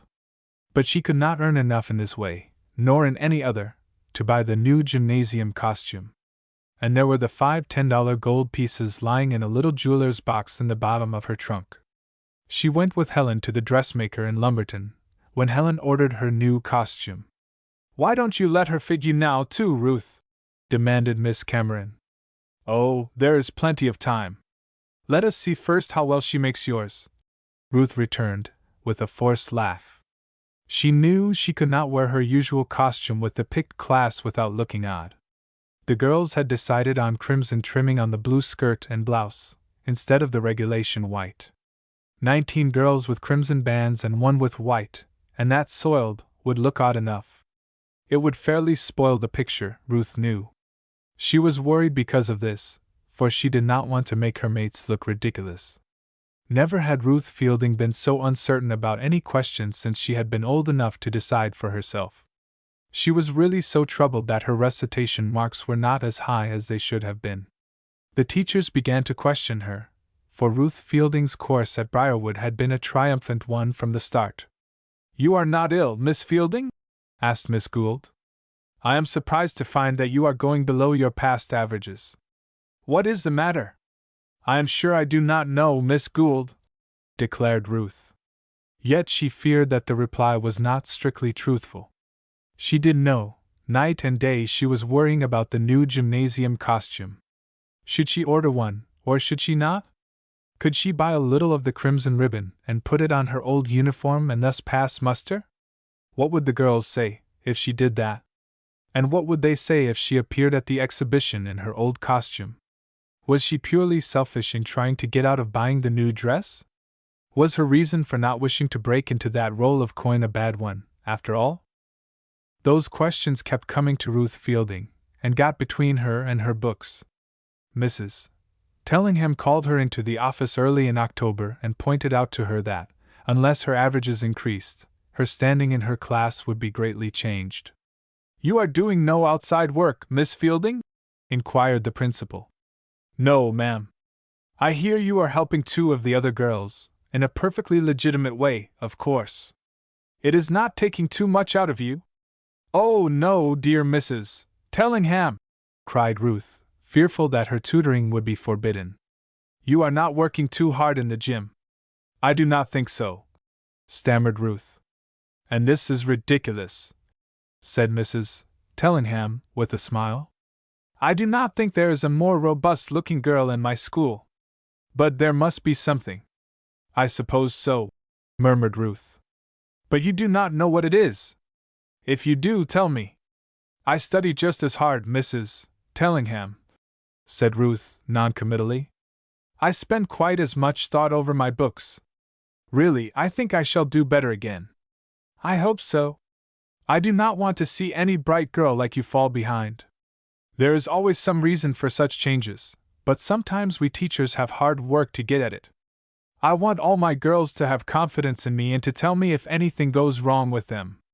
Yes, ma'am, said Ruth guiltily. But she could not take the principal of Briarwood Hall into her confidence. She positively could not do it. How ridiculous it would seem to the dignified Mrs.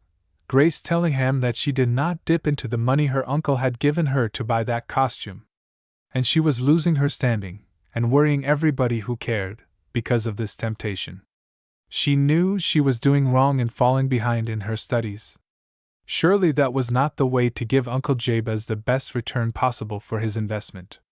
If she fell back in her books this year, Ruth knew she would never be able to make it up. She must either be prepared for college half a year later, or skip some work that would be found wanting at a later time, would be a thorn in her flesh, indeed, for the remainder of her school life. 1 hour Ruth told herself that she would be decisive, she would be brave, she would not move in her determination to keep the $50 intact. And then, the next hour, her heart would sink, as she looked forward to what would be said and thought by her companions when the exhibition day came around and she appeared in her old suit. She thought seriously of trying to withdraw in season from the exhibition class. But unfortunately she could not easily do that. The instructor had selected the 20 girls herself, and what excuse, what honest excuse, could Ruth give for demanding her release? Oh dear me, she thought, tossing on her pillow at night. If I could only be the means of returning that necklace to Mrs. Parsons, my troubles would all be over for sure. Mr. Cameron's detectives will never find that old Queen Zelia, but I bet Roberto knows just where she has gone for the winter. With this in mind, she tried again and again to get some information out of Tony Foyle's new helper. Roberto always had a smile for her, and seemed willing enough to try to make signs about anything and everything but his tribe and his grandmother. And so smart was he that his gestures were very understandable indeed, when he wished to give information about the new work that he loved, and about the fall flowers and bulbs which were being taken up for storage in the conservatory against the cold of winter. It seemed strange, indeed, it made Ruth suspicious, that Roberto could convey his meaning so easily by gesture when the subject was not one regarding the missing gypsies. Again and again the thought came to the girl that the gypsy boy was actually playing possum, knowing, perhaps, that he would be questioned about his grandmother, and not wishing to give information about her or her tribe, he had decided to become dumb. Yet if this was so, how wonderfully well he did it! Even the doctor at the hospital could not understand the case. Roberto's condition certainly was puzzling. And Ruth believed that he held the clue to the whereabouts of Queen Zelia and the pearl necklace. That being the case, he stood between Ruth and that great reward which the girl of the Red Mill was so anxious to win. Chapter 23. Nettie Parsons' Feast. Incidentally, there was as much fun going on at Briarwood Hall as usual this fall, but Ruth Fielding did not entirely enjoy any of the frolics in which she necessarily had a part. The work of the Sweetbriar organization was all that really interested her in this line.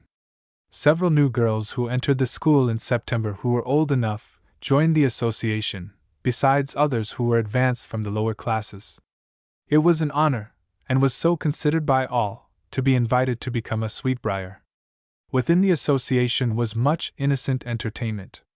Picnics, musicals, evening parties approved by the school faculty, even little feasts after curfew, were hatched within the membership. Nettie Parsons, the daughter of the Sugar King, was destined never to be very popular in the school. Those girls who hoped to benefit by Nettie's wealth soon found that money meant as little to Nettie as to any girl at Briarwood. On the other hand, she was no brilliant scholar, and she made friends slowly. Ruth and Helen determined to help the poor little rich girl, as they called her, and they egged her on to give a midnight reception in the room Nettie occupied with 3 other girls in the West Dormitory.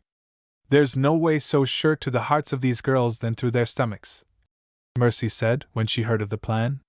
"Let poor Net stuff them full of indigestible goodies, and they will remember her for life." "Why put it that way, Mercy?" drawled Heavy. "You know, you are fond of a bit of candy or a pickle yourself. The goodies which we do not get at the school table are gifts of the gods. They are unexpected pleasures. And when eaten after hours, with a blanket for a tablecloth and candles for lights, they become forbidden fruit, which is known to be the sweetest of all. Listen to Jen going into rhapsodies over eatables," sniffed the Fox. "Give her her way, and every composition she handed in to Miss Gould would be a menu." "Bah!" scoffed Heavy. "You eat your share when you get a chance, I notice. When Heavy is free from the scholastic yoke, and bosses her father's house for good," said Helen, "every dinner will make old Lucullus turn in his grave and groan with envy." "Or with indigestion," snapped Mercy. "The girl will positively burst some day." "I don't care," mourned Heavy, shaking her head. "It isn't what I get to eat at Briarwood that makes me fat, that's sure." "No," chuckled Ruth. "You grow plump on the remembrance of what you have already eaten, dear. Who was it ate 3 plates of floating island last night for supper?" "Well," cried Heavy, with wide open eyes, "you wouldn't want me to leave them and let them go to waste, would you? Both you and Helen left your shares, and the cook would have been hurt if the pudding had come back untouched." "Kind-hearted girl," said the Fox, with a sniff. After-hour parties were frowned upon by Mrs. Tellingham and the teachers, of course, not for the mild breaking of the school rules entailed, but because the girls' stomachs were apt to suffer. In the West Dormitory, too, Miss Picolet was known to be very sharp-eyed and sharp-eared for such occasions. It took some wit to circumvent Miss Picolet. Perhaps that is why the girls on Ruth's corridor so delighted in holding orgies unbeknown to the little French teacher. Miss Scrimp, the matron, was a heavy sleeper.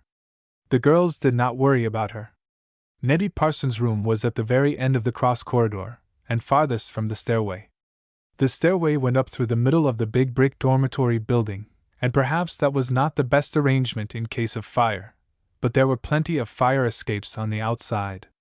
The question which at once arose, when the 16 girls Nettie chose had been invited to the feast, was who should stand guard. This was always a matter for discussion, sometimes for heart-burnings, too. It was no pleasant task to sit out upon the cold stairway and watch for the opening of Miss Picolet's door below. Sometimes they decided by casting lots. Sometimes some girl who was very good-natured was inveigled into taking her plate of goodies out there in the dimly lit corridor. And sometimes one had to be bribed to stand watch for the others. Miss Picolet was always known to light her candle when she was disturbed by any sound or suspicion. Then she would come to her door and listen. She never moved about her room without a light. That was one good thing. The girl on watch had warning the instant the French teacher opened her door. But of the 16 girls Nettie Parsons had chosen, not one wanted to play sentinel. Some of them said they would rather not attend the jamboree at all. The season was far enough advanced for the nights to be cold, and the corridors were not warm after the steam went down. The party was called for 10 o'clock. By that time frost would most likely be gathering on the window panes. "Catch me bundling up in a fur coat and mittens and stopping out there in that draughty place," cried the Fox, "while the rest of you are stuffing yourself to repletion in a nice warm room." "Thought you didn't care for the goodies?" demanded Heavy, slyly. "I don't care for catching my death of cold, miss," snapped Mary Cox. Neither Luella nor Belle would be the goat. Of course, it was understood that Heavy herself could never be out of reach of the cake plates. Nettie would not hear of Ruth being on watch. "I have it," said Ruth at last. "Leave it to me. I'll find a new guard, and I know he will not fail us." "Who is that?" demanded her chum. "Roberto." "Goodness me!" exclaimed Nettie. "Not that boy who helps foil?" "That's the one. And he'll do anything for Ruth," declared Helen, promptly. "Anything but talk," thought Ruth to herself, but she did not say it aloud. I don't see how he can help us, and Hicks said. He can't come into the dormitory. I guess not, cried Helen. But he won't mind watching outside, Ruth explained. At least I'll ask him. But what good will that do? Demanded Heavy. If Miss Picolette gets up out of her warm nest, he won't know it. Yes, he will, said Ruth, nodding. The fox began to laugh. Don't let her hear you say that, Fielding. Picolette is an awful old maid. She would be horrified if she thought a male person even imagined her in bed. But how will he know? Demanded Anne. That's easy, laughed Ruth. He will stand where he can watch her window. If he sees her candle lit, he will give the alarm. How? Asked Nettie. We'll rig a tic-tac, you know what I mean? Oh, don't I? Giggled Heavy. Roberto can pull the string below, and that will make a tic-tac rap on Nettie's window. Splendid! Cried the giver of the feast. You just see if he will do it, Miss Fielding. And I'll give him $1, or more, if he wants it. $1 will be a lot of money for Roberto, laughed Helen. But he won't do it for that. No? Of course not. He'll only do it because Ruth asks him. Which was really the fact. Roberto understood well enough what was desired of him. Ruth pointed out the French teacher's window, and the windows of Nettie Parsons' quartet room. From one of them would hang a weighted string on that night. Everything was agreed, and the feast planned. It was a starlight night when it arrived, but Roberto could find a place to hide in the shrubbery, where he could watch both windows, as agreed. He slept in a little back room of Tony Foyle's suite in the basement of the main building, and could get out and in without disturbing Mr. and Mrs. Foyle. If he were caught out of his room after hours, Ruth knew that Tony would be angry, but she had great influence with the little Irishman and promised Roberto that she would make it all right for him if he were caught. The hour of the party came. The West Dormitory had apparently been in the arms of Morphus for half an hour at least. But Mr. Murphy didn't get a stranglehold on us tonight, giggled Heavy as she led the procession from her room. The girls were all in their kimonos, and many brought plates, knives and forks, cups, and other paraphernalia for the feast. There was to be hot chocolate, and there were 2 alcohol lamps and 2 pots. The fox presided over one lamp and Heavy bossed the other one. There was something wrong with the plump girl's lamp, either it had been filled too full, or it leaked. From the start it kept flaring and frightening the girls. I really wish you would not use that old contraption, exclaimed Anne Hicks. It's just as uncertain as a pinto pony. Never you mind, snapped Heavy. I guess I know. Poof! The flames flared suddenly. Heavy leaped back, stumbled over another girl, and went sprawling. The flames did not touch her, but they did ignite the curtain at the window. There was a great squealing as the girls ran. Nobody dared tear down the blazing curtain, and the flames leaped higher and higher each instant. Then one of the most frightened of the company jerked open the door, put her head out into the corridor, and shrieked, Fire! Chapter 24. Roberto finds his voice. That settled it. There was a full-fledged panic in that quartet room in an instant. It bade fair, too, to spread to the whole building. Ruth, who had been busy distributing cakes before the accident, sprang to the open door, seized the girl who had yelled, and literally yanked her back into the room. Then she banged the door to and placed her back against it. Stop! She cried, yet in a low voice. Don't be foolish. It's only a little fire. We can put it out. Don't rouse the whole house and frighten everybody. Oh, Ruth! I can't reach it, wailed Helen, who was really trying to pull down the curtain, and ran with a bowl of water and tried to splash it over the burning curtain. But the bowl tipped backwards and part of the water went over Heavy, who was just trying to struggle to her feet. Oh! Oh! Wow! Gasped the plump girl. I'm drowning! Do you think I'm a fire, Anne Hicks? Some of the others were sane enough to laugh, but the more nervous girls were already in tears, and the fire was spreading from one curtain to the other. There was a smell of scorching varnish, too. The window frame was catching. In the very midst of the confusion, when it seemed positive that the whole school must be aroused, there came a commanding rap upon the window pane. It was not the gentle signal of the tic-tac. No, indeed. "Will you hear that?" gasped Belle Tingley. "Miss Picolet's up." "No!" cried Ruth, from the other end of the room. "Open that window, Anne! It's Roberto. He's climbed the fire escape." "My goodness me!" gasped the fox. "I never was so glad to see a boy in all my life. Let him in, do!" No sooner said than done. The girl from Silver Ranch had her wits about her. She snapped open the catch and raised the sash. Into the room bounded the gypsy lad. He had seen the flames from the ground, and he immediately knew what to do when he got inside. He seized a chair, leaped up into it, and with his long arms was enabled to tear down the blazing hangings. These he thrust into the bowl of water. "Oh, Roberto! Your hands are burned!" cried Ruth, darting to his side, as the fire was quenched. "Never you mind, little missy." He halted, staring at her. Then his face flushed like fire, and his eyes dropped before her accusing gaze. "You can speak!" exclaimed the girl from the Red Mill. "You can! He's gotten back his tongue!" cried Helen in surprise. "Isn't that wonderful?" But Ruth was sure, by the gypsy boy's shamefaced look, that there was nothing wonderful about it at all. Roberto had been able to speak all the time, but he did not wish to. Now, in his excitement, he had betrayed the fact. There was too much confusion just then for the matter to be discussed or explained.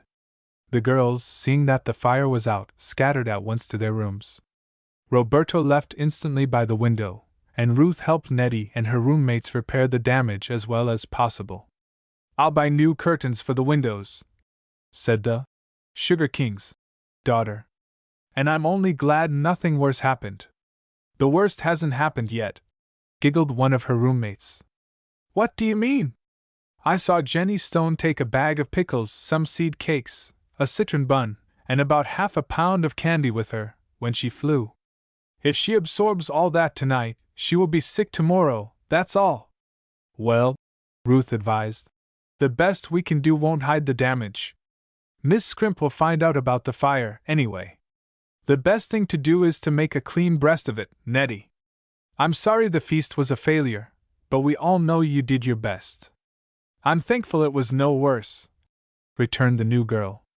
"And how brave that gypsy boy was, Ruth! I must thank him tomorrow." "You leave him to me," said the girl of the Red Mill, grimly. "I want to talk to Roberto myself." When she got back to her excited roommates, she said little about the wonderful recovery of the gypsy boy's power of speech, until Mercy and Anne were asleep. Then she said to Helen Cameron, "I am going to telegraph to your father the first thing in the morning. Roberto has been fooling us all." "You can't tell me!" "I know he's been able to talk all the time." "You don't really think so, dear?" asked Helen. "I do. He must have been conscious when we picked him up that time and carried him to the carriage. And we mentioned his grandmother then and the necklace.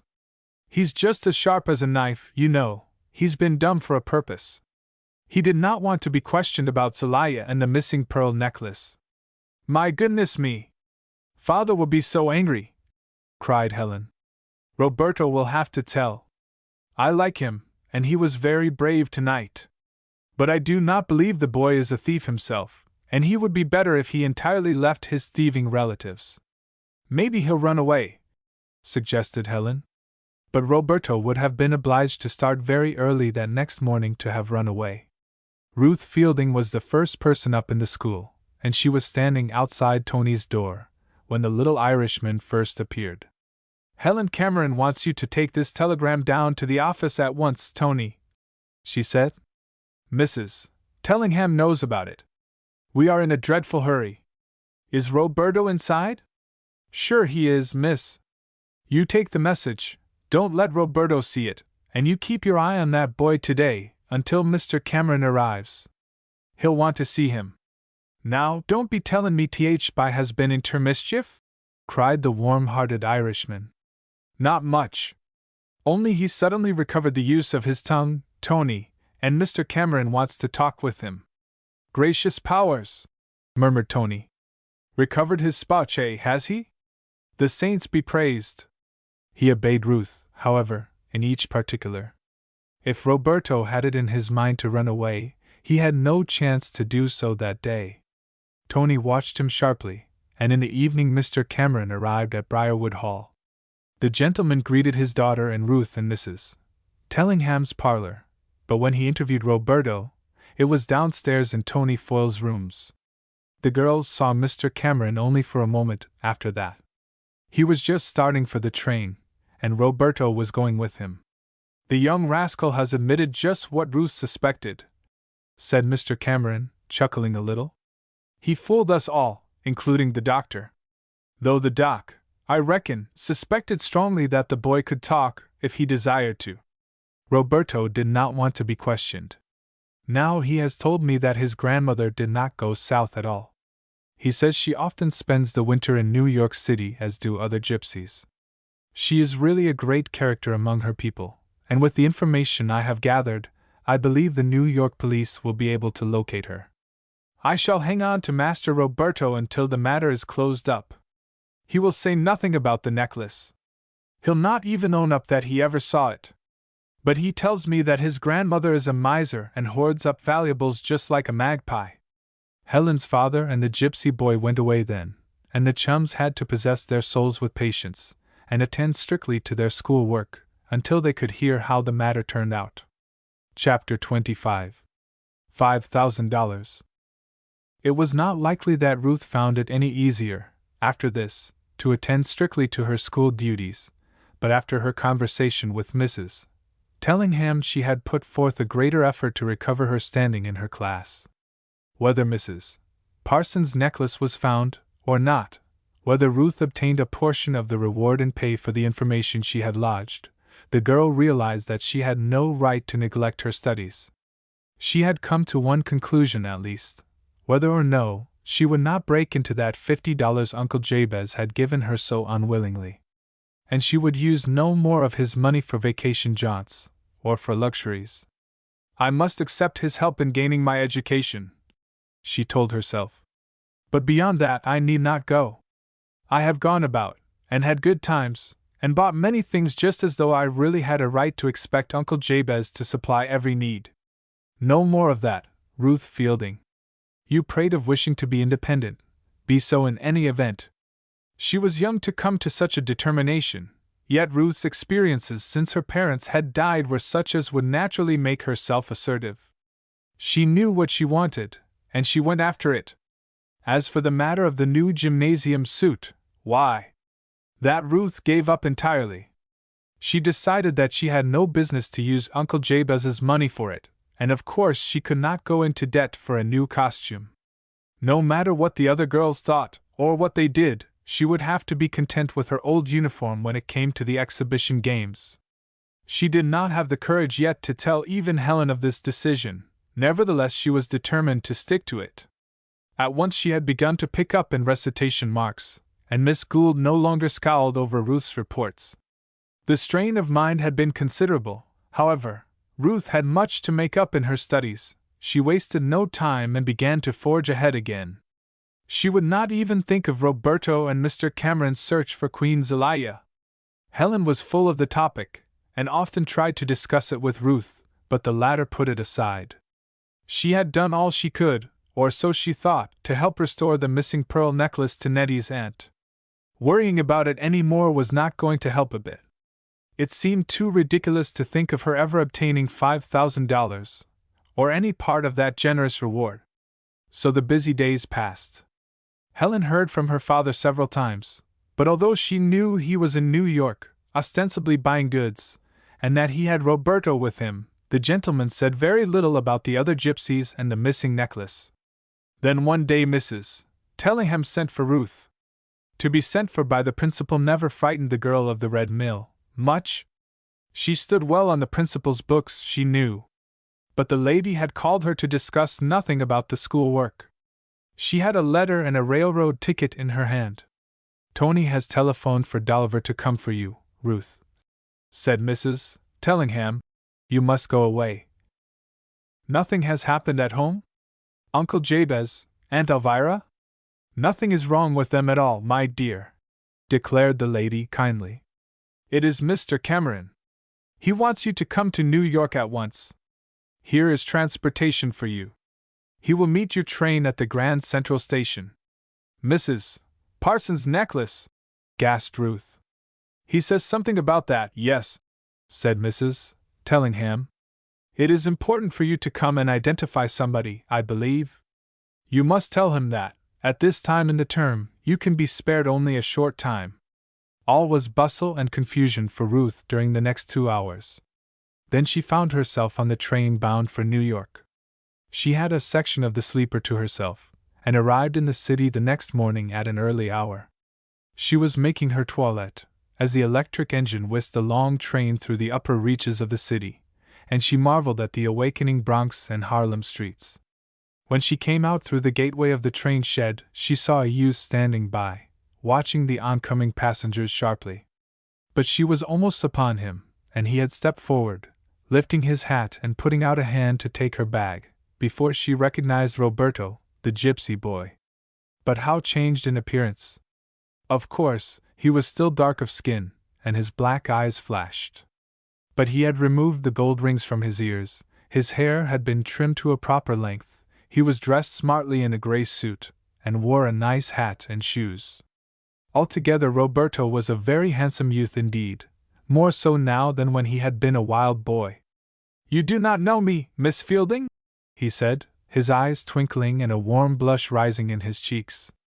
You are so changed, gasped Ruth. Yes. Mr. Cameron is a fine man, said the boy, nodding. I like him. He'd do all this for me. And he made a gesture that included his new outfit, and flashed her another brilliant smile.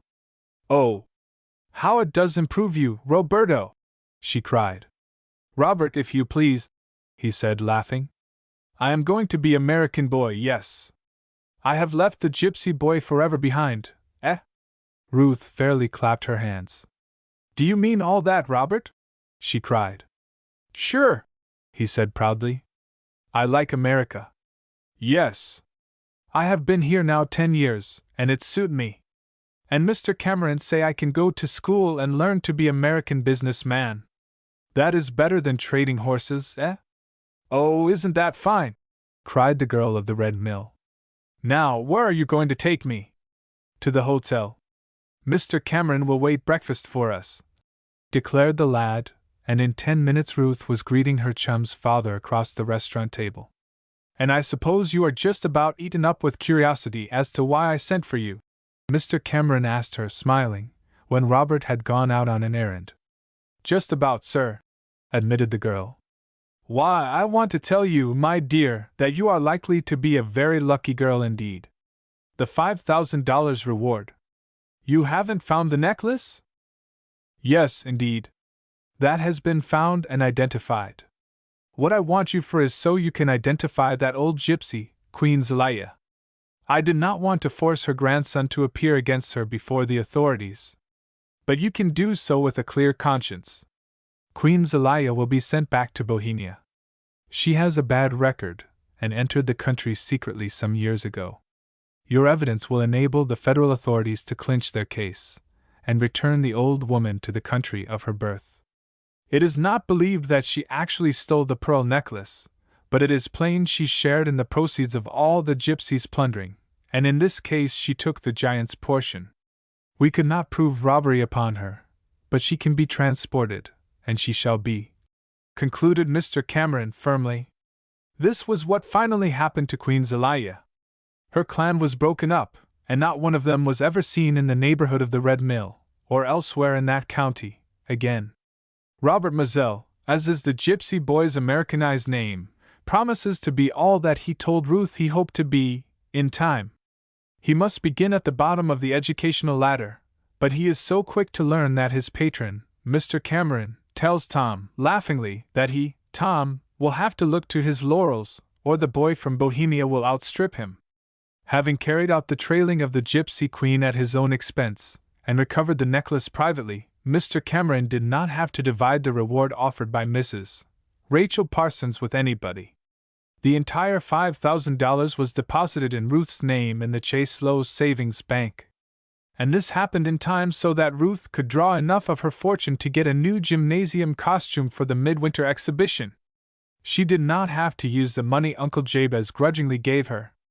Her tuition fees were paid in advance for this year at Briarwood Hall, but she determined thereafter to pay all her own expenses, at school and elsewhere. At last she felt herself to be independent. By going to Mr. Cameron, she could get money when she wished, without annoying the miller, and for this situation she was very, very thankful.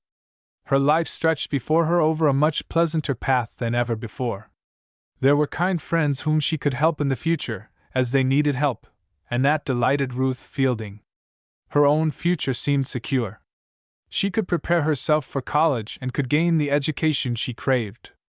It seemed that nothing could balk her ambition in that direction. And so, this seems to be a very good place indeed in which to bid goodbye for a time to Ruth Fielding of the Red Mill. The end. The Ruth Fielding Series. The Ruth Fielding Series.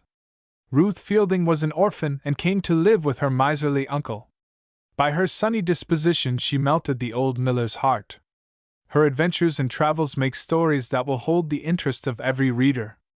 The Ruth Fielding series is the biggest and best-selling series of books for girls ever published. Ruth Fielding of the Red Mill or Jasper Parlow's Secret.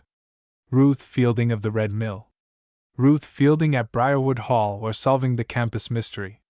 Ruth Fielding at Briarwood Hall. Ruth Fielding at Snow Camp or Lost in the Backwoods. Ruth Fielding at Snow Camp. Ruth Fielding at Lighthouse Point or Nita, the Girl Castaway. Ruth Fielding at Lighthouse Point. Ruth Fielding at Silver Ranch or Schoolgirls Among the Cowboys. Ruth Fielding at Silver Ranch. Ruth Fielding on Cliff Island or the Old Hunter's Treasure Box. Ruth Fielding on Cliff Island. Ruth Fielding at Sunrise Farm or What Became of the Raby Orphans. Ruth Fielding at Sunrise Farm. Ruth Fielding and the Gypsies or the Missing Pearl Necklace. Ruth Fielding and the Gypsies. Ruth Fielding in Moving Pictures, New, or Helping the Dormitory Fund. Ruth Fielding in Moving Pictures. Ruth Fielding Down in Dixie, New, or Great Days in the Land of Cotton. Ruth Fielding Down in Dixie. Couples and Leon Company, Publishers. New York. The Motor Girls Series. The Motor Girls Series. Since the enormous success of our Motor Boys series, by Clarence Young, we have been asked to get out a similar series for girls. No one is better equipped to furnish these tales than Mrs. Penrose, who, besides being an able writer, is an expert automobilist. The Motor Girls or A Mystery of the Road. The Motor Girls. The Motor Girls on a Tour or Keeping a Strange Promise. The Motor Girls on a Tour. The Motor Girls at Lookout Beach or In Quest of the Runaways. The Motor Girls at Lookout Beach. The Motor Girls Through New England or Held by the Gypsies. The Motor Girls Through New England. The Motor Girls on Cedar Lake or The Hermit of Fern Island. The Motor Girls on Cedar Lake. The Motor Girls on the Coast or The Waif from the Sea. The Motor Girls on the Coast. The Motor Girls on Crystal Bay or The Secret of the Red Oar. The Motor Girls on Crystal Bay. The Motor Girls on Waters Blue or The Strange Cruise of the Tartar. The Motor Girls on Waters Blue. The Motor Girls at Camp Surprise, New, or The Cave in the Mountain. The Motor Girls at Camp Surprise. Couples and Leon Company, Publishers. New York. The Dorothy Dale Series. The Dorothy Dale Series. Dorothy Dale is the daughter of an old Civil War veteran who is running a weekly newspaper in a small eastern town. Her sunny disposition, her fun-loving ways and her trials and triumphs make clean, interesting and fascinating reading. The Dorothy Dale series is one of the most popular series of books for girls ever published. Dorothy Dale, a Girl of Today. Dorothy Dale, a Girl of Today. Dorothy Dale at Glenwood School. Dorothy Dale at Glenwood School. Dorothy Dale's Great Secret. Dorothy Dale's Great Secret. Dorothy Dale and Her Chums. Dorothy Dale and Her Chums. Dorothy Dale's Queer Holidays. Dorothy Dale's Queer Holidays. Dorothy Dale's Camping Days. Dorothy Dale's Camping Days. Dorothy Dale's School Rivals. Dorothy Dale's School Rivals. Dorothy Dale in the City. Dorothy Dale in the City. Dorothy Dale's Promise. Dorothy Dale's Promise. Dorothy Dale in the West. Dorothy Dale in the West. Dorothy Dale's Strange Discovery New. Dorothy Dale's Strange Discovery. Send for our free illustrated catalog. Couples and Leon Company, Publishers. New York. The Saddle Boys Series. The Saddle Boys Series. All lads who love life in the open air and a good steed will want to peruse these books. Captain Carson knows his subject thoroughly, and his stories are as pleasing as they are healthful and instructive. The Saddle Boys of the Rockies are lost on Thunder Mountain. The Saddle Boys of the Rockies.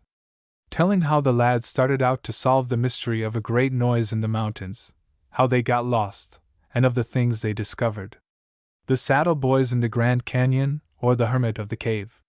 The Saddle Boys in the Grand Canyon. A weird and wonderful story of the Grand Canyon of the Colorado, told in a most absorbing manner. The Saddle Boys are to the front in a manner to please all young readers.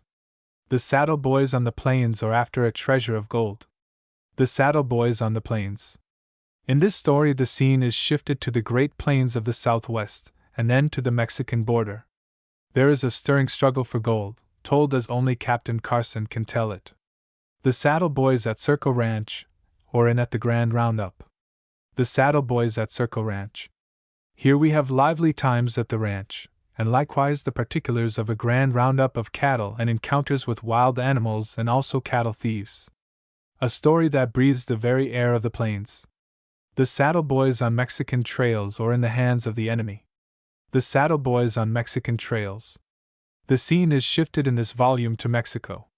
The boys go on an important errand, and are caught between the lines of the Mexican soldiers. They are captured, and for a while things look black for them, but all ends happily. Couples and Leon Company, Publishers. New York. Up-to-date baseball stories. The Baseball Joe Series. The Baseball Joe Series. Baseball Joe of the Silver Stars, or the Rivals of Riverside. Baseball Joe of the Silver Stars. In this volume, the first of the series, Joe is introduced as an everyday country boy who loves to play baseball and is particularly anxious to make his mark as a pitcher. A splendid picture of the great national game in the smaller towns of our country. Baseball Joe on the School Nine, or pitching for the Blue Banner. Baseball Joe on the School Nine. Joe's great ambition was to go to boarding school and play on the school team. He got to boarding school but found it harder making the team there than it was getting on the nine at home. Baseball Joe at Yale, or pitching for the college championship. Baseball Joe at Yale. From a preparatory school, Baseball Joe goes to Yale University. He makes the freshman nine and in his second year becomes a varsity pitcher and pitches in several big games. Baseball Joe in the Central League, or making good as a professional pitcher. Baseball Joe in the Central League. In this volume, the scene of action is shifted from Yale College to a baseball league of our Central States. Baseball Joe's work in the box for old Eli had been noted by one of the managers, and Joe gets an offer he cannot resist. Baseball Joe in the Big League, or a young pitcher's hardest struggle. Baseball Joe in the Big League. From the Central League, Joe is drafted into the St. Louis Nationals. At first he has little to do in the pitcher's box, but gradually he wins favor. A quirking baseball story that fans, both young and old, will enjoy. Baseball Joe on the Giants, new, or making good as a twirler in the metropolis. Baseball Joe on the Giants. How Joe was traded to the Giants and became their mainstay in the box makes an interesting baseball story. Couples and Leon Company, Publishers. New York. The Motor Boys Second Series. The Motor Boys. This, the second series of the now world-famed Motor Boys, virtually starts a new series, but retains all the favorite characters introduced in the previous books. The Motor Boys series is the biggest and best-selling series of books for boys ever published. Ned, Bob, and Jerry at Boxwood Hall, or the Motor Boys as freshmen. Ned, Bob, and Jerry at Boxwood Hall. Fresh from their adventures in their automobile, their motor boat, and their airship, the youths are sent to college to complete their interrupted education. Some boys at the institution of learning have heard much about our heroes, and so conclude that the motor boys will try to run everything to suit themselves. A plot is formed to keep our heroes entirely in the background and not let them participate in athletics and other contests. How the motor boys forged to the front and made warm friends of their rivals makes unusually interesting reading. Couples and Leon Company, Publishers. New York. The YMCA Boys Series. The YMCA Boys Series. This new series relates the doings of a wide-awake boys' club of the YMCA, full of good times and everyday, practical Christianity. Clean, elevating and full of fun and vigor, books that should be read by every boy. The YMCA, Boys of Cliffwood, or The Struggle for the Holwell Prize. The YMCA, Boys of Cliffwood. Telling how the boys of Cliffwood were a wild set and how, on Halloween, they turned the hometown topsy-turvy. This led to an organization of a boys' department in the local YMCA. When the lads realized what was being done for them, they joined in the movement with vigor and did all they could to help the good cause. To raise funds, they gave a minstrel show and other entertainments, and a number of them did their best to win a gold medal offered by a local minister who was greatly interested in the work of upbuilding youthful character. The YMCA, Boys on Base Island, or The Mystery of Rusabega Camp. The YMCA, Boys on Base Island.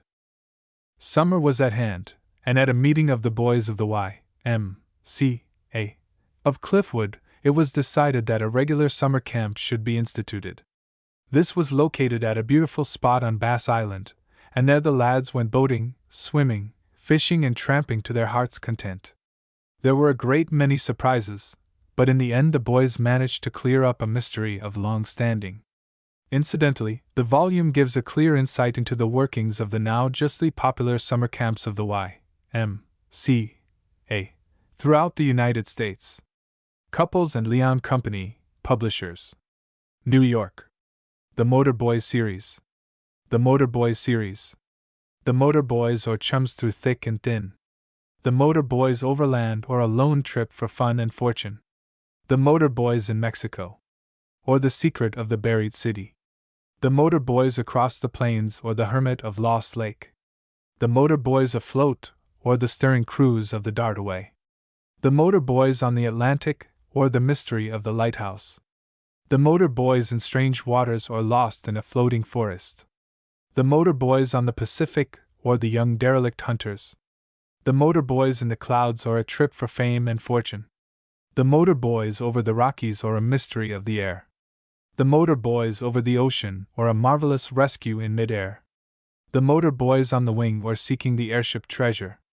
The Motor Boys After a Fortune, or The Hut on Snake Island.